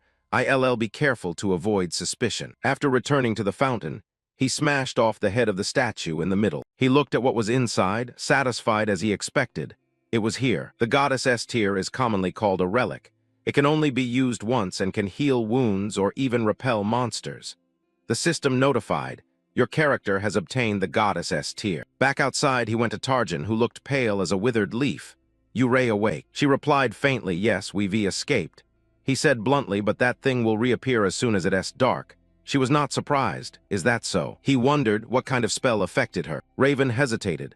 "I am not sure, but maybe it's pain sharing." Bjorn was surprised. Pain sharing? Luckily, she had the essence of an 8th-tier monster to help withstand that damage. He asked, "How long will it take her to recover?" She estimated 20 minutes. "After that time, I can cast a level 7 offensive spell about 5 times. He winced. 20 minutes, that's troublesome. He continued, as if interrogating, "Can you use any other fire spells?" Raven was annoyed. "Do you know it's rude to ask a mage what spells they know?" As a conscientious gamer, of course he knew. He knew because he read all the game guides. But was that question hard to ask her? He picked his nose, clearly uninterested. He thought this and gave a forced smile. "I am a species that behaves rudely to everyone. She knows that, the height of rudeness, it's a man-beast. Raven was speechless. She sighed, all right. Telling you is pointless. I suppose I can use that light sphere spell. The sunlight sphere is similar to a fireball, but it's a level 6 magic spell with the scorching quality of sunlight. I need more. Can you use any other enhancement spells besides strength buffs? She stood up. Okay, if I have more mana, give me about 10 minutes to recover additional magical power. He gripped his weapon, resolute. 30 minutes. I will try to hold them off until then, so recover the mana you need to cast the spells. She agreed instinctively. All right, I will. She hesitated, something felt off. Wait a moment. Why is he the leader now? Do I have to take orders from you? Bjorn confidently asked. Any suggestions? I am more than willing to consult with you. You act as if you haven't thought of anything. Well, in this case, Hikyorod laughed heartily, threw a thumbs up at Bjorn, sorry, but he's already earned my trust. I am confident because I can see people's true nature. He didn't expect to be trusted either. Thanks for your support, everyone. Night has fallen. Cambormine appeared again. How strange, very strange. When I look at you, I feel an irresistible urge to drain all your blood. He laughed savagely. Do you know why? Everyone took up fighting stances, forming a shield around Raven. It's coming. 30 minutes before the spells are ready. We must hold it off at all costs. Cambormine's claws lengthened. Black wings sprouted from its back. It howled a piercing sound. Bjorn ordered, get Raven out of here now. Raven and Tarjan hurried away. He worried just like when he played before. Despite trying different tactics, the confrontation still hit a dead end. Cambormine lunged, its sharp fangs and blazing red eyes locked on its prey. It struck with its claws. The attack was immediately blocked by the dwarf. He snorted, showing he had some real strength. Cambormine continued its assault. Hikyorod stood firm at all costs, blocking every blow. The dwarf did not retreat despite being attacked. His endurance was superior. This is the dwarf's first essence, a level 7 monster ability, balanced stance, which, as long as he stands firm on the ground, makes him absolutely unshakable or unpushable. Added to that is damage absorption and reduction, very valuable for a tank like him. He and Einar rushed in.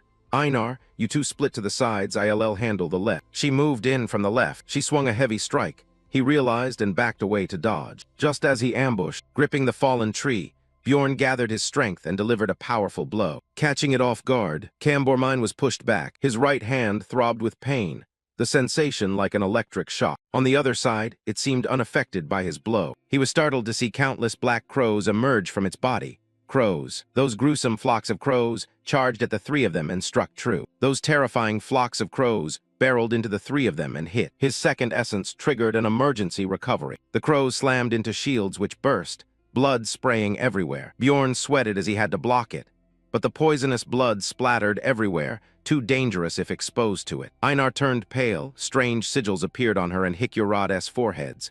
Bjorn, what on earth is this? The situation just got worse. Damn it, we all covered in poisoned blood. Even he was splattered. The vampire's ability marks a sacrifice. Characters marked become sacrifices. The Duke Vampire's power increases based on the number of sacrifices within 100 meters. This skill enhances his regeneration and strength. The Master of the Blood absorbs power from marked targets when draining them directly, showing great might in combat. He also uses dark magic to turn into smoke to dodge swords, or transform into exploding black crows, and even summon monsters from the blood spattered across the battlefield, demonstrating the cunning of a high-level creature. The careless dwarf was struck and flung into the wall, blood spurting. Einar worried that Hikyorod had been hit and warned him not to be careless. Cambormine lunged at him. Luckily, he managed to block with his shield. This is hell. At this rate, we can stop this vampire duke.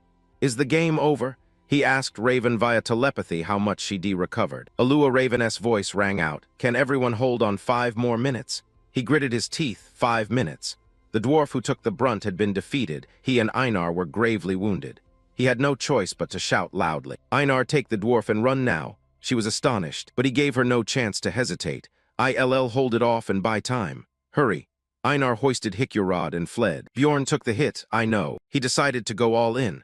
No more holding back, no need to worry about anything. From now on he wouldn't just defend, you bastard. Cambormine's claws pierced his flesh, red blood gushing out. The creature recoiled in shock. He drank a vial of provocative restorative potion. Keep stabbing me then. Cambormine's claws sank in deeper. Raven watched, pale-faced, wondering what on earth he was doing. Did she think that drinking a potion would let him endure continuous damage? She was inwardly astonished. She'd never heard of fighting like this. Under the potion's effect, his wounds slowly healed. He braced himself against Cambormine. The wounds on his body grew increasingly severe and dangerous. Normally, no one could endure the pain from such overwhelming stabs. Depending on the injury's severity and location, the pain became more intense. Countless empty potion vials rolled across the blood-soaked ground. His body was riddled with wounds, blood surging. In this condition, death from shock or blood loss was not surprising. How could he block the Vampire Duke's strikes in that state? Cambormine kept attacking. He endured, unable to move, let alone counterattack. The creature frowned in annoyance, and though he couldn't block every blow, his body was covered in wounds. The Vampire Duke's strikes were lethal, aimed at vital points. But most of them he blocked accurately, aiming for Bjorn's neck. Jander intercepted in time. He recalled the texts. The true value of a berserker isn't superior strength but iron will. Raven murmured, "Now I understand that saying." Tarjan worried, "But Tarjan, the situation is too dangerous. How much longer can he hold on? Wouldn't it be better to run out of here now?" he said. Raven pondered, "Run where? There's nowhere to escape to. The only way is to destroy the guardian monster and strike at the Vampire Duke's weak spots." She questioned herself. What am I doing right now? Even a berserker, who had just completed the coming-of-age rite, judged coldly and acted precisely. A mage like you has no countermeasure. If Bjorn dies, everything will be over. She tightened her staff and ordered, "Get Hikurod out quickly. Let Einar join the battle with me." Einar hesitated but obeyed. "I understand." She rummaged through her pack. Mages do more than cast spells from behind. They analyze situations with broad knowledge and provide effective courses of action for allies.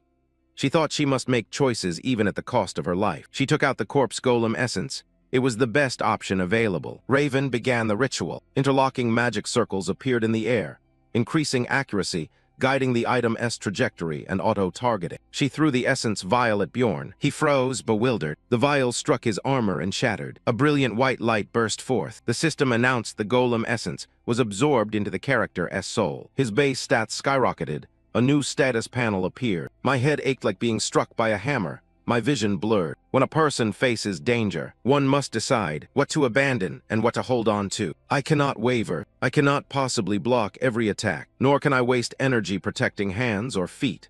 Instead, the body's weak points must be the top priority. The system announced the golem essence has been absorbed. Bjorn Jander used both hands to block. This time the claws were stopped.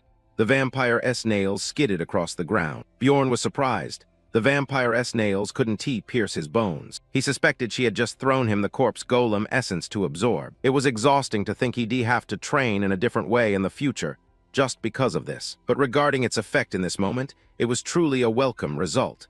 Cambormine backed off, widening the distance. Bjorn regretted it. A punching bag that once only took hits could now move more nimbly. Even if that was the only change, Cambormine launched an attack. It lunged, he leapt to dodge, the ground beneath him cracking and splintering. Though he still took a hit, Cambormine's claws missed him. Thanks to that, my survival chances increased 100-fold. If I kept taking hits like before, I'd be done for. Couldn't he let that happen? Suddenly another vial flew and struck his armor. Another vial suddenly hit his armor. It was a high-grade healing potion. Raven had helped Bjorn recover quickly. She was trying to support him with her potions. Bjorn was overjoyed. The young mage had finally awakened. With that recovery speed, the Vampire Duke bared his fangs and lunged. Bjorn glared at him. "There's my chance." He immediately charged in and wrapped himself around it, letting it slash at his flesh. Bjorn Jander held on and refused to let go. He was an immortal revenant. Bjorn Jander held on and refused to let go. He was an immortal revenant. Blood splashed onto Cambormine's face and immediately sizzled. The acidic blood harmed the Vampire Duke. The witch continued to toss more potions. Cambormine screamed in pain. Bjorn was relieved. His wounds healed very quickly, and thanks to the healing potions and the 2 essences, his injuries would mend in moments. Cambormine was utterly enraged, sweeping him aside to attack. Einar rushed at Bjorn. She was fired up. ILL helped too. Einar slashed forward, but he evaded it. Bjorn, quick as lightning, threw a punch. He leaned back and dodged, and even landed a counterpunch on him. Bjorn writhed in pain, fresh blood gushing out. His internal organs severely damaged. He helplessly shouted, watching Einar attack, "Damn it." Then he took turns throwing himself into the fight with all his strength. When would the magic be ready? Suddenly Raven's voice came like a lifeline. "Jandal, the fireball is ready." As if seeing light in hell, Bjorn leapt up to gain momentum. He used all his strength to hug the vampire Duke once more. He strained, summoning every last bit of his life force, and hurled him into the wall. Bjorn Jander shouted, "Do it now, Murad." Blue bolts of lightning crackled around the dwarf. I understand. He was using lightning magic. Volt lines of power shot out from the hammer. He swung the hammer forcefully and launched the orb. The gigantic ball of lightning struck Cambormine. He was hit and suffered a stun effect. Bjorn seized the moment and rummaged in his boot. It was time, the thing he'd taken from the fountain. After surviving so many dangers, now was the moment to use it. The tear of the goddess. He shoved the vial into Cambormine's mouth. "Take this precious thing from me, you bastard." He added a punch to the jaw, shattering the vial. "Eat it, scum." Its light of blessing poured into his mouth, rendering him incapacitated, stripping him of all resistance, and causing massive damage. The stun effect was converted into a paralysis effect. Raven screamed from behind, "Jander, get out of that area now." She was casting the fireball, forming a gigantic searing orb. She warned hoarsely that he'd be hit if he stayed there. At last she fainted. The orb flew toward Cambormine. At last she fainted. The orb flew toward Cambormine. At last she fainted. The orb flew toward Cambormine. The fireball caused a horrific explosion. Multiple system notifications appeared, and he was stunned by the flames. Meanwhile, Cambormine used sheer pain on everyone else. Time passed. Bjorn woke again, his eyes bloodshot. His body was covered in wounds. Have we won yet? Why is everything so quiet? Is that damned vampire Duke dead? He propped himself up on his hands, trying to get up. Is everyone unconscious? There's too little information to know the current situation. Suddenly, he widened his eyes in shock. Cambormine still wasn't dead. Damn it, how is he still alive? The Eternal Life skill activated, restoring him. The Dark Origin skill activated. As long as his heart remains, he won die. His flesh was regenerating at a terrifying rate.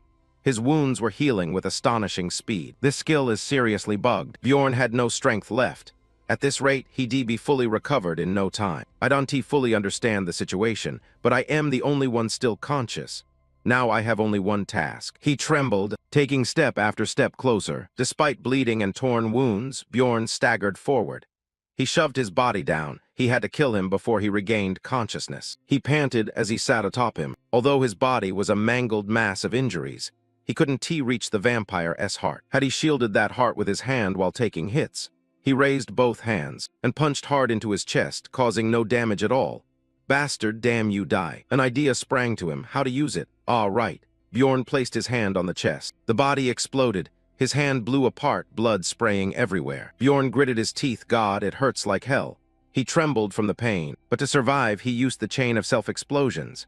Body explode, body explode, body explode. His vision was full of blood threads. His instinct warned he was nearing his limit.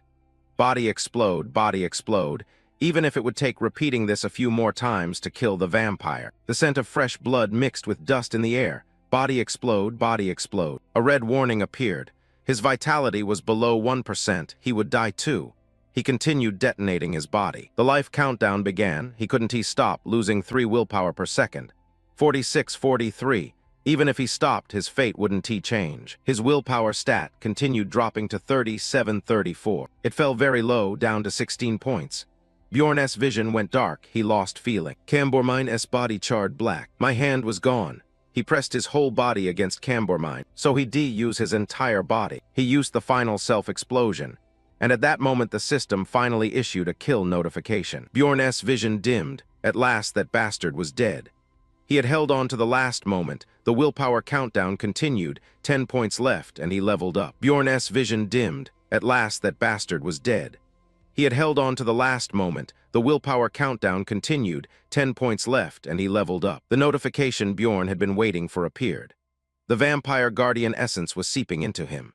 He learned the Dark Origin skill, activated Eternal Life, received rapid healing, vitality was restored above 1, countdown halted, a new achievement unlocked, and a new status panel appeared. Bjorn regained consciousness and roared like a lion. She asked gently and affectionately, "Are you awake?" He doubted reality. "Am I still alive?" He asked Einar, "How is everyone?"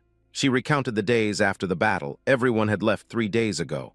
"Are you okay? You were unconscious for 3 days." Bjorn panicked and sat up. "Has it been 3 days? So it's the 7th day now." He moved his fingers. His body, after using the soul, was normal with no wounds. Suddenly Bjorn went pale. He looked down at his legs, wanting to sink into the ground. "Einar, where are my pants?" Einar stood behind nonchalantly. I tore them off. They were already in tatters. She gave a thumbs up in praise. There's nothing for you to be shy about. You're a great warrior. Bjorn, you look truly exhausted. Returning to the main matter, Bjorn asked, so while I was unconscious after fighting the vampire count, did anything happen here? She replied sternly, some dwarves took the items after the vampire count was defeated, and the sorceress took all the items and the stones she obtained. He thought he was lucky to have survived the battle with the vampire count. Perhaps the guardian's soul had been absorbed. The guardian's essence had assimilated with the other essences in his body. Einar wondered like him. When many items drop from defeated monsters, shouldn't you roll dice to divide them? But that witch and those dwarves just took the items without any division. Raven was serious. I already spent too many support items on him, even gave him a high-level soul, so I'll take these things. Murad scratched his head. Let it go, do as you like. I couldn't contribute much anyway, so I have no opinion. He thought the dwarf had no objection about dividing, but I found the split unfair. GV reacted sharply when he disagreed. She irritably questioned, after all, he already got a high-level soul from me. What more do you want to divide now? Einar summed up, that's all there is to it. Bjorn was stunned. It seemed she had guessed that he had absorbed the vampire's soul after killing it. He thought he gained nothing. The corpse golem's soul was used, the recovery potions were gone to prolong her. He sighed. What else could there be now? She was greedy, but he wasn't angry. Surviving was fortunate. Einar was indignant that she had taken all the items while he was unconscious. It's true that teammates who risked life together would treat each other like this. Too greedy, Bjorn sympathized. Einar's anger was justified, but she couldn't be stopped. He smiled in thanks. Thank you for staying with me when I was unconscious. We're lucky to have survived. She acted brotherly. It's nothing. We're friends. After finishing, Einar asked what he wanted to do. Now that the dungeon was cleared, shall we go up to the next floor or go outside? He answered calmly, I still have some business here. Although that greedy sorceress took all the vampire count's items, she doesn't know about the hidden item here. Bjorn was excited. I'll go get that right away. I need something to hide it with. By the way, do you have any clothes I can wear? The system announced he transferred to the first floor of the crystal cavern. The maze closed to return. He put on decent clothes, so burly that people were intimidated. I returned to this city. This trip was dangerous but yielded many benefits. Try selling some items. The clerk handed him a bag. Here are your 1,520 stones. He looked at the bag, amazed. So I got 1,520 stones. Nearly dying just to receive these stones. What a loss, he thought. But luckily I absorbed 2 souls on this expedition. Bjorn was about to take the bag when the clerk suddenly snatched it back. He was puzzled. Why? The clerk hesitated. This amount of stones is too large for a level 9 person like you to earn. What's in the backpack you're carrying? He scowled in annoyance. Why are you asking that? They didn't question me like this before. Is there a problem? Suddenly some guards appeared and ordered everyone to stand still. That fanatic. Bjorn fell silent. What is this? They barked, if you have any explanation, say it at the city's investigation office. The crowd hurried back and forth. Only Irwin stood still. She wiped sweat from her pretty face. Indeed, exploring the 3rd floor was really difficult. She thought the level 7 monsters there were beyond her ability to handle. It was the first time she felt so powerless. Even with her sister's full help, level 6 monsters weren't easy, and she had to divide her attention a lot to cope. She remembered the first time exploring the 1st floor was dangerous, but going with Bjorn was easier. This time it was truly life or death. She wondered how Bjorn had been lately. She queued to go upstairs. She hadn't seen him in a long time. It seemed he was busy exploring the higher floors of the tower. Irwin happily wanted to meet Bjorn. She wanted to show him the souls and stones she'd earned. She wondered if she could adventure with him again. She wanted to crack her shoulder and cry out. Oh, my shoulder, she fretted. She was a little worried about him. Surely he's fine. She hoped to see him soon. Finally, she went inside. The clerk announced a total of 4,100 stones. For an adventurer like her, that's quite a lot, right? She explained, I explored the dungeon with my sister. The clerk flipped the ledger. What's your name? Daria Wittember di Tercia. Irwin cheerfully heard the result. You're an adventurer under sponsorship, so you're free to go. You may leave. Elsewhere, Irwin returned to bathe. She sang happily like a little bird. I wonder if I'll see him here. The green dress made her glow. Now that Einar had given her money to buy new clothes, meeting him would mean a nice meal together. She beamed with excitement, eager to meet him. She wondered if he was still at that tavern. Shocking news arrived. Are you looking for the person in room 302? That guest hasn't returned. She was stunned. He hasn't come back. She worried, is something wrong? I hope he's safe and returns soon. 1 week later, Irwin walked past room 302. She panicked and shouted, "Hey, you there. Why are you packing up the things from that room without permission?" The room attendant said bluntly, "Please understand. We've waited too long for that guest to return. The maze has been closed for some time and he still hasn't come back. What do you think the reason might be?" She trembled at that. Maybe he had died and left no trace in that maze. She curled in agony, crying in the pouring rain. Someone ran over. She looked up. "Is that you, sister?" Tercia held out a helping hand.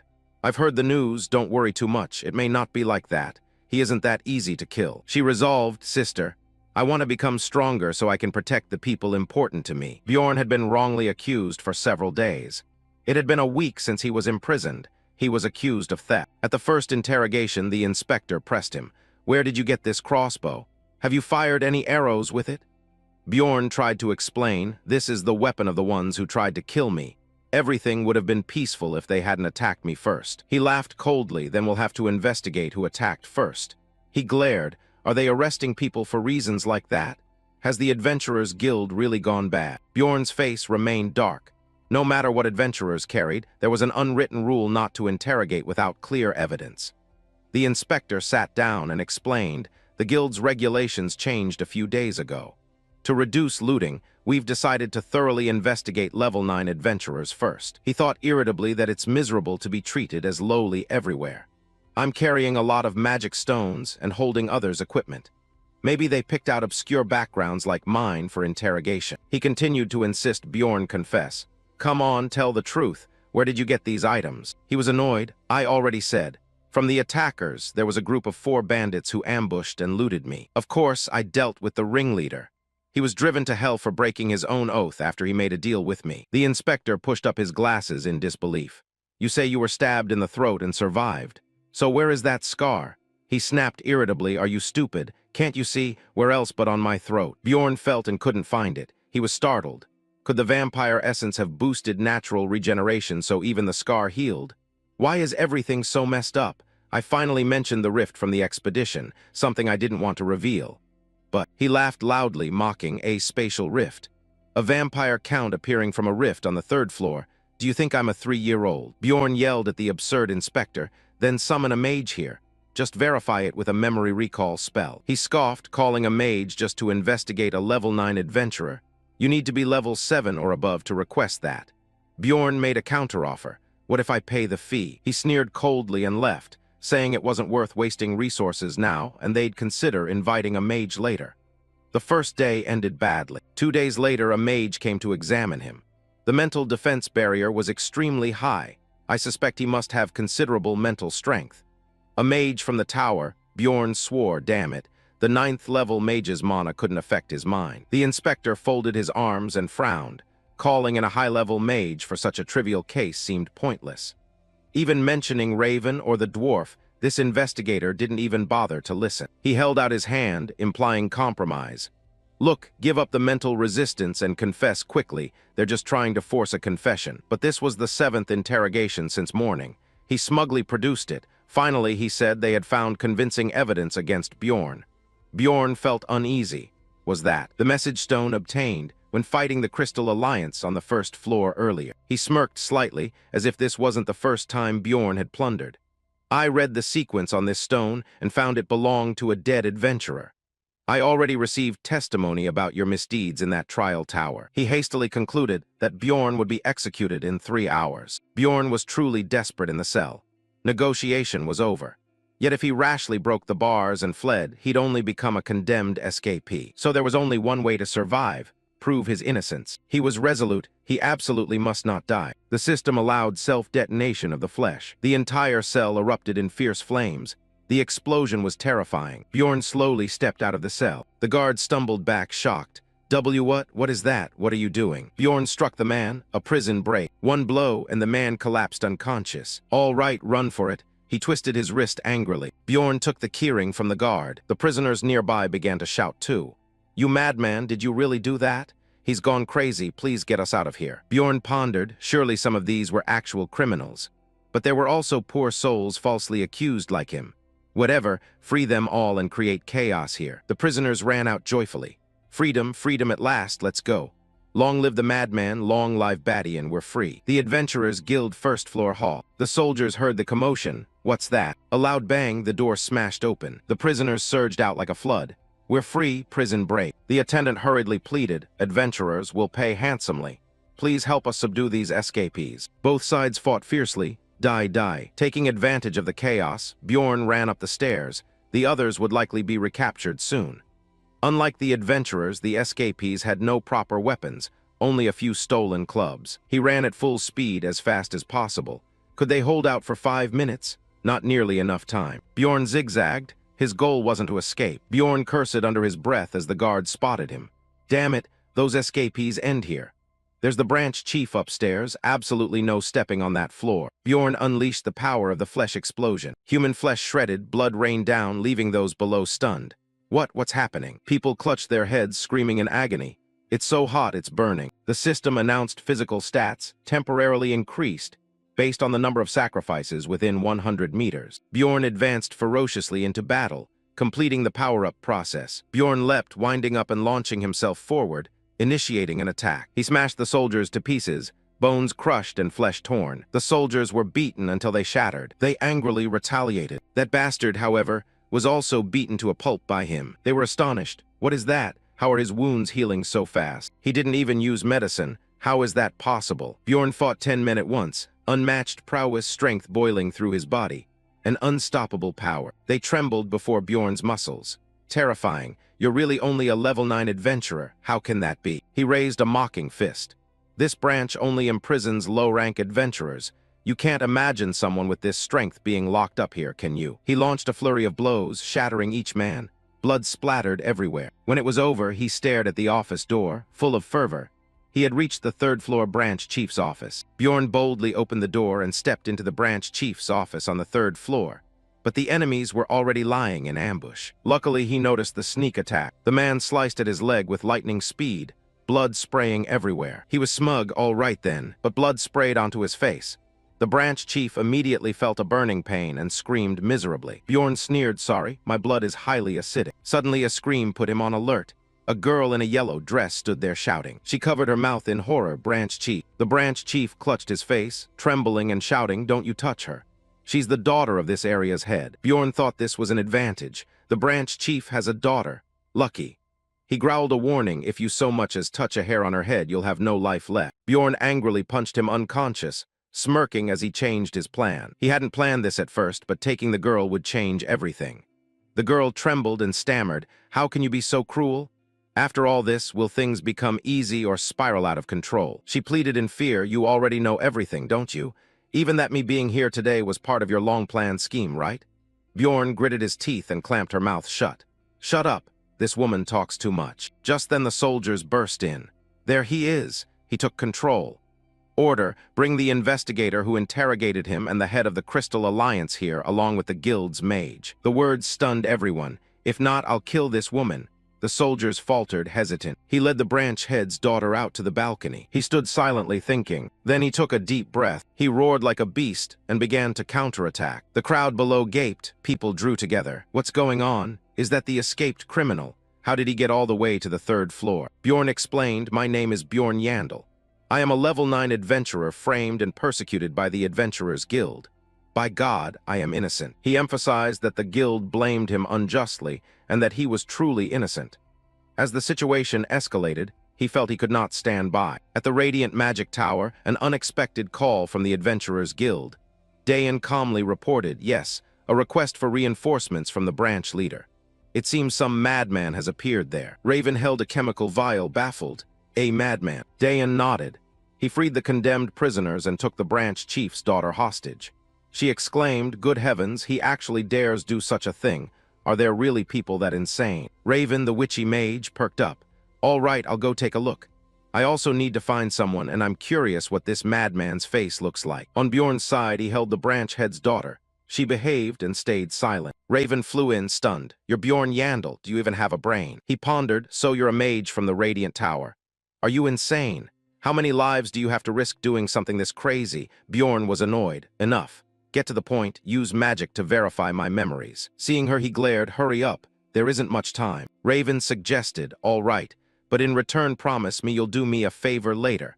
I have no reason to refuse if my power allows it." The bargain struck. She landed and said, "You promise." Raven cast a spell to examine Bjorn's memories, but it failed and she was surprised.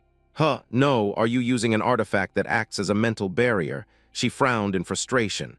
"Do you really think I could do that? After I was called here, I did nothing." Suddenly the inspector shouted, "Branch Chief, are you all right?" The inspector turned pale, angry. How did things come to this?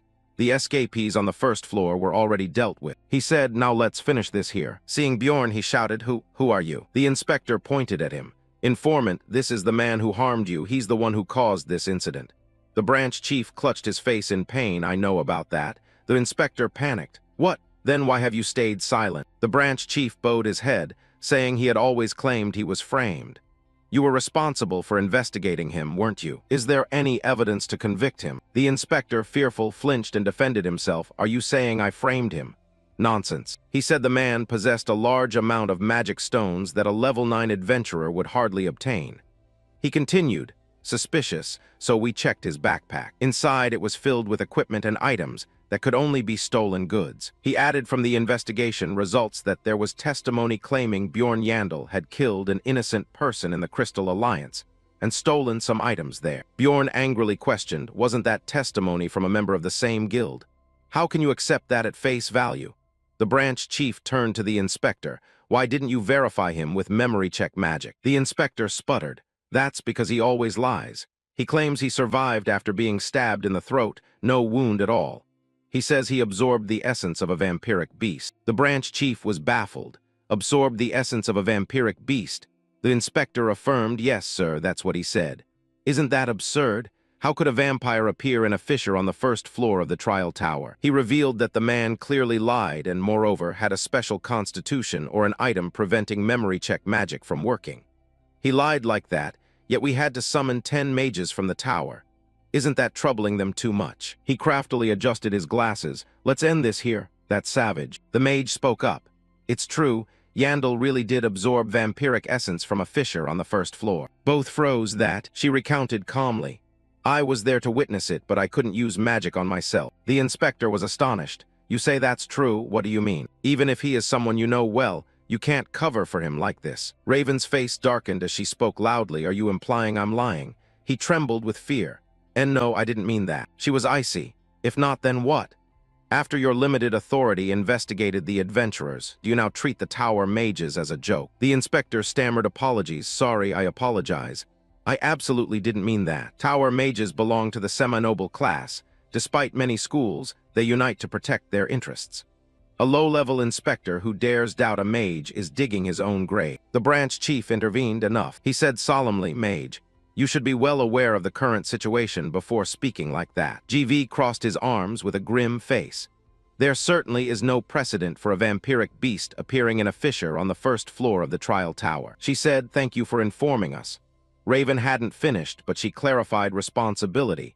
"Isn't that something an Adventurers Guild branch leader should address?" He was at a loss for words and couldn't rebut. She declared boldly, "Since the trial tower's inception, it has been full of mysteries. People never know what will happen or when. Why did you stay silent?" She was cold. "How can you be so sure?" Bjorn glanced and thought. She yelled at the branch chief. Was she just an ordinary mage? Suddenly someone entered. "You are Bjorn Yandel," Bjorn asked back. "And who are you?" He introduced himself. "My name is Niall Urbans. I hear you've caused quite an uproar." The girl in Bjorn's arms shouted, "Father." Bjorn was startled. That's his father, so he's the regional head. The Adventurers Guild is organized. Guilds operate in groups with various forms and provide diverse information, all for the explorer's benefit. The guild's management is simple. Each branch has a manager. Above them are 13 regional managers, and above all is the guild master. Simply put, the 13 regional managers hold the second highest authority in the guild's ranks. There are things even they would never dare to do. He went pale as if pushed and rolled aside. He turned pale and asked, "What's going on?" He paused, looking at him. "I heard you were looking for him." The investigator gaped, stunned. "He is." Bjorn bent toward the kneeling man. "So you're a lackey of the Crystal Alliance." He raised his hand, eyes like a demon. "I heard you gave false testimony against me, is that right?" He desperately denied it, insisting he never did. Raven, beside him, spoke little and immediately cast memory-reading magic. She discovered something amiss. This man was lying. Everyone waited expectantly. Bjorn felt relieved. Now the man could no longer deny it because the Tower Mage's memory-reading magic proved it. He recoiled in terror. His face fell. Niall sighed heavily. So you said the name was Bjorn Jander, right? Innocent man. He finally released the girl. So what will happen to him? Niall's cold voice made him tremble. Because he had caused all this with forged evidence, we will investigate thoroughly before deciding how to handle it. He nodded. I expect you to also investigate his guild further. He emphasized the promise. The Crystal Alliance has long been a major problem for the Empire. I will deal with it as well. He then returned to punish the inspector. The inspector who worked with you will be dismissed. The inspector frantically appealed to the regional manager, saying, I swear I did nothing unlawful. Niall angrily and coldly said, Are you trying to blame your poor management and operations on the guild? There will be a reinvestigation of all the cases you handle. If any misconduct is found, you'll just put some dirt on your forehead and let the people get used to the smell. He calmed and negotiated seriously. Now let's discuss how the guild should compensate you. First, we'll recommend you for promotion to rank 7 adventurer and replace your current equipment with brand new items. The soldiers are ordered to return the items to you immediately. Bjorn was furious. Why is the reward only a recommendation? I could become rank 7 just by using more rank 5 monster essence. Does he think I'm an idiot? He hesitated weakly. But you only have 2 months of experience. Bjorn snapped, enraged, demanding a solo. Then let me face a rank 7 adventurer one-on-one. I'll prove who's stronger. Which rank 7? Come and clash with me. Niall wants to call for backup right now. He frantically tried to soothe things, saying this is unprecedented. Raven charged forward to guard, of course. Raven winked and smiled, pointing at Bjorn as a witness. I am certain no adventurer has ever defeated a rank 5 vampire and returned alive after absorbing that vampire's essence. It's absurd that you treat something he clearly achieved as guild compensation. He gritted his teeth, cornered. Fine, what compensation do you want? Bjorn smiled. Cunning compensation. He has a special fondness for gems and jewels, of course money. I'll take at least 5 million mana crystals. It sounds excessive, but after all, I'm a damned magic-born. That should be enough. The branch chief was stunned at 5 million. Niall reluctantly agreed. Very well. Raven seized the opportunity. I'll take 1 million separately as my fee for coming here. He was shocked. Did he agree because a tower mage was present? He nodded, saying nothing. All right, Miss Raven, please put in a good word with the tower master for me. Bjorn marveled. Is this the power of the tower? Cut to the Tower of Magic, the mage of Ultemian Academy. Are you a Raven's personal laboratory? Bjorn looked around and couldn't help but complain. Why is this place such a mess? Raven handed him a vial of liquid. Here, drink this. He thought to himself, what is this? Bjorn looked baffled. Is this water? Raven grinned mischievously. I don't have a cup here, or would you prefer basil? It's thicker. Bjorn went pale and declined. No thanks. I'm sure this strange concoction still has monster innards lingering in the jar. He sat down and asked Raven with concern, So why did you bring me here? She covered her mouth laughing. You promised to help me with something. Now you remember, Bjorn, right? I only agreed hastily because I was in a rush. But I didn't expect to become friends with a tower mage. He stressed, afraid of Raven. I remind you, only if I can actually do it. Raven reassured him. It's fine. What I want is to study the essence you've absorbed. That will also benefit you. Since you've never let anyone examine your body after absorbing those essences, we might discover new traits. He observed and noticed her expression change. She was utterly passionate about research. It's because the golem corpse essence she wants to study is rare. And a vampiric guardian never before seen in the entire tower is even rarer. So of course she's excited. Are all mages in this world like her? She concluded anyway, this request isn't disadvantageous to you. B paused a moment. Wait, everything she said about signing an agreement was because of this. He recalled a few minutes earlier Raven negotiated with Neo. Don't let anything that happens here leak out, okay? If you agree not to record that Jander took the vampiric essence, I'll accept the condition. He thought Raven seemed kind and felt grateful, believing she was genuinely generous. Back to the present, Raven looked flustered. That's not wrong, Bjorn said indifferently. Am I wrong? She brightened up and said, Forget it. Come here once a week and help me for 3 hours each time for half a year. Bjorn refused. Too long, 3 months only. And tell me the research results. Raven sighed. Remember, Jander, you're alive because of me. You even got 5 million mana crystals, remember. Don't you think you should feel grateful? Bjorn reconsidered. He agreed that was true, but that's another matter. To keep this relationship going, I need to show her my true self. Bjorn smiled and said, Aren't you the one who should be giving me the money? She looked puzzled. Why? Bjorn stared closely. Anyone who doesn't stand up and fight for themselves is a fool. Raven looked up. What are you glaring at? Bjorn's words reeked of death. You let me absorb the golem corpse's essence without my consent, didn't you? Raven trembled. That. So what? I gave you the essence for free, didn't I? She huffed and pushed Bjorn. He gritted his teeth in anger. You forced me to absorb it so you could survive that vampiric golem. This is a serious problem. What else? Raven retorted. Didn't you think I did it to save you? Bjorn growled darkly. No, I don't care. I didn't want to absorb that essence. Pay me 10 million mana crystals. I heard it takes about that much to cleanse and remove the essence at the temple. Raven snapped angrily, cursing. Why would you want to remove it, you crazy magic-born? Bjorn bluntly explained, because it's not the essence I wanted. In other words, you severely harmed my body. Raven fumed at this madman. I heard it's rare and valuable to adventurers. Shouldn't I be the one to be compensated? He demanded loudly, arguing that it's just the mage's subjective opinion because you can't absorb essences yourselves. Ask other adventurers. She turned away in anger. I bet you say that because you think I don't know any adventurers. Just wait. Raven touched the connected blue orb. The connection succeeded. A man's voice came through. Who is it? Raven immediately greeted. Report. Hello, Mr. P. Giant. I'm Arua Raven from Altemian. You've met my advisor before, right? The voice on the line answered. MS. Tarjan, yes, I recall, but why are you calling? Trying to gather information.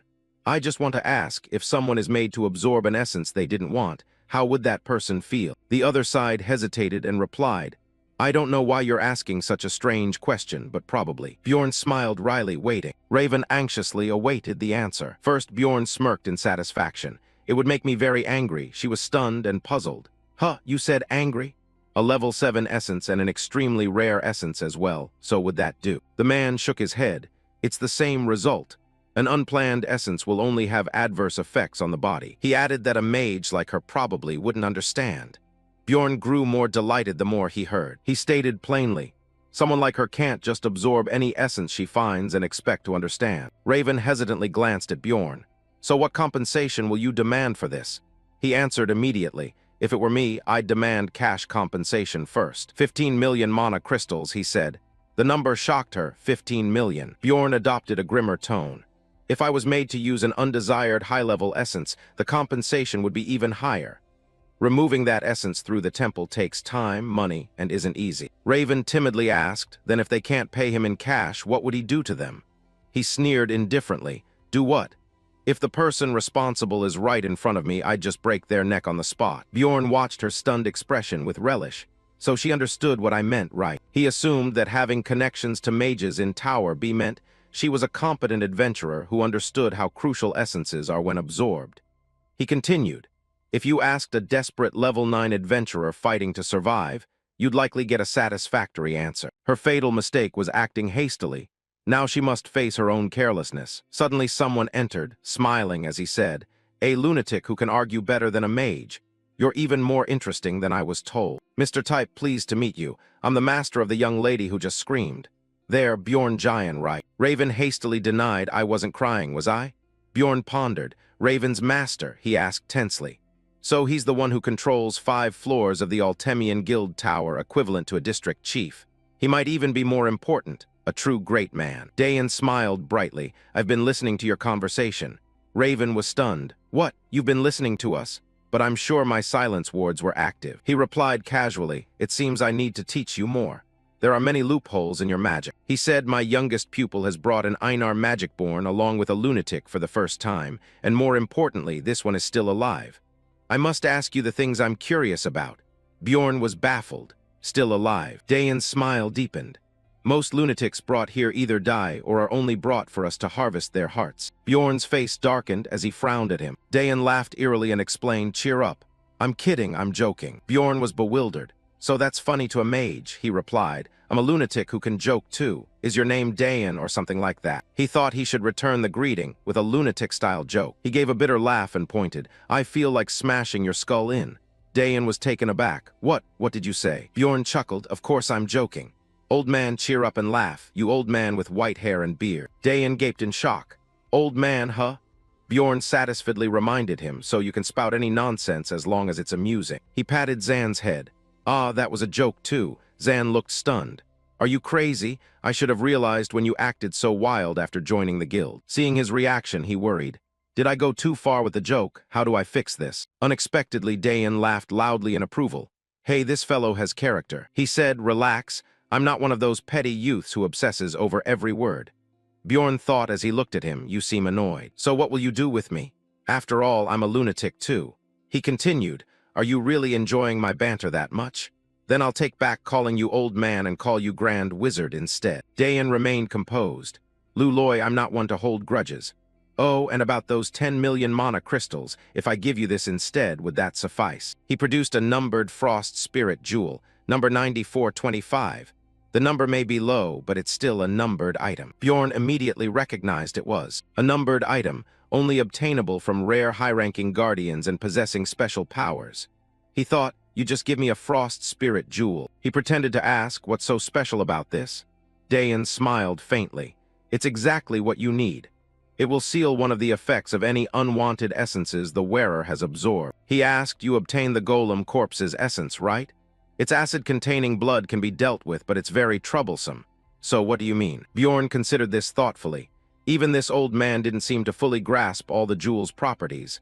Fine, I understand. As they left, Raven ran after him and reminded, remember to come here twice a week. You promised to help me study the golem corpse's essence.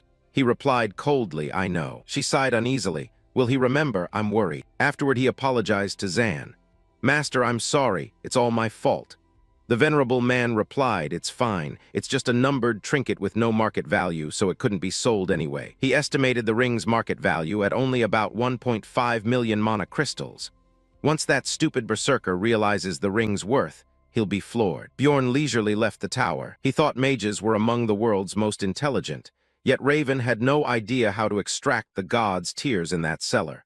That made him even more confident. He snorted even mages were no different from novices, easy to fool. They didn't see the true value of the frost spirit jewel. Bjorn was pleased. Night fell in the small house. The servant cried out in surprise. Hey, aren't you the one who was dead? He was flustered, having reclaimed the room thinking he was dead. Bjorn frowned, so where did you put my belongings? He stammered, I threw everything out. Bjorn ground his teeth in anger. I'm sure I still had at least a week left on the lease. The servant, frightened by his look, begged, I'm sorry, I'll pay you back. He clenched his teeth uncomfortably, unable to suppress these negative feelings. He startled and realized, wait, since when did I start thinking like this so naturally? He thought that since waking, even with his kin slain, his mind remained calm. When he killed someone for the first time, it had been too easy, almost mechanical. After escaping the cell, he hesitated only briefly. He feared he might lose control of his emotions to a dangerous degree. Arguing with the old man in the tower, something Lai Hansu, a 29-year-old office worker, would never have done. At first he thought it was just circumstance, but the unease kept growing. He realized that each fight awakened the berserker body's instincts. His mind became simple, dull, and aggressively berserker-like. He wondered if he was being assimilated into a berserker, but to survive, he thought this was the better way. He ordered coldly, give me 300,000 mana crystals and I'll leave immediately. The servant stammered, only 30,000 crystals. I couldn't get even 150 when I sold that pile of cheap, worthless junk of yours. Bjorn laughed coldly, sell it. The servant panicked, realizing he'd spoken out of turn. His face darkened with murderous intent. Didn't you say you threw everything out? A while later, he leisurely sat down and sighed that he felt more human now. He thought this place cost twice the inn he had before, but at least it had a window and a private bath, and was closer to the square. He worried about what had happened to Einar. He and she needed to split the loot. He had to meet her tomorrow. The next day, at the Angry Horn Inn, Einar burst out in tears. Einar hugged him tightly, yearning. Where have you been all this time? Of course I knew you were Bjorn, throw you into hell, and you'd still come out alive. He was bewildered, something had happened. Einar looked up and remembered. Right, have you heard the news? He shook his head. What news? An excited Magicborn rushed over. About that berserker of freedom, the whole city is buzzing about him. Bjorn turned pale, buzzing. Why does that sound like they're talking about me? I don't know the berserker's name. The Magicborn scratched his head confused. Who knows? I don't know either. Strain. It's the only thing they haven't spread around. Bjorn breathed a sigh of relief. Thank God. It seemed the guild dealt with it without exposing personal details. They all cheered together. But I'm proud someone like that came from our tribe. He fought 100 to 1 and erased all those false accusations made against him. They went on. He led everyone in the jailbreak and secured their freedom, the berserker of freedom. He is the greatest warrior. Bjorn was bewildered amid the cheers. I didn't expect this to become such big news. Nothing important will happen, will it? Then the two of them went to Cam B. Einar looked around excitedly. This is my first time here. Einar looked around eagerly. Cam BL District 2, stretching around the Kazan Gold-Silver Road in a belt shape, is the middle-class area of Jafnir full of craftsmen and shops called the Free Market. He handed Einar her coin pouch. This was her share from selling everything from the loot taken from the bandits to her scrap iron, about 800 mana crystals. Quick estimate. The items from the dungeon fisher were about 500 crystals. Bjorn solemnly handed over 300 crystals. Einar gasped. That much? Bjorn was firm. Don't refuse, just take it. She accepted it shyly. Thank you. Suddenly Einar excitedly spotted something. Look over there. People are eating clouds skewered on a stick. He was puzzled. What? They have cotton candy. Einar stared longingly. In the eatery, Bjorn bought her a stick of candy. Einar was delighted. Humans can make things like this? Are they omnipotent? With what I earned today, how many cotton candies could I buy? Bjorn was at a loss. Suddenly, cotton candy is a unit of currency for her. He sighed and began eating. Einar praised Bjorn. Thank you for never discriminating against me. He was suddenly bewildered. Einar went on, you know, I haven't changed much, right? I'm just a little smaller. Other men no longer see me as a warrior and have been avoiding me these past few days. She said whenever I go somewhere, people swarm around me. What a sweet name, someone gushed. Lady Einar, I pledge myself at your feet. I promise I won't let a drop of blood touch you. She clutched her head in horror. How awful, I've never been so disgusted. She slammed the table angrily. Ugly am I? Bjorn was embarrassed and began to question humanity. He was about to say Einar about that. She cut him off huffily. I've decided, Bjorn, I can't go into the maze with you anymore. He was shocked. What? Why all of a sudden? Einar had already left. Her changed appearance was unsurprising, but that wasn't the reason. The elder of the sanctuary, famed as a master swordsman, took a great interest in Einar's talent. On that day, Einar decided to formally study swordsmanship under him. He once asked her, couldn't he spare a day to meet you here? Einar shook her head. I wish, but his cultivation method is special. He cannot leave the sanctuary for 6 months. Hearing that, he was stunned and wondered, could it be that cultivation method? If so, I understand. It's a great opportunity for her. Einar also said, I don't want to make you wait until I'm stronger, nor demand to rejoin your party unconditionally. I will train diligently so that, when I return as a brave warrior, I won't be a burden to you. Thinking of that, he drained his cup at one gulp. Bjorn sighed, knowing he couldn't stop her. On their second expedition, Einar A was struck down by bandits and forced to swear an oath. She had no choice but to helplessly watch her comrade Lam and Guy. That was likely the last straw. It affected her decision this time, so we'll have to find another partner. Of course, she could also go into the trial tower alone. I'm completely different from 2 months ago. I've absorbed essences from the corpse golem, the vampire dragon, and the guardian. My basic stats have increased dramatically. As for recovery ability, however, it can't compare to the powerful warriors on the tower's 2nd floor. Even so, reaching the 3rd floor would still be hard to endure. Dungeons and Stones are still team-based support games. No matter how strong a character is, they can hardly go it alone. The further you go, the more indispensable roles appear in a team, requiring teammates to fill different positions. So I need to find partners of the same level and target higher-floor monsters. Bjorn went to see Raven. She asked excitedly, You're here. Bjorn calculated that if he could form a party with a level 6 mage for this run, it would bring him one step closer to his goal. He smiled and greeted her. Yes, if we can survive and come back from this. She asked enthusiastically, Are you ready? After business was settled, B gently hinted, but Raven irritably refused right away. No way. What kind of mad mage would join a pathetic party with only 2 berserkers? He tried to reassure her, Hear me out. She huffed a condition. If you want me to join, at least some members must be level 6 or above. Recruit a healer first, then think about that. Raven sneered mockingly, I know. Will it take you at least 3 years to manage that? Bjorn knew his place. No chance of inviting her into the party. Unbelievable. Raven handed him a sheet and said, Enough nonsense. Take this. This is the analysis data for the vampire dragon essence. He glanced and saw it only listed high, medium, low, meaningless. It's fine. I already know the exact figures anyway. Vampire dragon essence increases agility, physical defense, magic sensitivity, sunlight vulnerability, strength, magic resistance, spirit power, and dark resistance.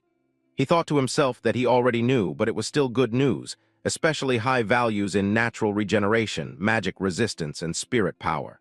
And the Guardian Essence also has, not to mention basic passive skills. The system also reported the Root Darkness skill remained intact. The active skill, Sacrificial Mark Enhancement, depends on the number of living beings sacrificed. The active skill, Decisive Absorption, steals a victim's skill. The active skill, Immortality, strengthens proportionally to lost vitality. Bjorn was pleased. He'd acquired all the active skills he currently needed. Now that I have the Immortality Mark and Guardian Essence, my in-combat recovery is basically sufficient. I've been playing this game for 10 years, but I've never progressed so quickly. All right then, I'm going. Raven ran after him to stop him. Wait, I'm curious about something. Earlier in the fight, what was that? The thing you shoved into the unconscious vampire's mouth looked like holy power. He immediately remembered she meant the god's tears, right? I can't tell you that. Bjorn twitched his nose, feigning to Einar, or did you missy? It was chaotic earlier, maybe you were mistaken. Raven stubbornly insisted, no, I saw it with my own eyes. Bjorn also persisted in pretending to Einar to the end. You're mistaken. There was nothing, I've got to go. He switched to the berserker's flash speed. Raven hurriedly called after him, wait. She stamped her feet angrily. He's hiding something, isn't he? You think I didn't notice? Just wait. Inside the vast library of thousands of books came the excited voices of people who had found something. General notes on Rift 3. Raven flipped through intently. The tome recorded valuable clues about the rift. Even the Academy didn't have the name, nor was the author known. Which page is decisive? Searching desperately, she finally discovered it. Knew it, this section is unreadable. What does it say? The Golden Mask and the God's Tears. She casually grabbed another document. I must have read about the God's Tears in this one before, right? There it is, the God's Tears, a rare holy relic of unknown origin. When shattered, the surrounding area receives a powerful blessing. 150 years ago, when the dimension was dying, Cardinal and Du used all 3 vials of holy water to save the church. Afterwards, they disappeared. Raven was stunned, a holy relic. Its use and effects are exactly like what I saw. Did he happen to acquire it? A berserker who just completed the coming-of-age ritual. How would he know the secret location where the god's tears were hidden? Even if he stumbled upon it, how would he know its use to counter that vampire dragon? Could it be Yandel? The Golden Mask is an item obtainable after defeating the boss in the Blood Fortress. Under certain conditions, it allows the wearer to change their appearance at will for 30 days and can be used 5 times. Bjorn sat on the bed, studying the mask in front of him intently. When I used to play the game, I wasn't interested in characters' looks, those 2D pixels. I even sold one for 500,000 mana crystals. But this is reality. I was just falsely accused and imprisoned. If something illegal happens and I'm hunted, this strange mask will come in handy. I'll keep it for now. In the inn, people were animatedly discussing. Heard the news. The Mana Crystal Alliance just disbanded. Shocking, right? An entire guild vanished overnight. Tercia listened quietly to the conversation. The Mana Crystal Alliance had built a vast network with countless relay stations, providing many conveniences for first-floor explorers. It was an adventurers' guild that had grown explosively over the past decade. The others voiced their indignation. A whole guild? Were they ever real adventurers? No, they were just scum. Tercia pondered. At first things were good. Many struggling townsfolk had been helped by them. But as they grew stronger, the Mana Crystal Alliance began to rot, shunning outsiders and bullying newcomers. She stood and called the server to settle the bill. She knew from what happened to her sister. Admit it, without that berserker, her situation would have been dangerous. I thought I had to handle it myself, but now I don't. They were still gossiping, but why did they suddenly disband? The man next to her whispered, don't tell me you don't know. It's because of that berserker of freedom. She silently gave thanks. What a twist. Thanks to that berserker, I didn't have to intervene. The other asked in confusion, the guy who broke into the prison to clear your name and even took the district chief's daughter hostage. The friend nodded. Despite the chaos, there's even a rumor he'll level up. That's what the escaped prisoners said. More surprising was that the berserker wasn't even a formally ranked adventurer, yet he caused an uproar in the entire prison. It means he just completed his coming-of-age ceremony. Tercia froze in doubt. A level 9 explorer is that berserker. It can't be a coincidence. But didn't that berserker die? If the berserker of freedom is him, it explains why he hasn't returned to the inn in a week. She slowly made her way home. She hesitated, hand on the doorknob, but this matter. In the end, she opened the door and called softly. Her sister sat alone in the dark, face gloomy and despondent. Tercia wondered whether she should tell her sister. The next day, Bjorn approached the front desk. Why are you here? Bjorn answered, I'm looking for suitable companions. A team of at least 4 people operating from the 3rd floor upward. The staff asked you to show your ID and badge. He quickly took them out. The person skimmed it. Bjorn Ian, rank 5. The other person was stunned in shock. Rank 5. Bjorn was bewildered. Rank 5? What does that mean? But he played dumb and stammered, why are you talking about ranks? Oh, never mind. Here's a list of teams that match your criteria. Explorer Yandel. He sighed and took it without bothering to expose any evasions. It must be the guild code. In any case, it's valuable, and his attitude was cordial. But suddenly, Einar looked astonished when he saw that name. Hikurad Mured beamed and laughed. Knew it was you. I was still skeptical. So you're level 7 now. He sat down politely and replied, long time no see, Hikurad. The man warmly said, I'm so glad to see you, but later. There's someone else coming to meet us. Hearing that, he asked with interest, you've recruited someone else.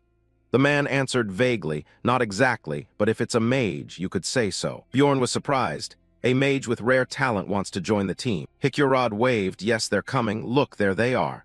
Who do you think it could be? Bjorn grew anxious. Is this team really recruiting a mage?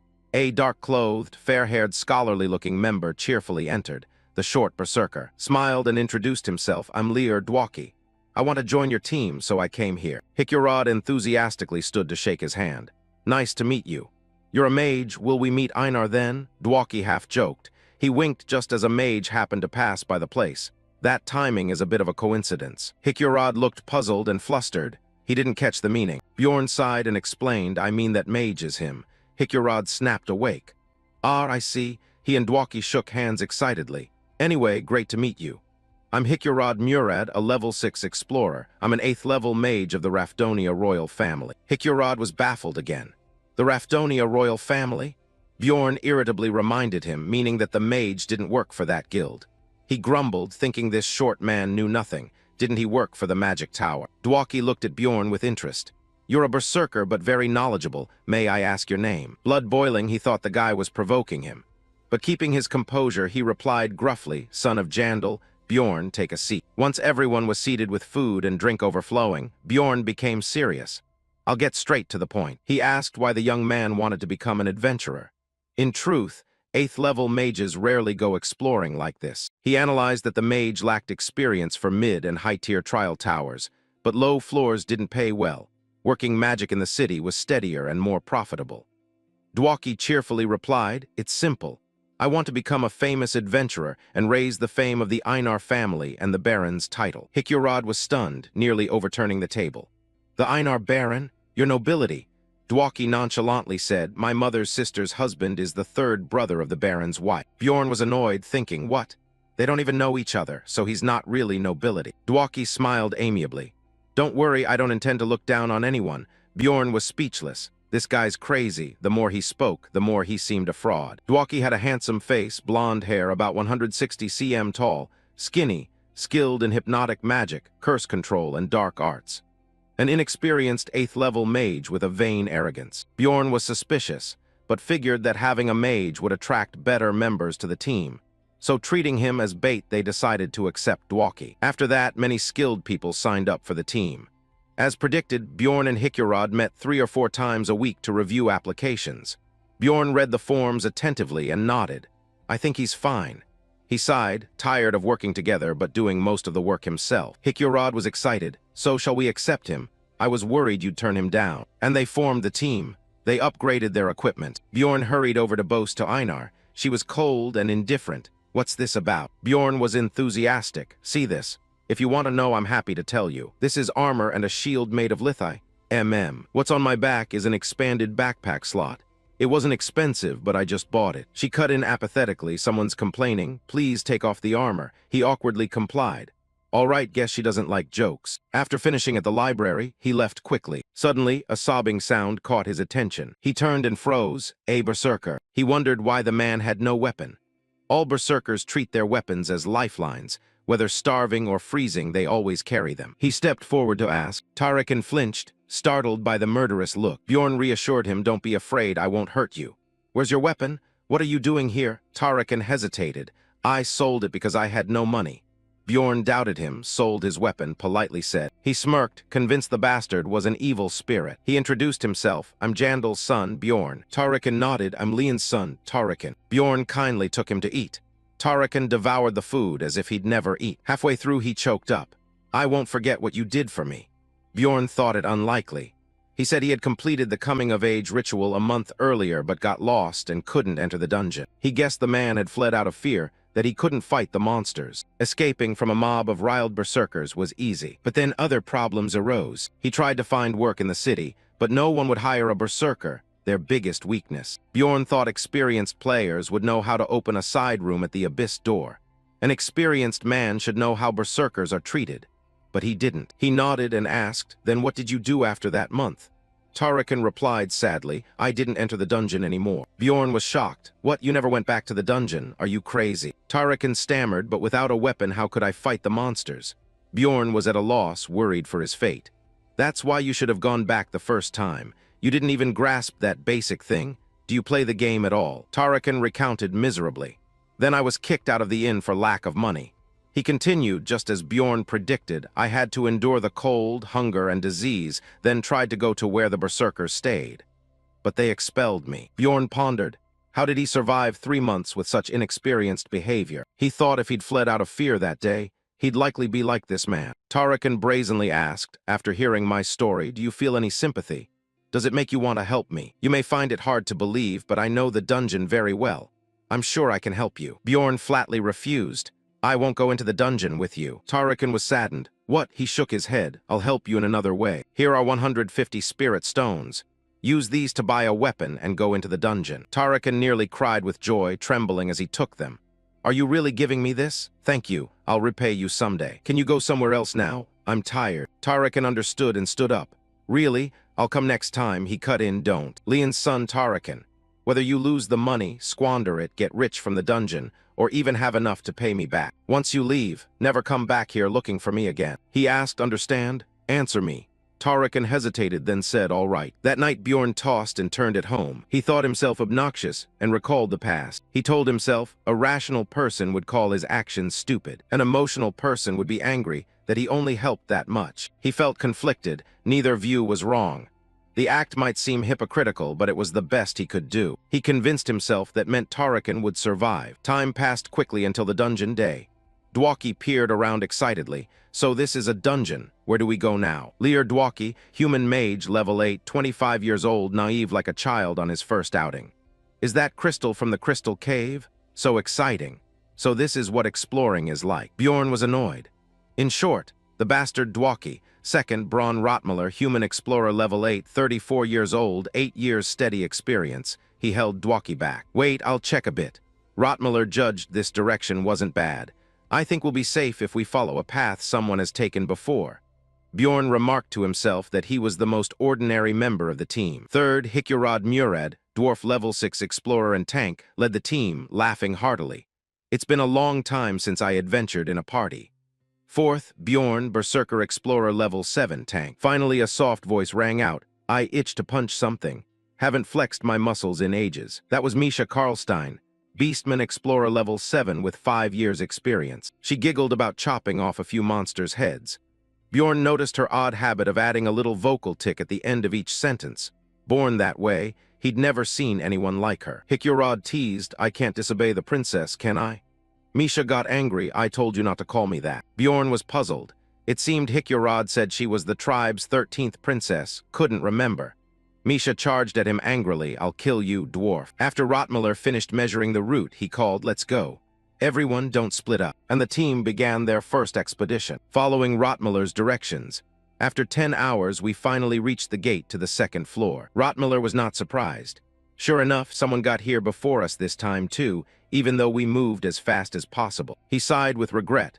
Bjorn silently gave him a heavy look, satisfied quite quickly, it seemed. But the man still wasn't content. A navigator's special skill is pinpointing the exact location of a gate. I didn't expect much in value since it's not his specialty, but this is pretty decent. The group quickly moved in. Let's go. Bjorn frowned, slightly disappointed they hadn't opened the gate first, so they wouldn't get the experience points. If we'd gone with Einar, I might have gotten XP from a game glitch. Remember how he once hacked someone else's drop and craved it? Bjorn comforted himself, resolving to form his own team next time. After a while, they were teleported to the monster's lair. Hicurod went pale. No matter how many times I come here, I still can't stand this smell. Bjorn quietly calculated. The second floor is connected via a gate on the east of the first floor. As the name suggests, monsters will appear on this floor. After complaining for a bit, the dwarf remembered and turned back to ask, "Dwaki, are you okay?" Dwaki clutched his stomach, face pale. "I'm going to be sick, please don't talk to me." Hicurod snorted, patted his shoulder, "See, you can't handle it." Misha jumped back in horror, moving several meters away. "Gross." Bjorn sighed. This place is characterized by an overwhelmingly foul stench. He looked to the front and asked, "Rotmiller, are you all right? I heard you have an acute sense of smell, so your senses are more sensitive than others." Rotmiller nodded reassuringly. "I'm fine. After all, it's not my first time here. From here on, there will be many sinkholes along the way, so if you don't want to fall in, follow me." Not only was he unaffected, he continued working very professionally. Bjorn marveled. Only he stayed calm, probably because he has 8 years' experience. Everyone continued to follow Rotmiller, crossing the swampy area. The monster's nest was a patch of land inside a canyon. To cross it, you had to wander along cliff walls like a maze to find the way. Traps were everywhere, of course. The navigator's role is especially important in places like the Goblin Forest. The level 2 monsters were relatively easy compared to the team's stats, so there was no significant danger. Along the way, they continually collected monster heads, enriching their experience points.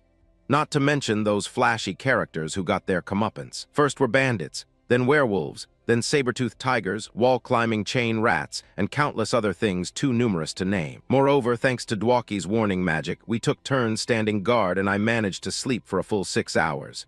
It was currently night. Dwaki and Hicurod were on strict watch. But you were still curious and didn't understand. Why stand night watch? What's the point of warning magic? Hicurod laughed loudly and explained, "It's not that I don't trust your magic. The warning spell only detects monsters nearby, right?" Dwaki nodded blankly. "So what? In the dungeon, adventurers can be more dangerous than the monsters themselves." Dwaki went pale and broke into a cold sweat. He hesitated, realizing it. Hicurod nodded. "Exactly. You should go back to sleep. A mage doesn't need to stand guard." He kept brooding, head bowed, and stumbling over his words. "I know." Bjorn still couldn't sleep. He lay listening to the conversation and silently resolved that this would be his last expedition with this mage. On day 2, just after midnight, Rotmiller warned carefully that after passing this area there would be a gate to the 3rd floor. "This place has level 7 monsters. We'll mainly hunt those." The 3rd floor was a large map called the Pilgrimage Road.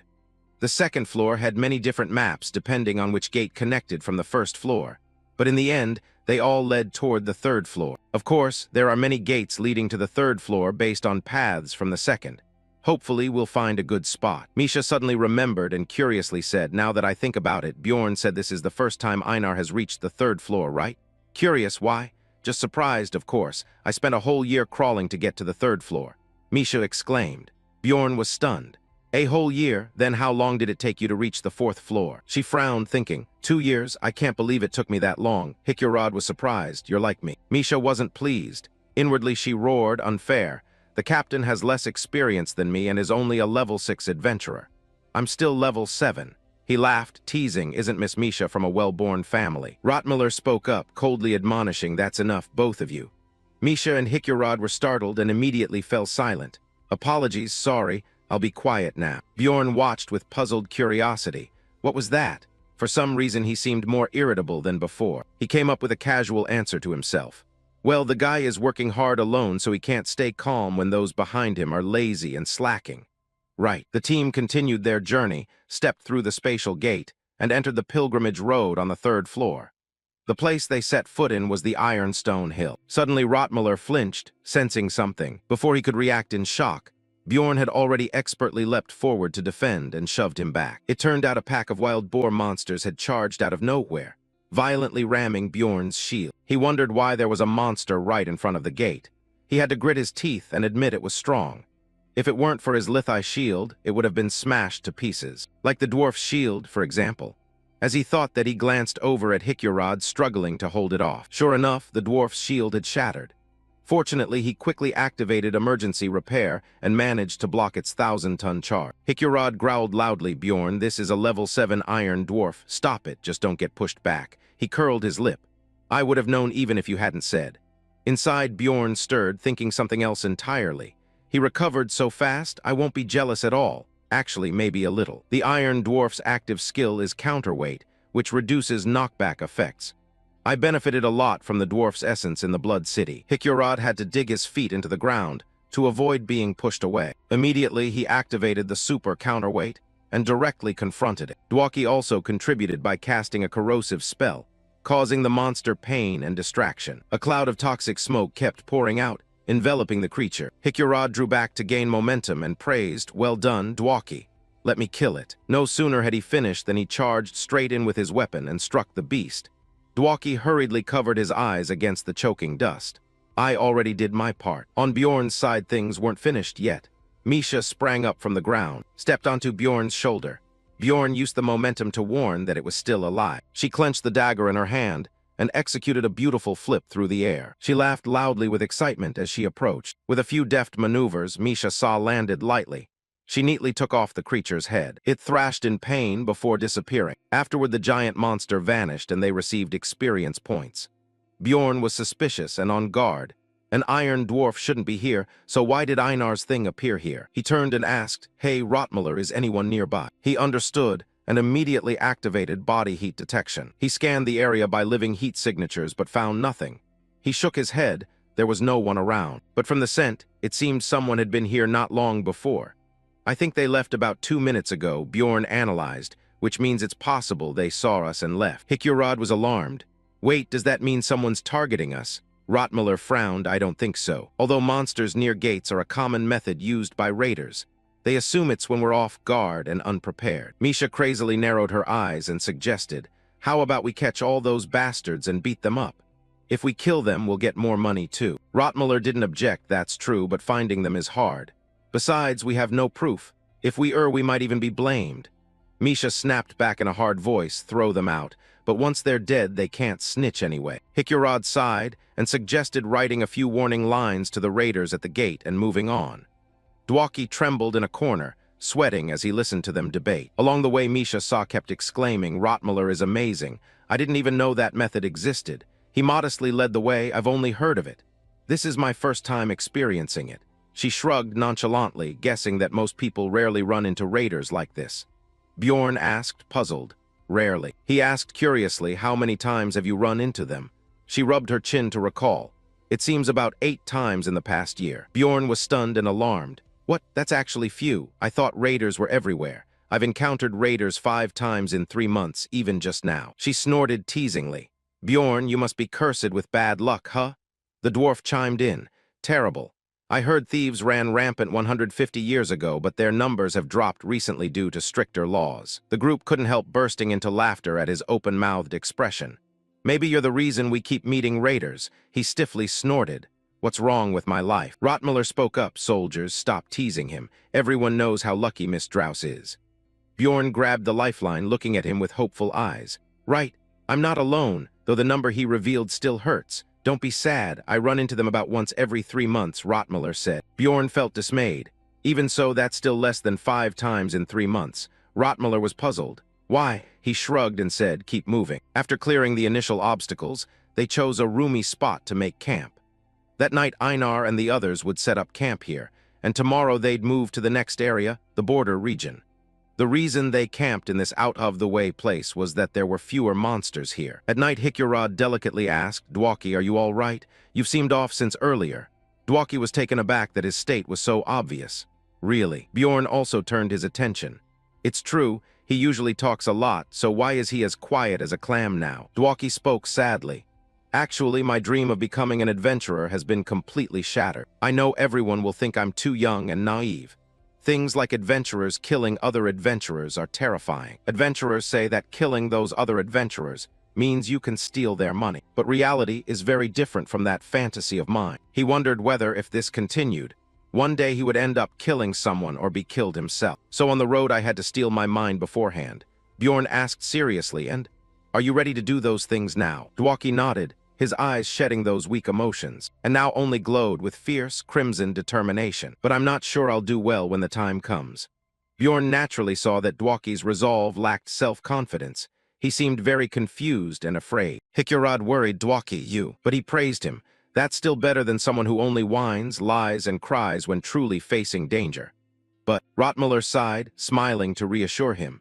The important thing is not to be arrogant and overconfident in yourself. I find what you said far more trustworthy than someone claiming they can do it right away. He folded his arms mysteriously. Could everyone give me a moment? I want to show you something. Rotmuller led the team to a special spot. The sight before them left everyone stunned. This was a vast open space with rolling hills in the distance. Below lay a lake reflecting the glittering moonlight and brilliant snowflakes like a fairyland scene. Rotmuller introduced with satisfaction, "Isn't it beautiful?" This is the only time everyone can behold this sight. No one understood why this phenomenon only occurred on the 3rd floor. But once they saw it, that no longer mattered. Dankai gazed in rapture. Yamilo smiled and asked him, "What do you think? Do you have more courage now to continue exploring?" Dwaki fell silent, lost in thought. Then the light gradually faded and darkness covered the maze. Except for Bjorn, who had to stand watch, everyone fell asleep. Suddenly Bjorn keenly sensed a disturbance from Dwaki. He smiled to himself, and only after a while heard the soft breathing from Dwaki's sleeping bag. The next morning, before sunrise, the team set out. Bjorn calculated that with accumulated experience they'd gain just over 50 points. They needed 150 experience points to reach level 4, so the road ahead was long. At level 3, he could absorb 3 essences. He had already absorbed 2 essences, and only had 1 more slot to absorb an essence, so he had to level up faster. After all, another good essence would be great. After traveling a stretch, Miller announced, "We're here." Before them was a dark, dense forest. This was the ogre territory. Ogre territory had the largest number of monsters on the 3rd floor, consisting only of creatures level 8 and above. Its difficulty ranked 2nd on the 3rd floor. Unless heading straight to the 4th floor, this was the ideal hunting ground. Hikurod proposed, "Let's try hunting first, then we'll plan the next steps based on the results." Miller used heat detection and immediately noticed, "There's a group of O moving this way at the 1 o'clock direction." The pack leader growled as it spotted the team. The group quickly formed battle lines. Bjorn shouted, "Good, do what we've practiced." The ogres charged fiercely, as if seeing a tasty prey. Dwaki commanded his ice spear master technique. A sharp shard of ice flew swiftly and struck the head, taking one down. Bjorn organized carefully. Dwaki and Rotmuller handled ranged attacks while he and Hikurod held the front line. He and Hikurod steadfastly blocked the battle-hungry ogres. Misha wiped out any enemy daring to approach the ranks. She lightly used her rapid skill to take down 2 or 3 at once. Rotmuller readied his bow. He was startled to discover an ogre spellcaster casting a berserk spell on its allies. A dark magical stream coalesced into a mass in the air. That was the berserk spell. It multiplied the ogre's combat power and endurance many times over for 10 seconds. The lead Sir's eyes burned with murderous intent. It used its huge body to dash swiftly past Bjorn and Hikurod. He blanched and warned that it had broken through.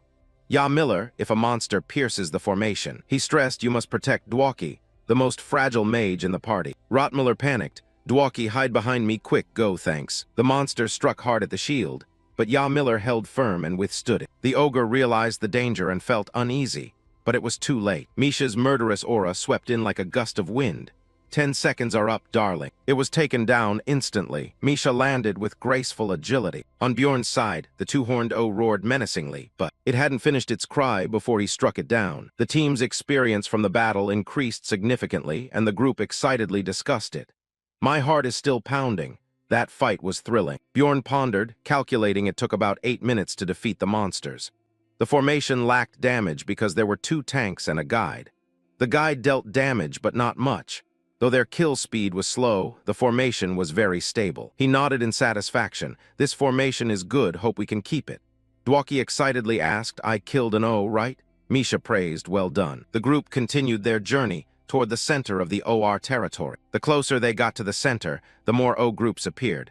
There was even an elite level 7 O warrior with one group, but the team dispatched them easily. However, things couldn't go smoothly forever. A hoarse voice rang out, "Meteor shower." Ahead, a terrifying explosion erupted, billowing smoke and flames with such force that the whole team recoiled. Bjorn raised his shield to block, swearing, "Damn it, what kind of freak show is this? If that blast had fallen on our heads." A man strolled forward calmly. He declared coldly, "Ogre territory belongs to the Darwi Guild.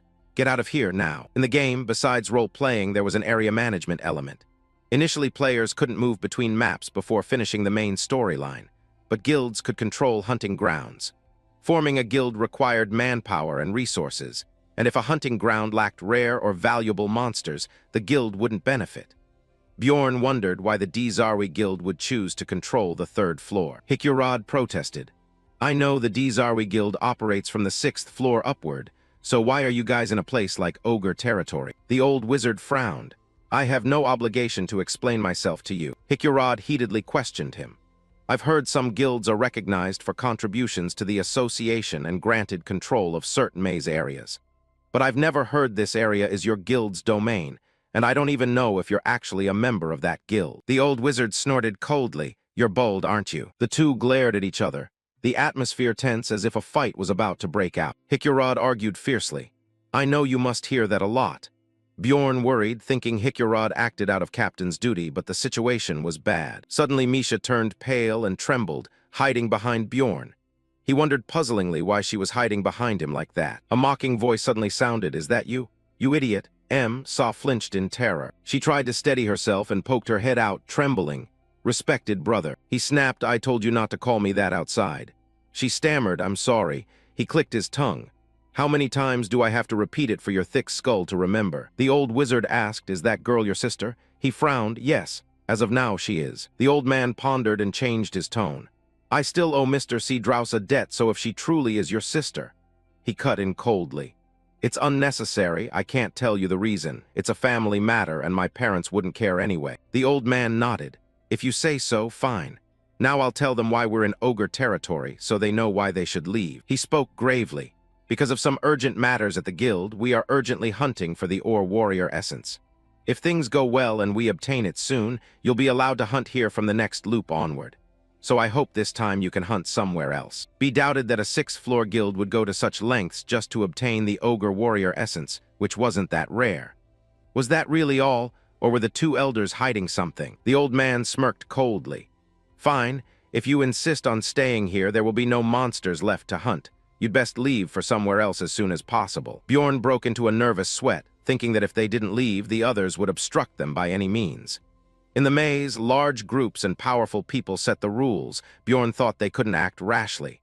Hikyorod cursed angrily. Damn it. Bjorn regretted that Hikyorod wanted to do everything for the team, but to avoid danger he had to yield. We understand. Suddenly a voice cut in. Leave this to me. B was stunned. Dwaki stepped forward with a friendly smile. Nice to meet you. My name is Lear Dwaki. I am an 8th level mage of the Raphidonia royal line. I have devoted my life to studying magic. The old wizard sneered coldly. In the end, you're still garbage. Dare to call me an old man? You bastard. You learned a few basic spells and dare to call yourself a mage. Devoted your life. He pointed and continued berating him. Your thick-faced arrogance gives me goosebumps, so please never call yourself a mage again. Dwaki was shocked and stammered. My Bjorn was speechless, thinking Dwaki mad to address him that way. He deserved the scolding but shouldn't fight back. Bjorn fretted anxiously, then Hikyorod stunned him by shouting, hey, that's going too far. Bjorn went pale with anger, thinking once more that this short lunatic, now's not the time to argue. Move, man. The old wizard said coldly, I'm only speaking the truth. Hikyorod boiled with rage. What truth? We'll see. Bjorn weakly reminded him. But before he could finish, Hikyorod used his thunder skill and charged. Bjorn thought, are you really going to fight the 6th floor guild enforcers? He brandished his thunder hammer, launching forward like a raging storm. The old wizard's face darkened. He stood still as Hikyorod closed in. Then the old man shot him a cold, gloomy glare. At the most dangerous moment between life and death, Bjorn appeared in time, forcing him to drive his head into the ground. Back to the earth for peace, saving Hikyorod. The atmosphere fell immediately silent, eerily quiet. Dwaki and Misha were shaken to the core, frozen in place. Rotmiller exhaled and lowered his bow. It seemed he had intended to fire a few shots to snap Hikyorod out of it. Bjorn's face was grim, deadly serious as he quietly said, calm down. Despite his fierce words, inside he was terrified. We almost died. The old wizard and his close followers stared at them like weak prey about to be smashed. You have a decent teammate. Be thankful to that Mandy fellow. After that, somehow they left. Only when they reached a clearing did the group recover their composure. Hikyorod bowed his head in apology, almost kneeling. I'm sorry. The old man sighed with regret. I lost my mind and acted on instinct. Miller and Bjorn scolded. You nearly got us all killed. He hung his head weakly, I'm sorry. He stood behind, nodding repeatedly in agreement, waving his arms and legs. Good. Rotmuller, keep criticizing him until he really learns. Before he could relish it, the fellow suddenly veered, catching him off guard, though in the end nothing happened. So I won't say more. Bjorn asked, trailing off, do you forgive him? Rotmuller sympathized, scolding and praising at once. It was foolish, but personally I think standing up for your teammates is admirable. Bjorn was astonished. He even praised him. He was furious, ready to flip a table, panting, thinking MRO was far too kind to be team leader. If it were me, I'd have cursed him out. Misha moped, scratched her head. I'm really sorry. Things might have been much better if it weren't for me. Dwaki hurriedly waved his hand to reassure her. No, I think we were kicked out because you're on the team. Don't say things like that. She looked at him, touched and cheerful. You mage Hicurod, laughing so gleefully.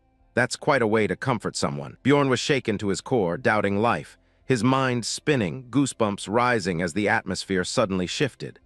This vibe makes me feel so awkward. Am I the weird one? Misha smiled sadly and bowed her head. Does anyone know why I hate talking about my family? I'm the only one in my house who couldn't form a contract with a spirit beast. Beast folk are a race that can form contracts with ancient creatures called spirit beasts. Contracts can take many forms. Some can summon spirit beasts to aid them in battle. Others receive direct power to enhance physical strength, or they may receive a favor to cast special types of magic. Of course, only a few beast folk are chosen by spirit beasts. But the important thing is that Misha is one of the bloodline members of the Ka So Tai clan. In other words, her inability to form a contract with a spirit beast is a disgrace to her family. Misha recalled bitterly, I once had very happy times with my siblings when we were young. When I was reckless and young, I could run and play carefreely. But as I grew up, the spirit beasts still didn't choose me. People began to ignore her. They gave her looks of hatred and contempt.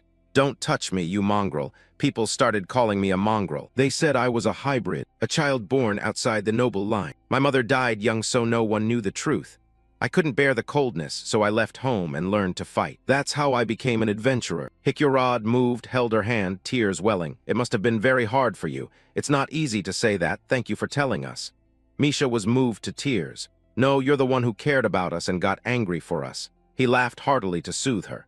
I'm glad you think so. Adding one more of Hicurod's victims, Bjorn couldn't stand it in bursts. Who sent this old man through a pressure cooker? Where did that conclusion come from? Are you done yet? Of course not, he said, grinning foolishly. Then I'll tell you about myself. My dream was to become a blacksmith, but the swords I forged wouldn't take shape. Warped, crooked, ruined, Hicurod said sadly. I lacked talent. For 10 years, I couldn't even graduate from the training course. That's also why I chose to become an adventurer at 30. I needed to earn money, so I just ran off. Dwaki cried until he had no tears left, pounding his chest. I'm certainly the most talentless. I could have entered the magic school thanks to family connections, but I lacked the talent to enter the magic tower. You can only stand outside and longingly look in. Thinking of that old wizard, if I were a real mage, I'm sure he would respect me a bit. Hicurod moved, patted his shoulder consolingly. No, that mage is the bad one. You are a wonderful mage. Dwaki looked at him with shining eyes. Thank you. Bjorn was bewildered. What the hell is going on? Yeet Miller spoke thoughtfully. I've joined many teams, but I've never experienced anything like this. Bjorn exclaimed proudly, that's exactly what I wanted to say. But he forgot that he's an expert driver, sharp turns, drifting and weaving, sitting still he'd probably fly off. I also want to apologize to everyone. Bjorn startled. You too. He confessed his feelings when Musette and Coca C. Drouse talked about age and experience. I was very annoyed. It seems he snapped at that moment and told everyone to be quiet. It was because of the disgusting jealousy in me. I thought those two had no right to complain, since they were non-human adventurers who hadn't considered what the others had endured. Hicurod was suddenly bewildered. Really? Isn't it advantageous to be a human adventurer? Misha Sa was also confused. Yes, humans can use aura and become spirit mages, or saints. Bjorn understood well, but that's only a rare talent. He was too lazy to say it aloud. There was no need right now. Hicurod laughed heartily. So our team is full of mongrels. That's great. We can rely on each other and stop feeling bad. Dwaki was excited. I promise I'll do my best to be more useful. Misha patted his shoulder encouragingly. Hang in there. Hicurod joined the celebration, hoping they'd stick together long-term. Bjorn broke out in a cold sweat, twitching his mouth. They're confessing their problems and comforting each other. Now it's just me, huh? Sure enough, the whole group turned their attention to him, staring with expectant eyes. His heart pounded with unspoken words. Why are they looking at me like that? Will I be kicked out of this team? What if I stay silent? What should I say? I'm not used to being in groups like this. Bjorn, wrenching his heart, pushed out each word. I don't have a mother. He lied without blinking, shouting it out. The group fell silent, faces contorted, frozen in place. I see. Seeing their awkward, stunned expressions, Bjorn clenched his teeth in horror.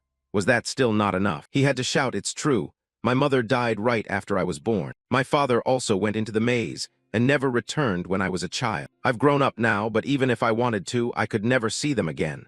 Bjorn placed his hand on his chest, fully into the performance. But somehow the atmosphere became even heavier than before, utterly silent. Bjorn's tired gasp could be heard clearly. What was going on? Did I hear Einar tell it like that? So melancholic and sympathetic about such a childhood. It must have been hard. I'm sorry I complained about my family without knowing. Dwaki sobbed bitterly. Had he always pretended to be okay all this time? Hikyorod held his hand, eyes watering. Bjorn, I can't be your father, but if you want. He got goosebumps, recoiled his hand quickly with a dark face. It's fine, please stop. The group began to sniffle and choke up, looking at him with sympathetic eyes. Right, Bjorn is the youngest in our team. You don't have to hold back around us. Bjorn twitched his mouth. He felt like the most pitiful person here. Oh well, it's true I don't actually have no mother. He nodded with satisfaction, recalling his own cool achievements. Besides, I'm a young Mandy who reached Adventurer rank 7 in just 3 months. Suddenly he froze, shocked as something occurred to him. I really was pulled into the game world and had to fight for my life many times. But the most important thing is, Misha immediately noticed something was off and shouted, Bjorn, what's wrong? The group clamored anxiously. Are you remembering your mother? Bjorn looked pale as if about to faint. Why does life have to be so hard for me? Misha and Dwaki hurriedly reassured him. If you're missing your family, you can consider me your sister. It's okay. Yeet Miller here returned to a serious tone, discussing business with Hikyorod. What do we do now? I think we should head to the Witchwood. Misha wondered, the Witchwood? What about the bog and the swamp? Rotmiller nodded. It will take up to 6 days to get there. Dwaki suggested, then let's go straight to the 4th layer. I've heard the Witchwood isn't suitable for warriors. Hikyorod cut in thoughtfully. I think it's too early to go up to the 4th layer now. Bjorn agreed, he's right. Hikyorod's tone turned serious, a warning. I've seen many teams underestimate the difficulty and end up dead. It's not too late to travel together a bit longer before going up there. Bjorn rubbed his chin in thought. The Witchwood is a place you only go when absolutely necessary. It's not ideal for hunting. His uncle's reasoning was firm. The 4th layer really is that dangerous. On the 4th layer, there are level 7 and level 8 monsters like on the 3rd. But occasionally, there will be level 6 monsters. The chance of encountering them is high enough that you'll likely meet one after about 4 days of exploration. But that also means we're almost certain to face one when we go up there. I've died countless times on the 4th layer, simply because I wasn't prepared enough before. I had to tear my hair out over the problem of dying without rest. I thought this time would be different, so I understand his point. You had to tear your hair out over dying without rest. I thought this time would be fine. But Hikyorod spoke up. I think it's also okay if we go up to the 4th layer now. Bjorn Jandal carefully assessed that both he and Hikyorod were tanky and resilient. Even facing level 6 monsters, they could still open an escape path for the team.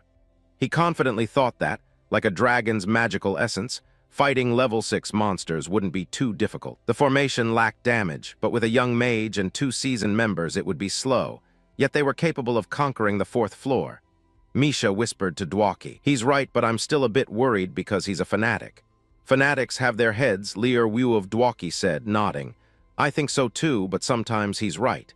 Maybe this time we should listen to him. It'll probably be fine. Bjorn ground his teeth in annoyance, thinking the two were whispering so loudly. He shouted, I can hear what you're saying. Don't make me angry or I'll kill you all. Hikyorod hesitated before offering his opinion. I still think it will be very dangerous. All right, then let's vote. The decision was unanimous. Proceed to the 4th floor, and the team began their journey. The pitifully loose formation resolved to conquer the 4th floor. On the 3rd day in the labyrinth, guiding by the compass, they observed, set up camp here tonight. I think this spot is fine. Hikyorod propped himself up and suggested to Rotmiller, I think we still have energy, and it's not too late. How about going a bit further to find a safer spot? Rotmiller shook his head in objection. If we go 3 more hours, we might find a better place. So I think we should rest here. Hikyorod fell silent. Agree then? Fine, we'll rest here and follow your lead. As they sat down, Misha and Dwaki chatted cheerfully. Want some jerky? Thanks. Bjorn took out his watch, thoughtful. It was exactly 9:00 p.m. The team had camped at this hour the first 2 nights as well. Rottmüller must have calculated the forest points based on speed and distance. It sounds simple, but is actually difficult. In the labyrinth, there's no distinction between day and night. Bjorn relaxed and removed his gear, watching Rottmüller curiously. "Rottmüller, what's your plan for tomorrow?" Rottmüller busied himself with the map and replied, "I think we'll reach the Witchwood by tomorrow before noon." Bjorn murmured, thinking of him as a navigation device, an experienced explorer, though that wasn't necessarily all good. Rottmüller warned, "Tomorrow in the Witchwood will be tiring. We should rest early." Rottmüller finished arranging his things and asked, "Is it my turn to stand watch tonight?" Misha smiled and leaned back, "Good night." Beneath the warm firelight, the team fell asleep while Rottmüller kept watch. Late at night, while they slept soundly, an urgent cry woke Bjorn. Bjorn blinked and asked, "Is it my turn to stand watch?" Rottmüller shook his head, "Not yet." Rottmüller replied anxiously, "Both." Bjorn fell silent, thinking, both monsters and hostile explorers. While the two were tense, a distant, desperate scream rang out, "Help." Bjorn wondered if someone was being chased by monsters. Rottmüller's face darkened as he looked toward the scream. "Seems so, but it's not important. Do you remember when we encountered that wild boar monster a few days ago near the gate?" Bjorn frowned.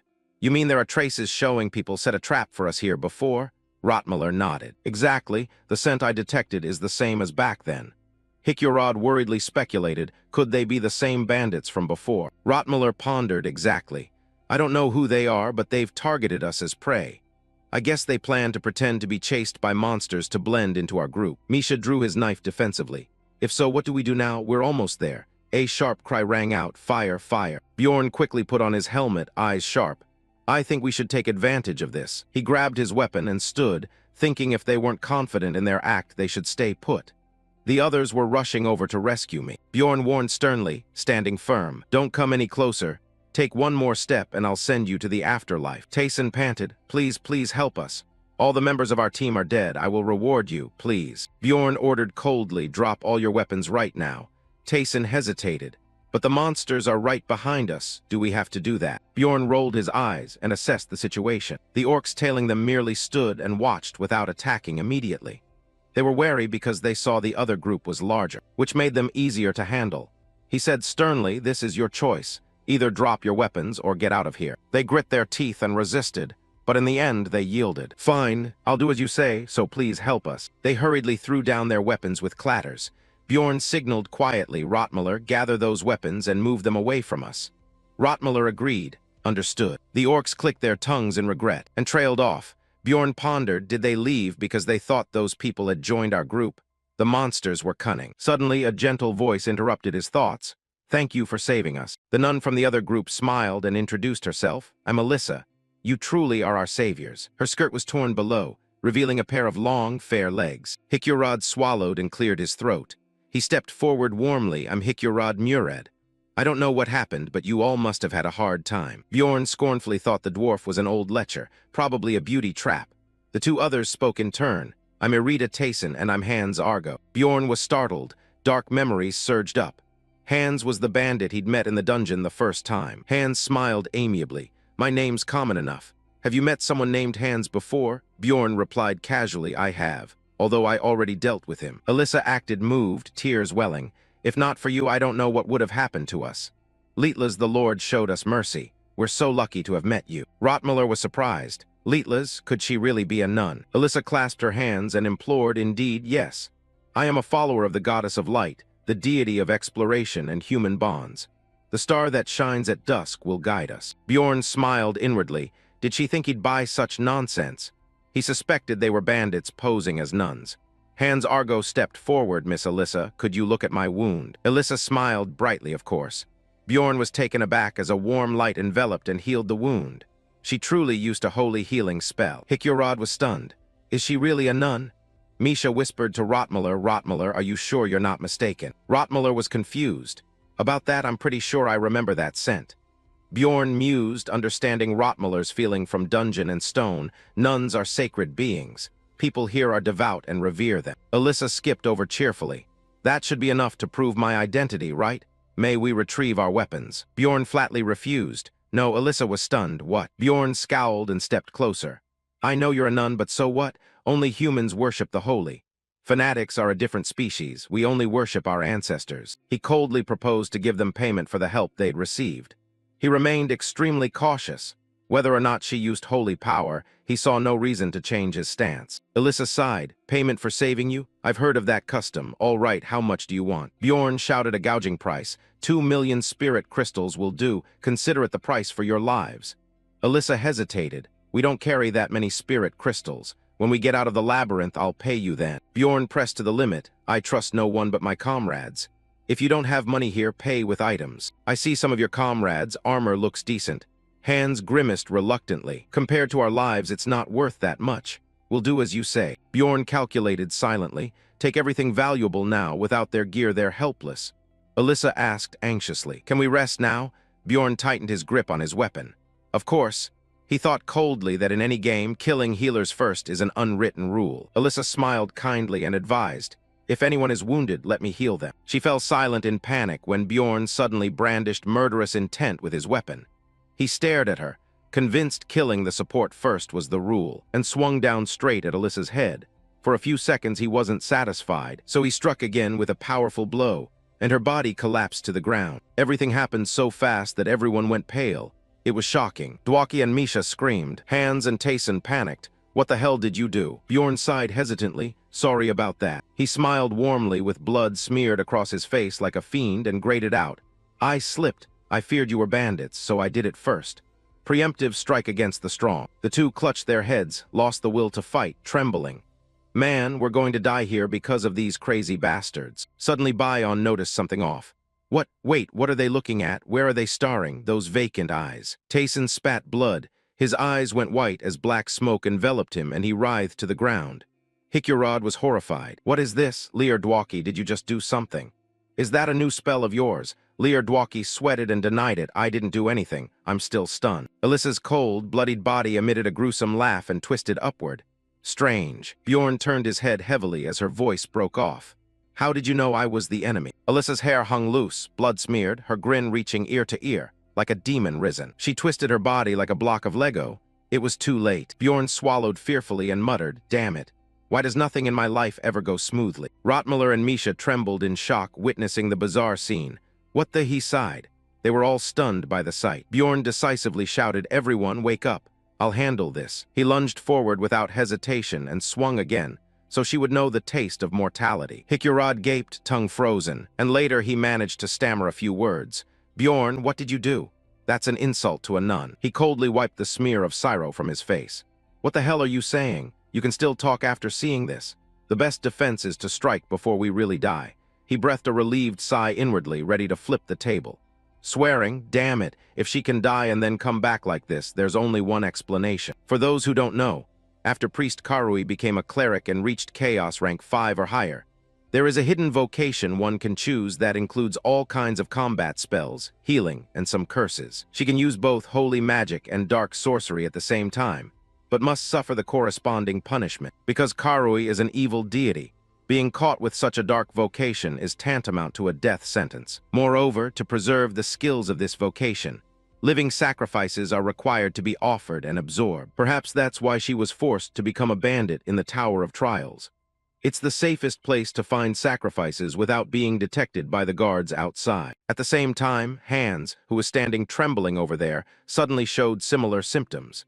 He coughed up blood as if an invisible hand was squeezing his throat, draining his life away. Alyssa succeeded in absorbing his life. She stood intact and cast her spell. Half her face remained distorted, not fully healed, her voice echoing like it came from hell. Because of you I lost 2 valuable subordinates. Bjorn sneered darkly, still blaming others at a time like this. You clearly weren't raised properly. What a bastard. Confused, what did you say? Bjorn feigned fury. It's all your fault Hans and Tayson died. You should have died when I struck you and gave you that skull fracture. Alyssa's brow furrowed. Nonsense, why should I die for that? She cried out, overwhelmed. Damn you, I'll avenge my 2 new friends, Hans and Tayson. The comrades spun dizzy, not understanding what he said, but unknown to them he was already calculating. Of course we'll take all their gear and valuables after this fight. Already looking forward to it. However, taking her down won't be easy. Without further words, she immediately used the enhanced death call. The 2 undead instantly revived, radiating murderous intent. Would they obey her? Without further words, she immediately used the enhanced death call. The two undead instantly revived, radiating murderous intent. Would they obey her? This was within Bjorn's knowledge. This thing is a basic skill of the Karui cleric vocation, the death call. Originally, the move only summoned monsters, but here it was different. It seemed upgraded. When summoning the corpses of her subordinates, it could make them far stronger. Alyssa laughed loud. By my command, kill them, my slaves. The two immediately leapt forward like hungry tigers, and Bjorn's group also ready themselves for battle. He and Hikurad bravely rushed forward to block the two. Misha silently appeared nimbly behind her and cast a poison sigil. Then, quick as lightning, struck Tayson hard. Lear Dwaki also contributed, sending a super ice spear that pierced hands through. Hikurad braced himself and exclaimed, "Our formation coordinated well without prior discussion, but ice magic has no effect here." Bjorn pondered. In fact, the undead resist both poison and ice, so our offensive damage isn't very effective. While wrestling with that corpse, he hurriedly called for a plan. It turned out Bjorn had prepared in advance. "Wait a moment, it's almost ready." As soon as it was done, he urgently announced, "Retreat now, I'll act." Rottmiller hurled a glass flask filled with oil, flames blazing at Tayson. The hard glass struck his head, shattering. Oil splashed everywhere and covered his face. Quickly catching fire and spreading, the flames engulfed Tayson, causing him to scream in agony. Bjorn breathed a sigh of relief. Indeed, they feared fire more. Alyssa scowled and cast the super necro flame, snorting coldly, useless. Dark magic shot from her hand and immediately took effect. Surprise! Those flames were absorbing the surrounding fire. Bjorn gritted his teeth tensely. The fire was being stopped. That's not good at all. I can't use holy power because there's no cleric. Bjorn quickly came up with the best plan. "Everyone focus your attacks on that nun. Hikurad and I will hold them back." He was extremely confident about handling those two. I had already disarmed them earlier, so now that they resurrect as undead, they only attack with brute force. That means the two of us deal little damage but can endure, useful for buying time. The three others quickly ran the opposite way and nodded. "I'll handle this side." Alyssa giggled with delight when she saw someone approaching. "Come here, you cat." She silently summoned dark guardians. Black currents of energy swirled in the air. Misha startled and shouted a warning. "Something's appearing. Everyone be careful." She laughed loudly. "By my command, bring me their heads." Misha, undaunted, lunged straight into the dark magic and swung hard. Rottmiller used his bow to attack, firing through. Lear Dwaki summoned ice magic, launching volley after volley. But strangely, she showed no fear. Instead, she laughed mockingly in waves. A sense of unease rose in Misha. She was sensitive to it, and she suddenly realized the black thing was a curse. But it was too late. The curse formed a spirit like lightning and lunged to seize Misha. Luckily, at the crucial moment, someone rushed over. Hikurad darted across and stood before her to block the blow. Hikurad's heart pounded as he remembered Bjorn telling him to always stay by her side and protect her. Misha worried, so now Bjorn, does he have to handle those two zombies by himself? Alyssa flew into a rage, swinging her arm. "Damn you," she screamed, eyes bulging. "Tayson, hands, you were supposed to protect me, you miserable fools. Can you hear me? Where did you run off to?" Bjorn curled his lip in a derisive grin that said it all. "Sorry, but these two are busy with me. I didn't expect you to handle both alone and push them into a weak spot." Alyssa clenched her teeth in astonishment. "I will never forget this humiliation. See." No way to win, she immediately cast a teleport. Bjorn glared at her in frustration. "What? No way, that bastard's trying to flee? Let her escape." True to villain form, before leaving, Alyssa spat venomous words. "You can't do anything. Try to survive. We'll meet again." Then she darted off like a stream of water. Bjorn stood stunned and numb. Unbelievable, the monsters had vanished with her. A prize snatched from his mouth. Suddenly he felt dizzy and reeling. It turned out she had time to lay countless curses on him before leaving, 115 in total, including energy drain, mild necrosis, reduced strength, and more. Bjorn trembled, pain contorting his face as he swore, "Damn it, that insane demon nun put a whole bunch of curses on me before disappearing.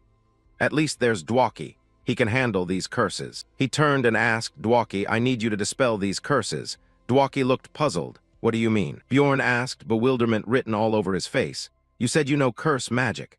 Dwaki awkwardly scratched his head. "That's true, but I only use a few curse talismans. That doesn't mean I know how to dispel them, does it?" Bjorn went pale and froze in place. "What did you say?" He was furious, grinding his teeth. "Goddamn it. That Lear Dwaki is a fake mage, useless and incompetent. The painful part is that if this curse can't be cured now, his physical health will be permanently drained to death." Bjorn Jandal panted, his face dark, forcing himself to keep running. He cursed, "Damn it, this is bad." Hicurod, anxious, ran beside him and asked, "Bjorn, are you okay?" He reluctantly nodded. "If I collapse now, I'll be dead anyway. I'll hold on, don't worry about me." But inside he was screaming, feeling near exhaustion, running for over 5 hours with a pile of curses stacked on him. Without anti-magic elixirs, dragon magic resistance, and dark energy resistance stats, he would have collapsed long ago. The teammates were cursed too, but only 1 or 2 curses each so they could still hold on. He was the unluckiest. They ran while encouraging each other. Almost there. "Bjorn, can you hear me? Hang on a bit longer." He seethed, thinking that bastard dumped too many curses on him. At that she yelled, "Madman, you won't survive to get out of here." Worse, he suffered a debuff to his stamina. Any action requiring stamina couldn't be helped by recovery or elixirs. In the game, when stamina drops below 10%, the character can't move. He was still running, so he had about 30% stamina left. Rotmiller announced, "Just a little more, we're almost there." Bjorn panted, sprinting, thinking only of one goal, the destination. The wilderness was gloomy, filled with the cawing of crows signaling the uncanny. Magic there twisted unnaturally. It was the dreaded witchwood. 5 hours earlier, by flickering firelight. Rotmiller rubbed his chin, conclusion. "That damned Karui priest is targeting us." Bjorn solemnly examined the 2 corpses. She seemed like a level 5 adventurer. Her healing and curses were formidable. Facing her directly meant she wanted to annihilate them. He swore, thinking how bad it would have been. If they hadn't disarmed and stripped armor and struck first, several team members would have died immediately. Misha excitedly admired that having a reliable berserker was the best thing. "I thought Rotmiller was mistaken because of some subterranean hallucination, yet he didn't hesitate. 1 blow crushed the head." Amazing. Bjorn twitched the corner of his mouth, choosing not to comment. He turned to Rotmiller. "Do you have any way to track her traces?" Rotmiller sighed. "Unfortunately, no. We can't find a single trace of her. She vanished too quickly." Bjorn worried she knew they'd discovered her identity and certainly wouldn't let the team leave this floor safely. Dwaki laughed confidently, "Then we'll just face her as we are. We already beat her once, she won't escape next time." Bjorn grew angry, murderous intent flaring, wanting to smash Dwaki a few times. He thought, what if we were attacked from behind while fighting monsters? Besides, Dwaki is such a useless mage. He stammered he hadn't thought of that. That. Bjorn decided solemnly. "That's why we must go to the Witchwood right now. There they'll be safe." The Witchwood surrounds the gate to floor 4. It's filled with level 7 and 8 monsters, many immune to physical damage, putting a team with 2 warriors and only 1 mage at a disadvantage. This is the best choice. Upon entering, all effects including gravity were nullified. Misha stopped in surprise. She stretched excitedly. "I feel noticeably lighter." Rotmiller nodded, twisting his wrist. It seemed the curses had been lifted. Rotmiller stared at Bjorn thoughtfully, surprised that he could use the Witchwood's geographic features to break the curse we suffered. "You said this is your first time reaching floor 3, right? How did you know that?" Bjorn felt guilty and embarrassed but kept a nonchalant air. "I learned it in the library." Rotmiller judged quickly, he thought. His teammates pleased him. Misha and Lear Dwaki laughed and teased. "Don't lie, a berserker who reads books? I've never heard of that." Bjorn angrily swore under his breath but held back, thinking that being here reduced the Karui priest's curse effects. The brief joy was shattered as Misha jolted in terror. The nearby monsters screamed wildly, "Die." The other trees howled, "Die. Orphans, motherless bastards." Bjorn coldly and wearily thought the illusion didn't affect him because he had a mother. The forest's mental attacks and insults had no effect on him. But not everyone was immune. Misha held her head and sobbed, clearly affected. She writhed in bewilderment. "Bjorn, how can you calmly endure those insults? I can't stand it." Bjorn thought silently that the other 3 were still okay. They were reliable comrades. But wait, Lear Dwaki remained useless in every situation. Strange. The illusions and disorientation made him feel like he was looking through a convex mirror. He regained his composure and worriedly watched Dwaki retching. "Can you cast magic in that state?" Dwaki mumbled, "Don't worry, my magic still works fine. I'm okay." Bjorn, annoyed at how mages always irritated him, suggested, "Let's rest here until we adapt to this environment. We hardly slept last night anyway." Hicurod volunteered, "I'll keep watch while the others sleep and recover." Bjorn immediately lay down, panting, trying to relax.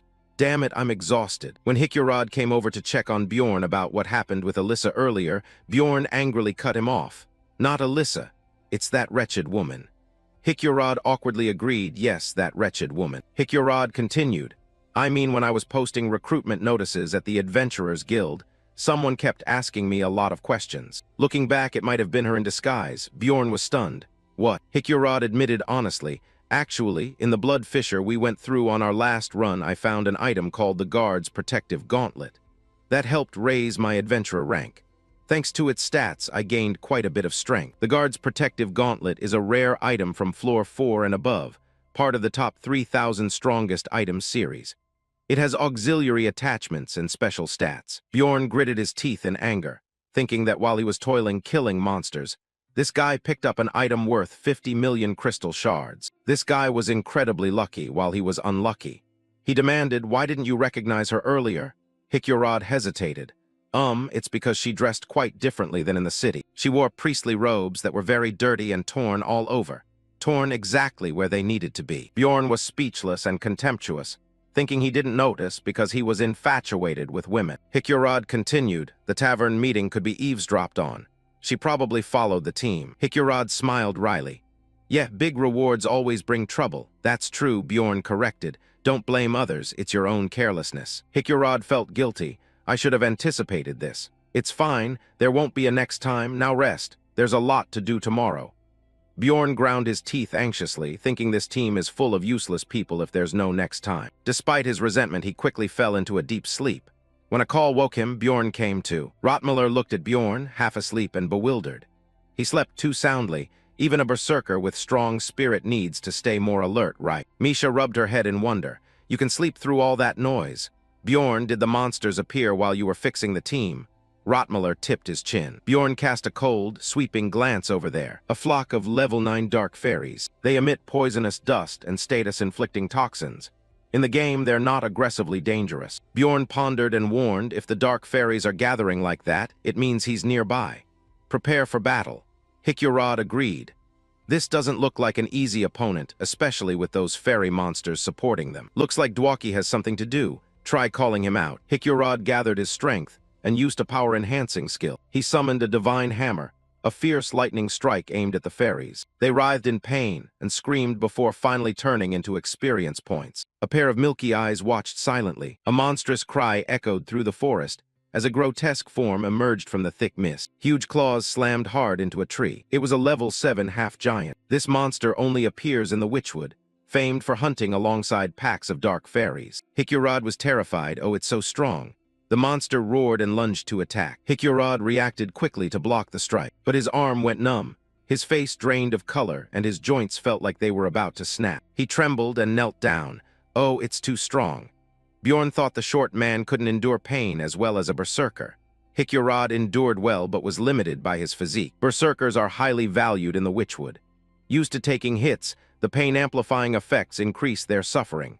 Most monsters here have high physical defense and cause mental disturbances. At this moment, the monster's resistance to physical damage made the team hard to handle. Hikyorod urgently called out, "Hey, where's the mage?" "Cast a spell."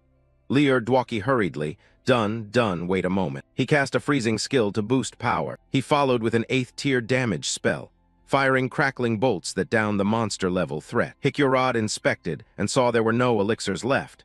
This was not an easy monster to deal with. Rotmiller urged, "Let's move. Don't stay here. Resting in the Witchwood isn't good for us. Let's quickly get up to floor 4. Suddenly, Rotmiller froze, furrowing his brow. He vaguely sensed an adventurer ahead. A familiar, gentle voice rang out. "Those adventurers are them." Karui approached with a group, pointing indignantly. "They are the ones who killed my companions. Bring me justice." The wary group, posing as heroes, warned, "Lady Alyssa, please step back."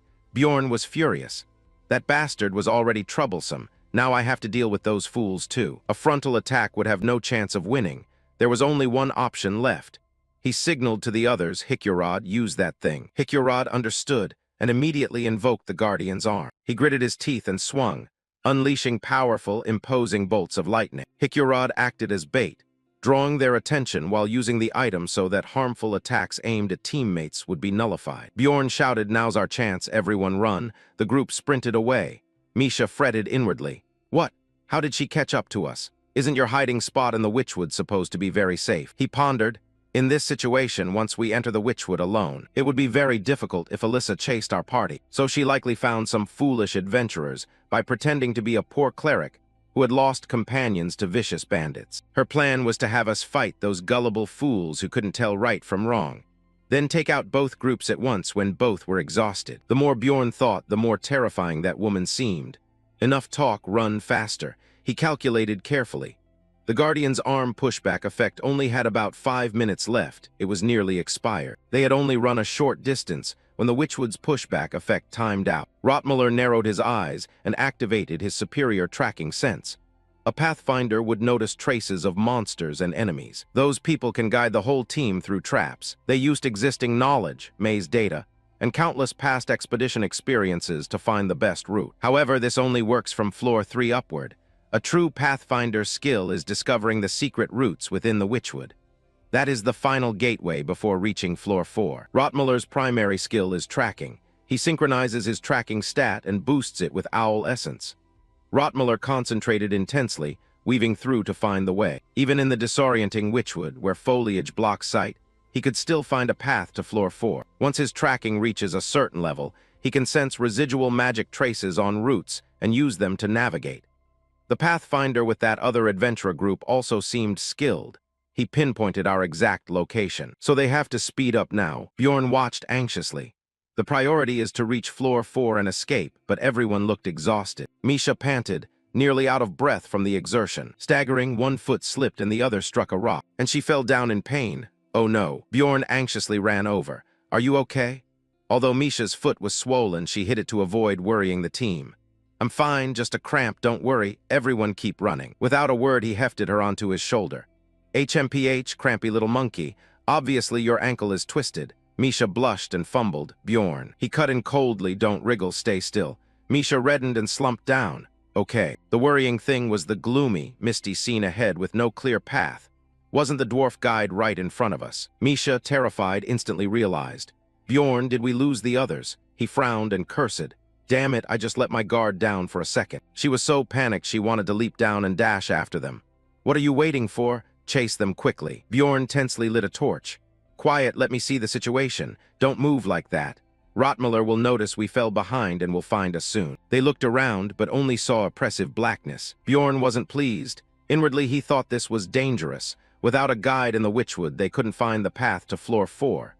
Misha anxiously pressed, Bjorn, do we have to wait? Suddenly, a terrified shout echoed through the forest. He jolted and recognized the shout as the dwarf's voice. She panicked, sweating and pale.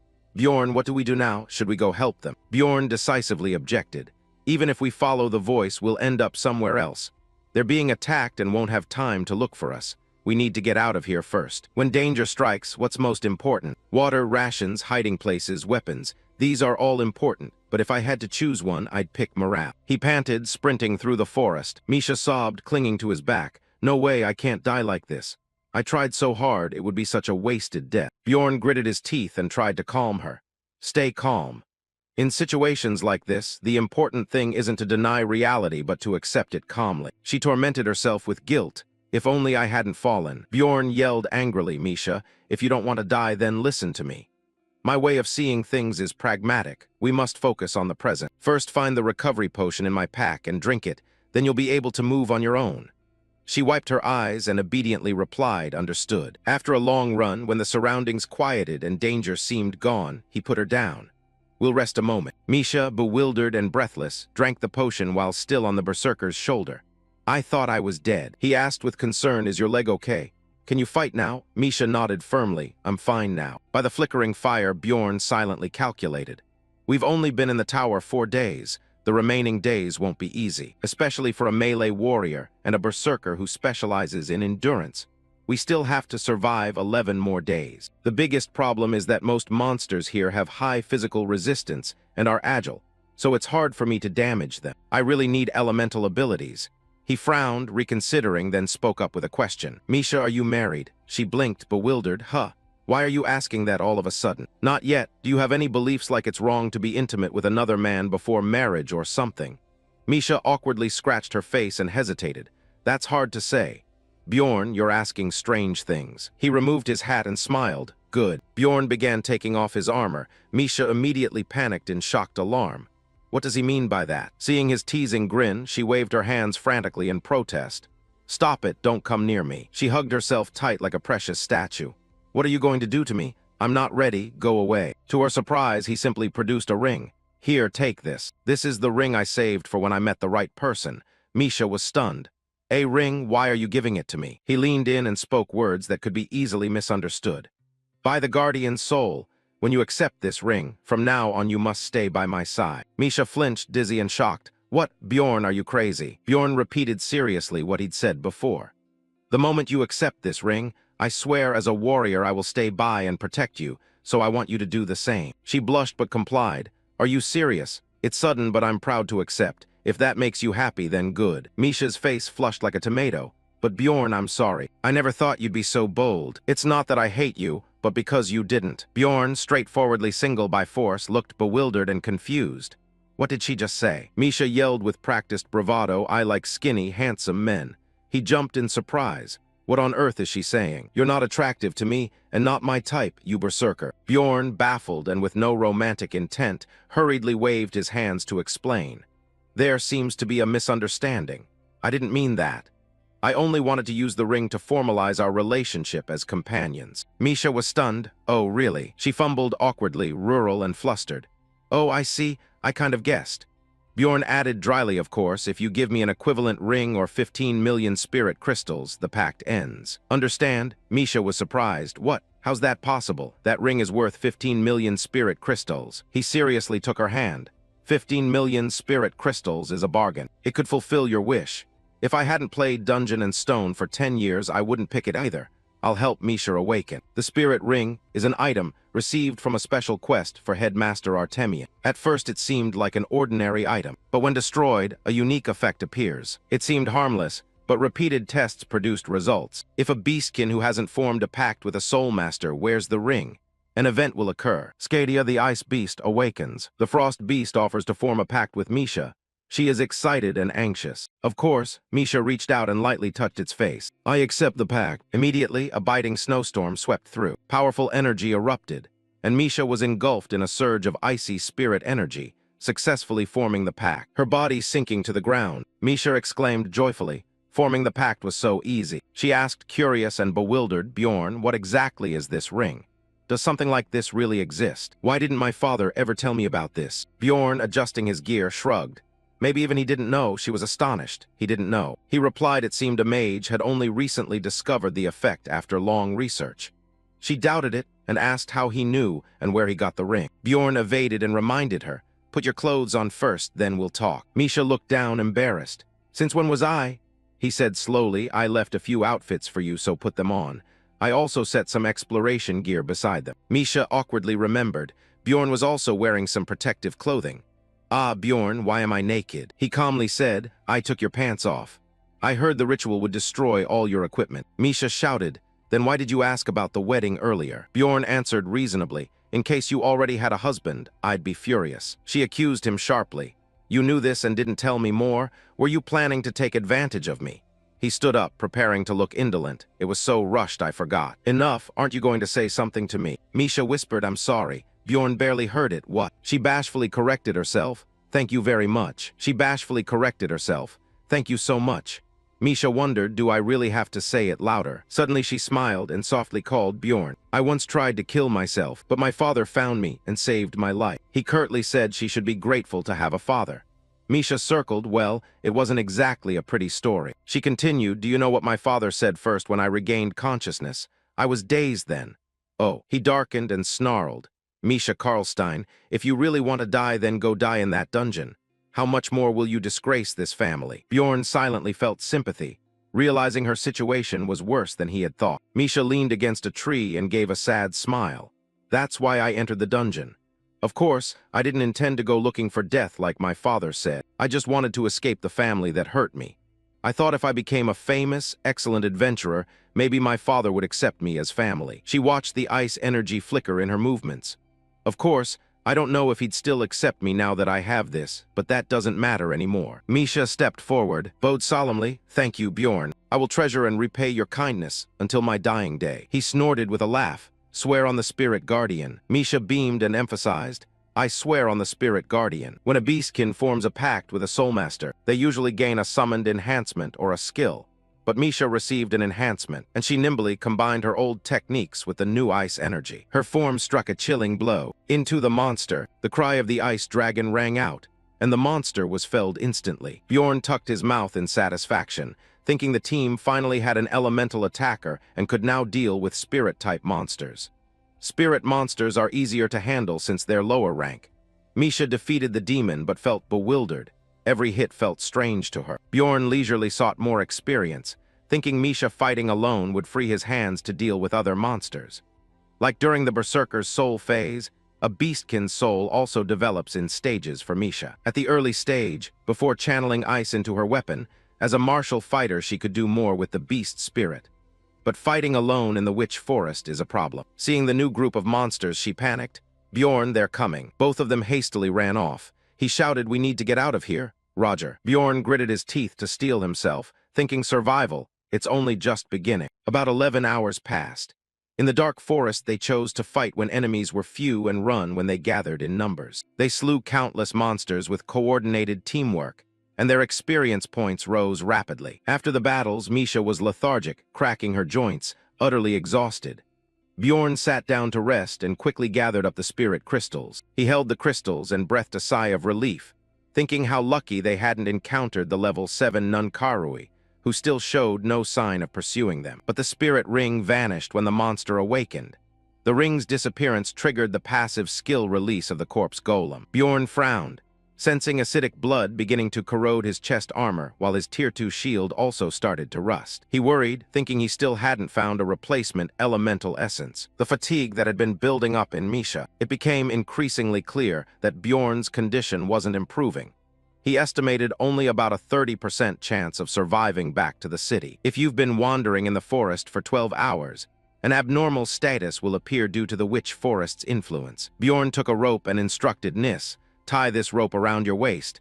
If you're separated, tug the rope to signal me." She knew about the abnormal status from staying long in the witch forest and nodded, carefully tying it tight. "I know their vision is limited and everything spins hazily," Bjorn said tensely.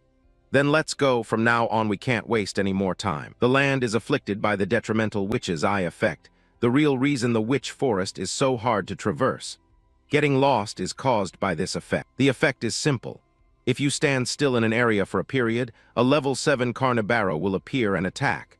That interval shortens as the witch's eye effect level rises." He and Misha had spent 70 hours in the witch forest. The abnormal status reached level 5, and the obscuring effect intensified. On the afternoon of the third day in the witch forest, Bjorn was exhausted. It had been 60 hours since splitting from the caravan and they were still stuck here. And we were still wandering in the forest. Because the witch's eye abnormality had been triggered, we couldn't stop to rest. At level 5, the spawn interval is about 10 minutes rest and it appears. By calculation, it takes about 15 minutes to deal with one monster, which means stopping would lead to being surrounded and killed. Another change from being forced to wander in the disorienting witch forest was that I tied a rope between myself and Misha. This way, if one of us fell behind or got lost, we'd find each other faster. Misha was at her limit, her face pale and struggling to breathe. "Bjorn, please slow down a bit, I'm exhausted." He agreed, all right. Glancing at Misha, Bjorn assessed carefully. Her condition was worsening. She'd been drained since morning, not from illness or serious injury, but her stamina had reached its limit. After all, she was a woman. The rope tugged harshly around her waist, causing her pain. Misha tensed and let out a soft groan. Bjorn worried that even though he'd slowed the pace, the rope stayed taut because she couldn't keep up. At that slow a pace, she still couldn't keep up. Of course, it was hard for her, fighting alone and enduring the forest's disruptive illusions in this haze of phantom bones. He decisively decided to call out, "Come rest here quickly." She looked like a startled fawn. "Huh." Bjorn reminded her, "Maybe it'd be better if you doze for a bit." She hesitated awkwardly. "But Bjorn, if I do that I'll be even more tired when the monsters." Without lengthy complaints like last time, he simply lifted her up. Misha startled in panic. "What?" He carried her on his back reassuringly. "Get on. I'll carry you for a while, take the chance to rest." Seeing her reluctance, he thought she'd normally resist, but she seemed too exhausted. Misha inhaled deeply. "Thank you so much." After 87 hours in the witch forest, the abnormal status was pushed to level 6. It had been 17 hours since I'd been carrying Misha through the witch forest. This was too exhausting for me. The sour trees screamed non-stop.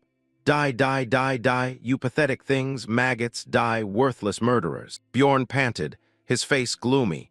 He was nearing his own limit of endurance if they didn't quickly find that thing. Suddenly, a sweet female voice rang out, striking straight at his mind.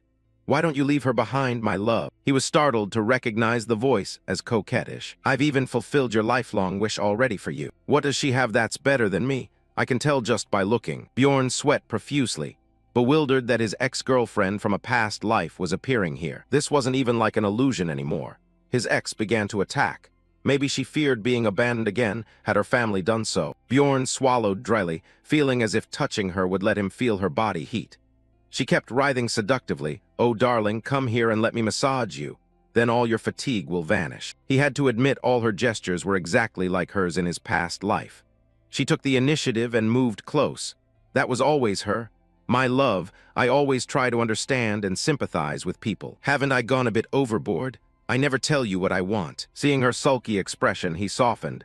She was still the same. He knew her well. "I love every inch of your body," she said, sweeping back her bewitching hair. "We've had so many intimate moments together, haven't we?" Then she gently reached out to stroke his cheek. She fondled his firm thighs. "Look, I've changed my socks. I always liked you dressed like this." Bjorn was flustered, his face burning. Damn, is this really her? For a moment, his first thought on seeing his ex was sexual desire. His ex dove into his arms, whispering, "Forget that wild girl and come back to me.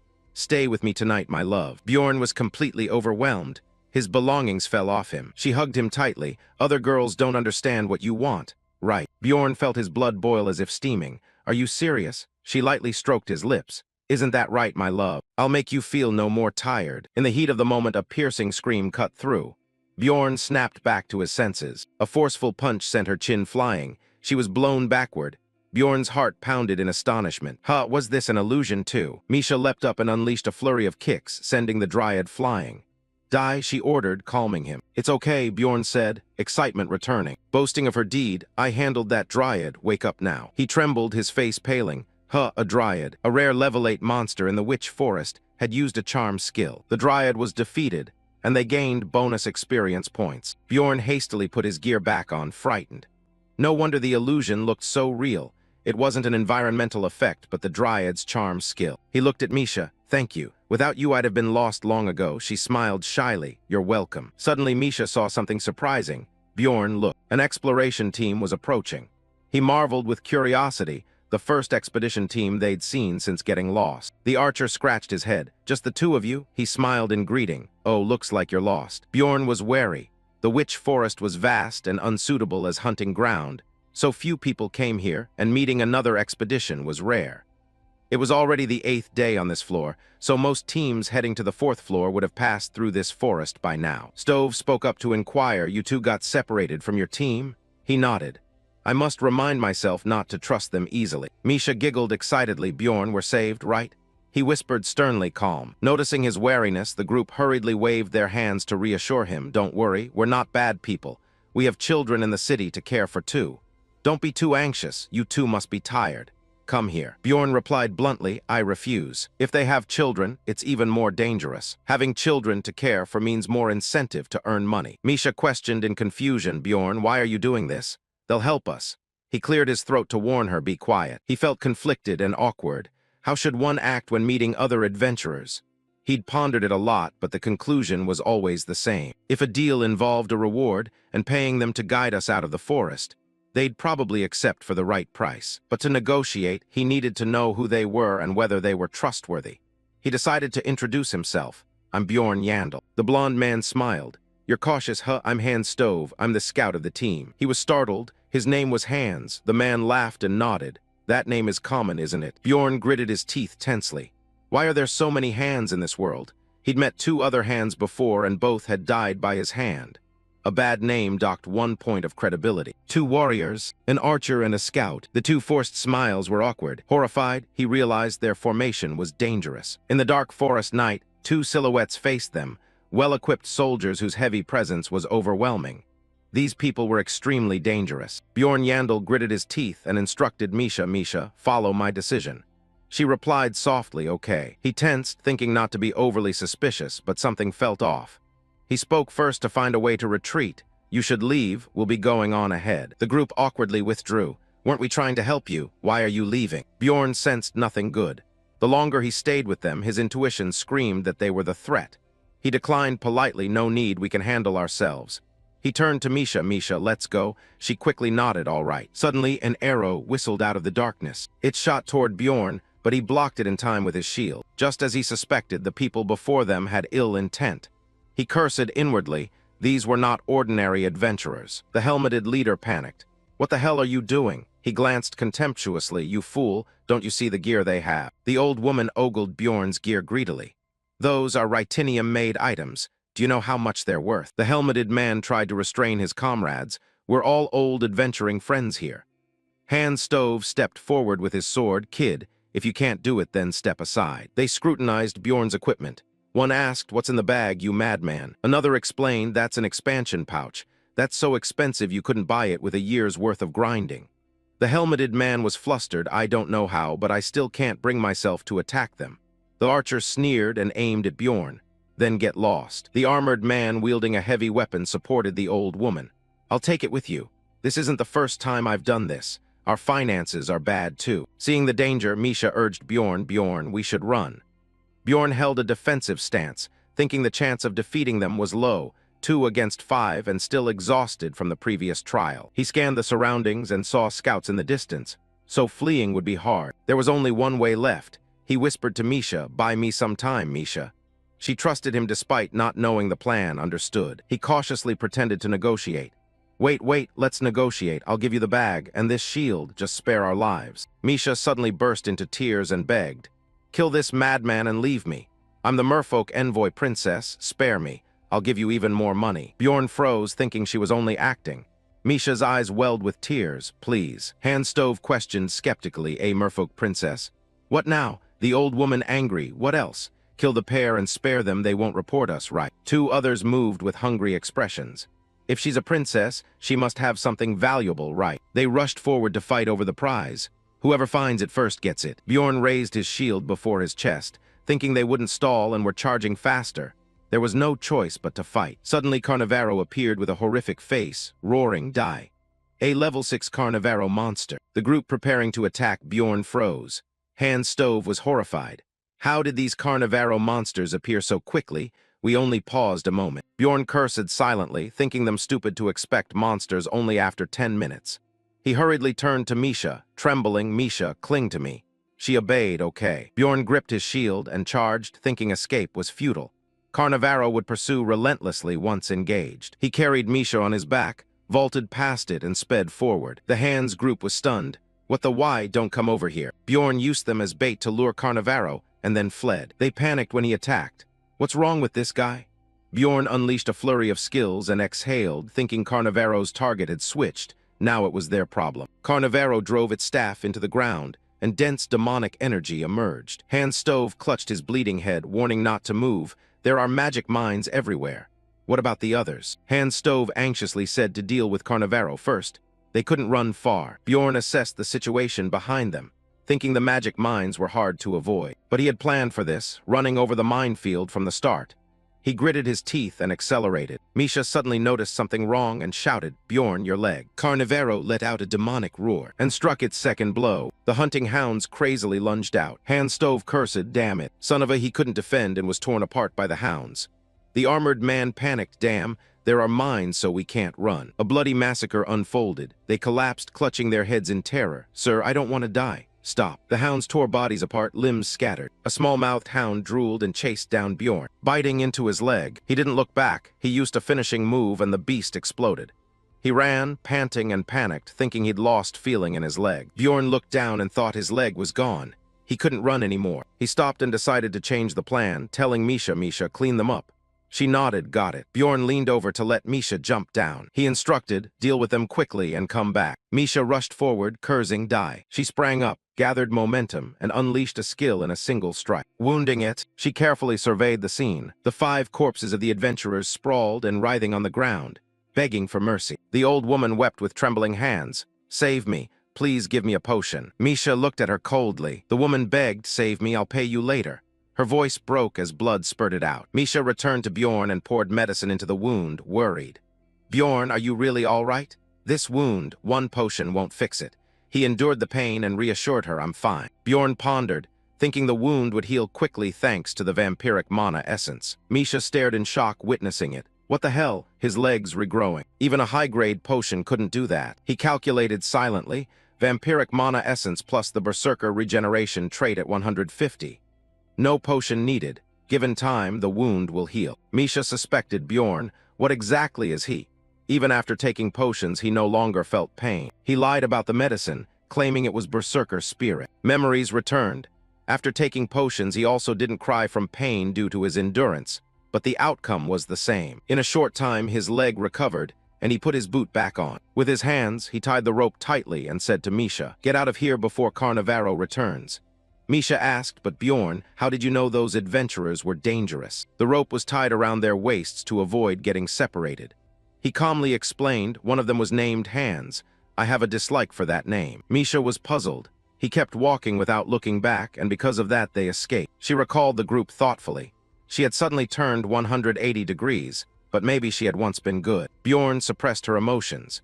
If we hadn't looked weak, if we didn't have valuable items, if we'd met in the city rather than in the labyrinth, she might have been a good person, he thought, but she was the one who started the attack. Misha said sadly, "I don't understand." He turned and asked her, "Why did you enter the labyrinth?" She replied without thinking, "I have to earn money." He added, "So do they." He pondered. The image of the guillotine appeared, a bloody scene no one wanted to remember. Money meant protection in this harsh world. The memory surfaced of their fake smiles. "We have children too, don't worry, look out for each other on the road." He understood they didn't just protect themselves, but earned money for their children. He quietly said to Misha, "This trip has weighed on me. I've learned a lot." They reached the witch forest with 109 hours of survival time remaining. Misha noticed something and called to Bjorn. She approached the large tree ahead and looked at him happily. Found it. Misha was moved and speechless. Bjorn looked up and breathed a sigh of relief. This was the only safe place to rest in the witch forest, the witch's hut. Bjorn quickly cast a spell, praying nothing would go wrong. His hand touched the rough trunk and the tree glowed. A notification appeared. The player is entering the witch's hut. The witch's house appears randomly in the witch forest and lasts for about 8 hours. It is a place where environmental effects don't apply, monsters don't appear, and this safe zone is very hard to find. This is the only refuge in the witch forest. It took a while to find the first hut, but thanks to Misha, the second was found quickly, and exactly 53 hours remained until the labyrinth closed. Bjorn and Misha had just stepped into the hut when it shut because it had reached the 5-person limit. The scene inside was picturesque.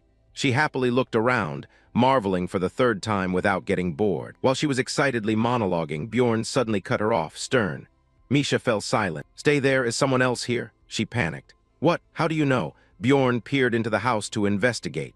The witch's hut allows a maximum of 5 people inside. If there are more, the entrance closes. Misha was alarmed and worried. "So someone else is here?" He nodded. "Yeah, let's find them." Treading carefully, he accidentally discovered a crutch and a discarded helmet thrown onto the flower meadow. Bjorn froze and searched his memory. These people were the ones traveling with Alyssa. His condition looked terrible. What had happened? Misha ran over and reported, "Bjorn, there are more people inside. They look like the group that chased us earlier." He pondered and advised, "Just knock them out first." Then without hesitation, smash one straight on the head. Misha watched silently as he struck the man repeatedly. Not missing a hit, and puzzled asked, "Is that called knocking someone out?" After a while, the group had been beaten into a pitiful state, all squashed into one spot. Beaten that badly and still alive. Misha added, "But since they were nearly dead, maybe no need to revive them." He was silent and pulled out a vial, pouring it straight onto their heads. A stabbing, numbing pain shot into their brains, snapping them awake as they screamed in agony. He sat down with a cold expression, awake now. The knight stammered, You are that berserker." His mind immediately raced. He wailed miserably, explaining, "It's a misunderstanding, just a misunderstanding. We were all manipulated by that woman. When we captured your group, there were only 3 people there. To keep them from escaping, I ambushed the one who looked like a scout and caused some injuries to him." He hurriedly added, "The wound wasn't deep, just a scratch on the shoulder." Then as before, a light from somewhere repelled us and they panicked. "What the?" It turns out Hikurod used some kind of divine gauntlet item. When I came to, our scout had been pierced through the head by an ice spear. He screamed in horror, "How dare they?" Bjorn guessed that Hikurod's group had escaped. The scream then was probably when Rotmiller was injured. The man trembled as he continued, "Losing our scout, we couldn't pursue and had to fumble through the forest. But things got complicated. About 2 days after the fog began, Elissa suddenly turned depraved, seducing and bewitching one of them. Elissa, as soon as he let his guard down, she strangled him, drained his spirit, and the bone specters beneath her command rose from the earth. The others panicked, asking what is happening. Hans now recalls seeing his comrade drained dry. I immediately recognized her ecstatic smile. That woman is clearly a villain of Karui. He knelt low, Van. It's all our fault for being manipulated and seduced by that woman. I swear, we never intended to rob anyone.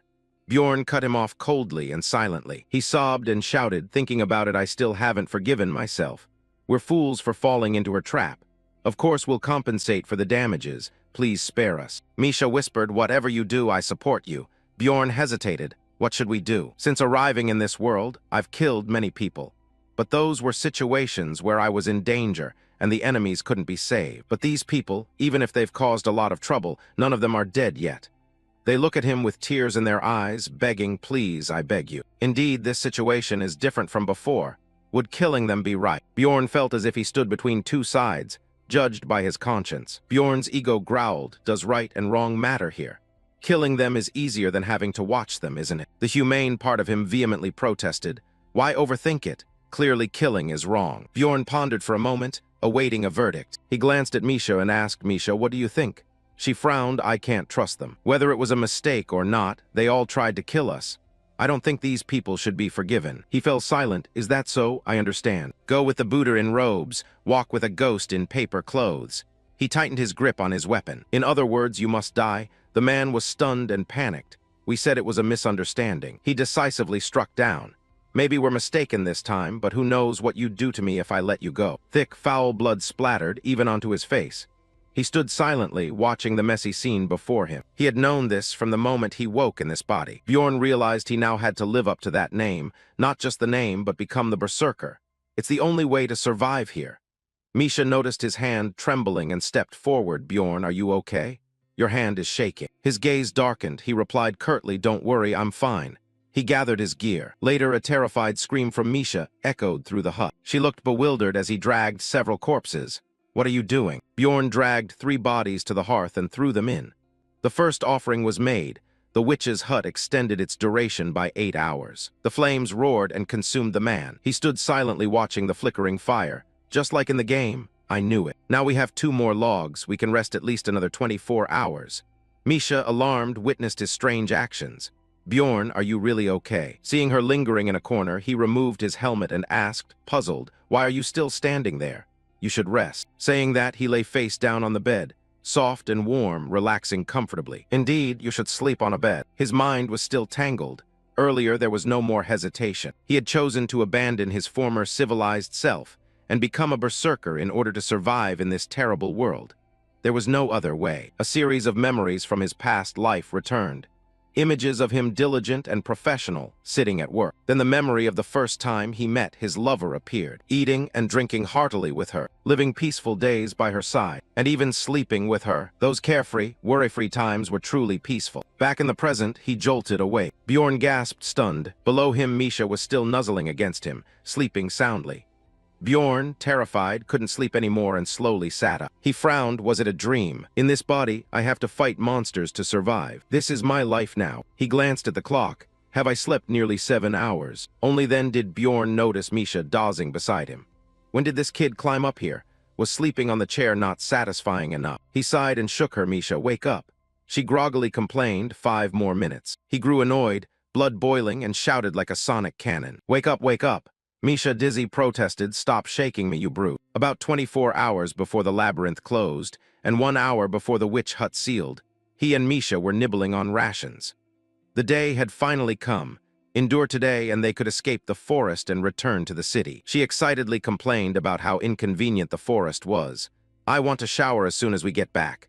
Bjorn, what will you do when we return? He shrugged indifferently. When they finished, they quickly left the witch hut. The environmental effect activated immediately. As soon as they emerged, both were horrified. The entire forest lost its gloomy tones and turned blood red.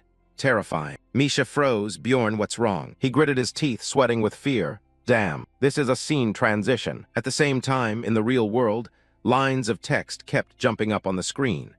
A series of offering notifications had been raised for the hut up to the 7th offering. The final line confirmed, 7 offerings had been completed. Over here, a massive monster imbued with enormous dark mana had awakened. Lakis, the lord of chaos and ruler of this land, had appeared. The chaotic Lord Lakis emerged swiftly. The creature had long fur, 2 horns flanking its face, and a sharp, menacing tail. In the game, it's known as the Master of the 3rd floor. Each floor has its own unique boss. Lakis shouted hoarsely in terror. The monster that rules this land. She stressed, no way, I've heard there are no monster lords on the 3rd floor. Bjorn Jandal turned his face nonchalantly. Not only is it real, it also has its own summoning method. His gaze darkened and his voice grew serious. If some madman on this floor summoned it, the casualties here won't be small. He paused, muttering that Lakis was a 3rd floor boss. Recalling his memories he shared, this doesn't just affect the 3rd floor. Once summoned, it will sweep through the dungeons, wreaking destruction until it's defeated. He continued, when the portals are about to shut, escaping to another floor is impossible. 3rd floor adventurers face the risk of massacre and must unite. Misha blurted out, what? Then why did the monster lord appear now? Misha asked. Bjorn, tense and puzzled by her reaction, replied that it was probably because of them. He remembered the cremation scene in the witch hut's fireplace. It's a summoning condition for Lakis. Didn't we burn those bodies in the hut's oven? That's one of the summoning conditions for this monster. Misha cried in shock. What did you say? Bjorn pressed his lips together, tense and unable to explain.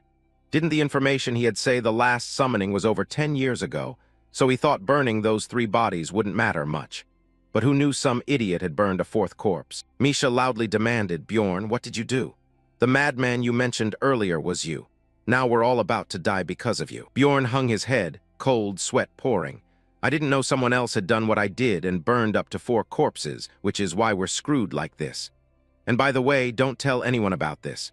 If it gets out that we summoned this worm lord, we're done with the other adventurers. If we hadn't rested in the witch's hut, we'd both be dead.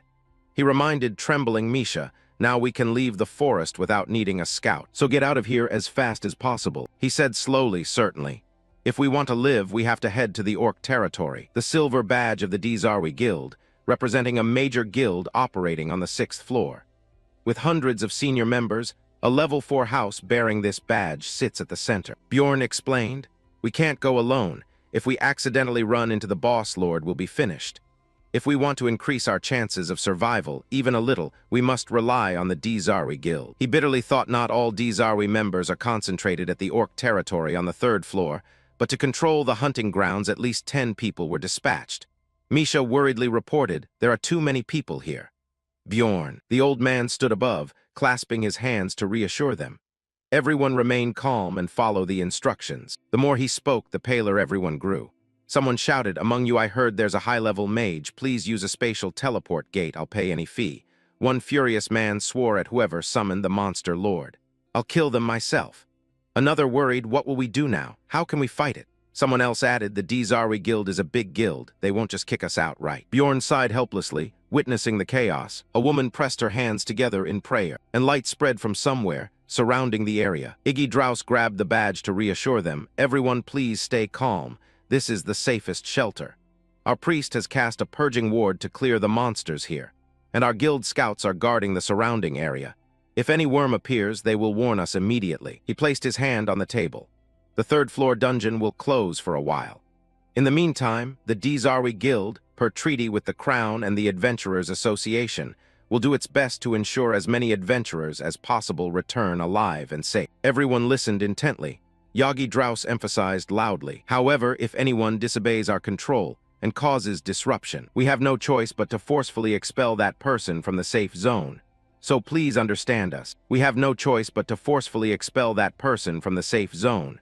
So please understand us. The priest's purging spell allows humans to enter and exit freely, but blocks monsters with a powerful magical barrier. A strange sound came from the trunk of a tree. Bjorn and Misha rested against the tree. They weren't worried about being expelled now. But Bjorn couldn't relax. He thought problems would arise soon. He seriously asked Misha, yeah, just asking, but are you confident in your hearing? Misha beamed, pointing to her ear, I'm not sure, but people sometimes tell me they like my ears. Bjorn awkwardly wondered what she meant. He clarified, I mean, can you hear from far away or perceive sounds well? Misha blushed shyly, oh that? Yeah, I'm confident about that. He glanced at her and added, then listen carefully to the nearby crowd and tell me if they share any useful information. A question from behind caught his attention. Has the third-floor monster lord's appearance been 10 years ago, right? The other person answered, I wonder which madman caused this. But luckily a guild from the 6th floor arrived in time. Otherwise we'd be dead. That person was unfazed. Who would have thought low-level adventurers like us would witness a wide area purification spell with our own eyes?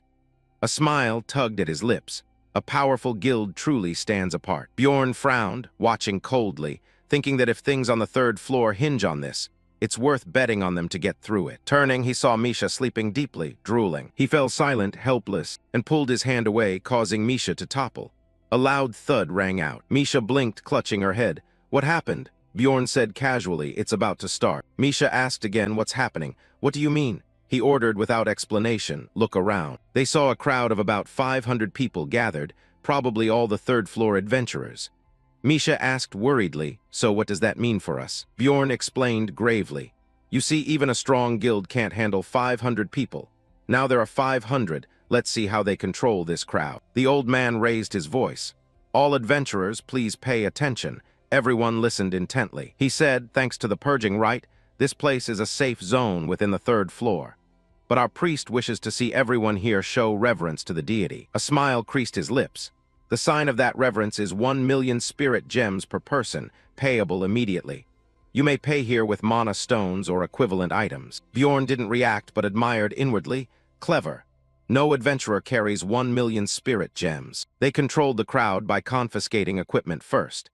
He announced that the 1 million spirit gems would serve as both an offering and everyone's protection fee, even if it costs you some gear or potions. He invited them, saying there was nothing to worry about while inside the safe zone protected by them. Bjorn covered his mouth with a sardonic smile, thinking that even a powerful purging rite was nothing against a monster lord.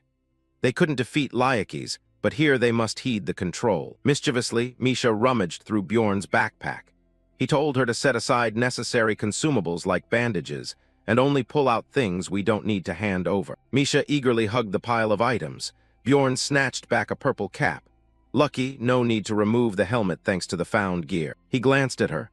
Besides, without these items, would they starve on the next expedition? He sat under the tree, thinking comfortably how insane it was to demand 1 million spirit gems just to stay alive temporarily. Flames flared as those who refused to pay the protection fee gathered, plotting to flee. Misha casually reported, I already paid their fee. Bjorn praised her, satisfied, good job. He stroked his chin, analyzing the scene. Misha sat down nonchalantly. 300 people paying 1 million spirit gems each equals 300 million spirit gems, reducing crowd chaos and making a fortune, 2 birds with 1 stone. He thought that even here people must pray. If Lakis arrives, it's the end. Bjorn scratched his head, reasoning that the 3rd floor was vast, so they estimated a low chance of encountering Lakis. Those who left or stayed hoped for the best. He reflected that he always plans for the worst. Hopping people here would fight rather than flee. Usually imagined scenarios don't come true, but this time he wished for safety. Bjorn fell silent, thinking he'd never imagined this would actually happen. He remembered the Reign of Despair, Lakis' inner aura, the rising smoke. That skill deals wide area damage, turns the area into a wasteland, and removes beneficial effects. The system's exposure warnings keep increasing the chance of afflictions. Misha trembled, calling weakly Bjorn. Lakis, massive in size with a savage face, charged forward, baring razor-sharp teeth. Everyone panicked. A trembling person revealed it was the leader. Hurry, stop it. The girl cried, eyes filled with tears, biting her lip. Don't tell me you're going to abandon us and run. I don't want to die yet. The other barked without fear. You confiscated our gear and promised to protect us, so take responsibility. The damned Lakis approached the old man. He thought it had come here. The expedition was about to become a slaughter. He shouted, the monster Lord Lakis has arrived. Give me all the items I've prepared. They held rolls of high-grade power support scrolls. The staff in his hand glowed as he lunged forward without hesitation. Bjorn watched from afar, worried, nodding numerous offensive and defensive scrolls. Consumables were cataloged and rare support gear prepared.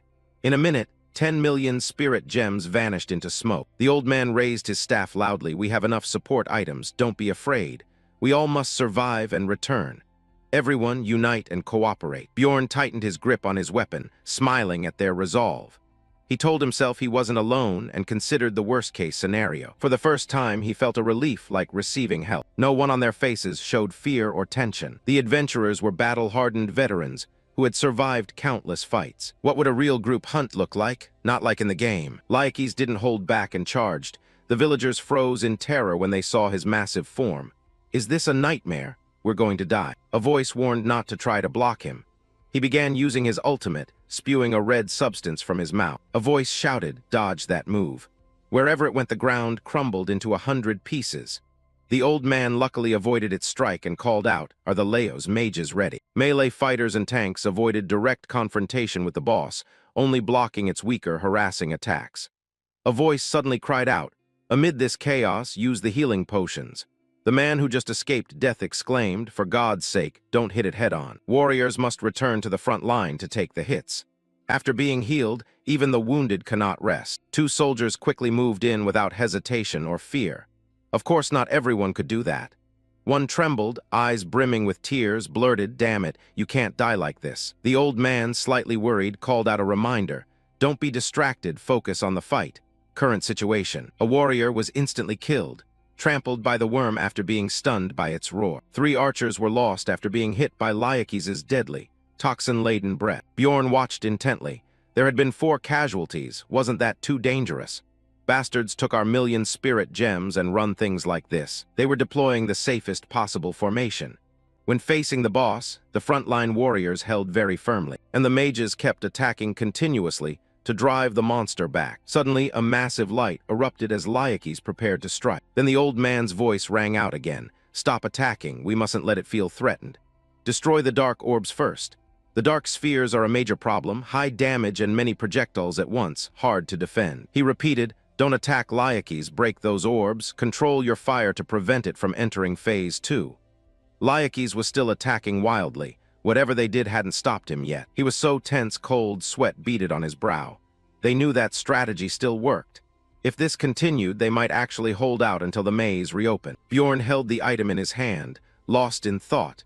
Just 1 more hour until the maze reopened. He was somewhat amazed.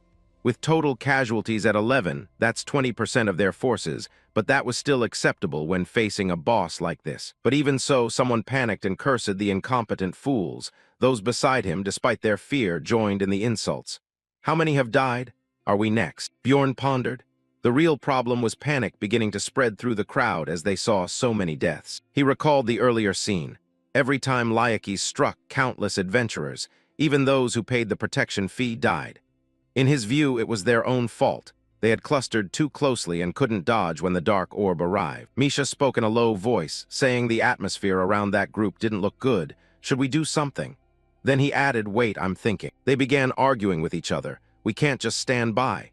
If you want to live, work together. Too many have died. We have to do something to protect ourselves." "But how, when the Darwi Guild has taken all our equipment?" Their faces flushed red. Some shed tears, pale and white, while others glared in fury.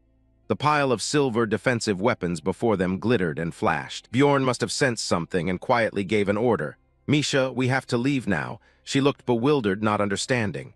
"Now." Suddenly a voice from the villagers shouted, "What the hell are you doing? 2 soldiers are blocking the way." Another spoke to calm them. "Please stay calm. If you don't move, everyone will be in danger." No sooner had he finished than someone couldn't hold back and started cursing, charging a protection fee and breaking your promise. Those bastards then shouted, "We have to get out of here. Return our gear now. Hurry so we can protect ourselves." The soldiers panicked as hands reached for them. Before anyone finished speaking, another cut in. "Get out of the way, scum, that's my legendary gear." Even Bjorn hurriedly called to her, "Misha, stay close to me." He ground his teeth in thought. Of course, ordinary adventurers wouldn't know the strategy to counter Lakis, so this chaos would erupt when they felt their lives threatened. Bjorn raised his shield to block for himself and Misha. As they stepped out, monsters baring razor-sharp teeth appeared before them, several creatures blocking the path ahead of Bjorn. Just as Misha was about to turn back, Bjorn ran without hesitation, taking a roundabout route and escaping. He told himself there was no time to deal with each one. They slipped past those monsters. Misha inwardly rejoiced. "Okay," whereas Bjorn was tense. "We need to get away from here as fast as possible." The monsters refused to give up and continued chasing them. He felt restless, just a little farther. Bjorn looked ahead and urged himself on. If we reach that spot, we'll be out of danger. Suddenly, his eyes widened in shock. The monster lord had finished absorbing power after a period of buildup and created a dark spatial field, an area of malice environmental effect applied within a 5-kilometer radius. Bjorn and Misha froze, mouths agape at the enemy. Had this shadow skill and malice already formed? His pupils contracted. He gritted his teeth, sweat and snot dotting his face. That bastard had successfully absorbed power after the fight. Misha softly called Bjorn's name. Her whole body gradually blurred. She asked anxiously if something was about to happen to them. Bjorn's expression remained unchanged, but he couldn't do anything. Damn, so it was true. We're in danger now. This is an area of malice. Lakis slowly moved toward them, black smoke trailing around him. A wide area creature annihilating skill. Once caught in it, if you don't escape the area of malice within the time limit, no matter how strong the character is, they will die. Strangely, when the skill is cast, anyone anywhere is pulled toward the center. The man shared in panic. What? I'm sure I was running away, so where am I? Bjorn frowned as he watched the dazed people. About 200 adventurers remain. Then some wizards appeared here as well. Also, a guild that had 50 now had only about 20 left. Bjorn pondered. In 3 hours, there were only 11 casualties, but in the moment I ran, had our forces already been reduced this much? What clearly happened in that time? Someone a bit puzzled asked, what's happening here?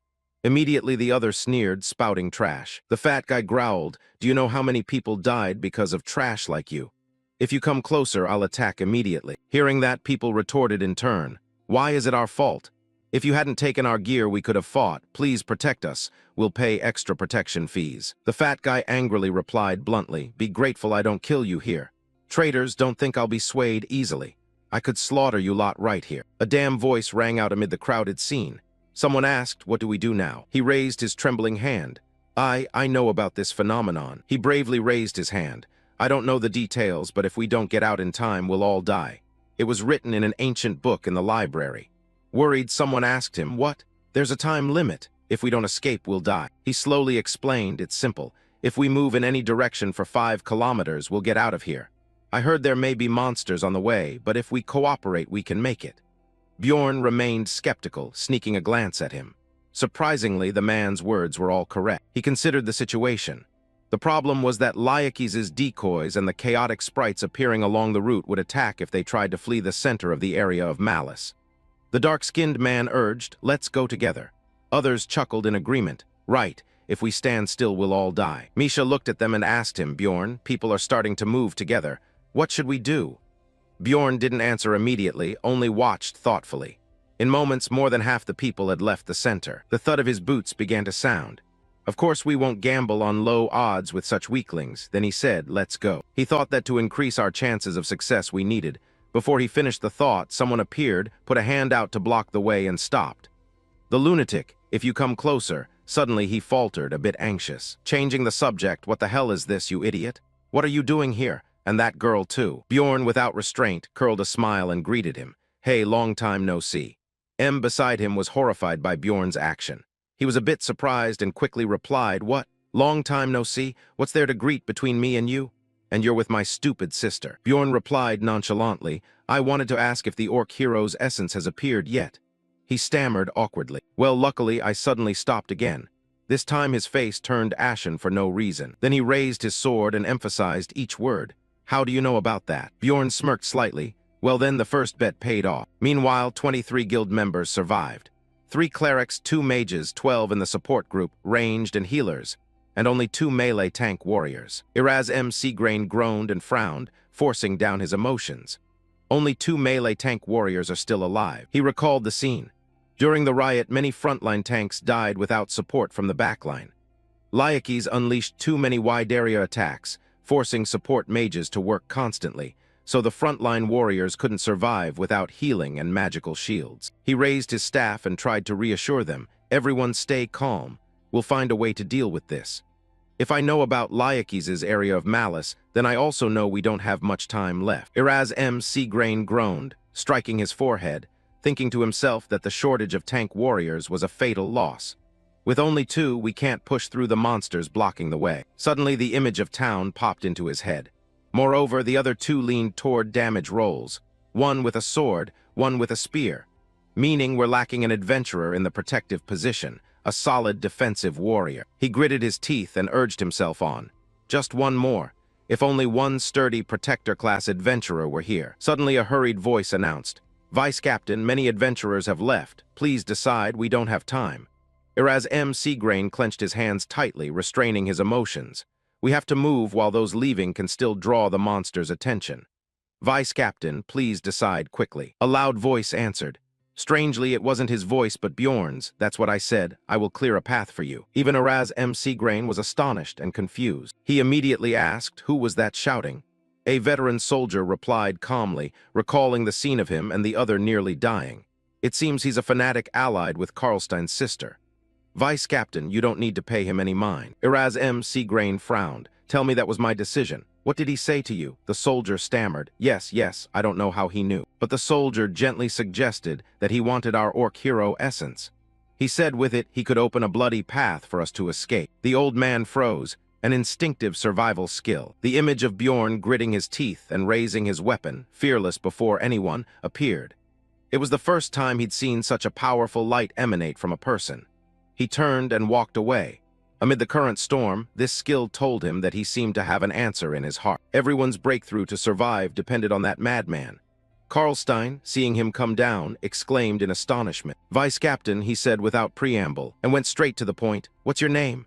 The corner of Bjorn's mouth lifted unconsciously. My name flashed through his mind the second round. He calmly introduced himself. Bjorn, son of Yandel. His inner thoughts brightened with interest, success. Please like, subscribe, and ring the bell for more awesome content.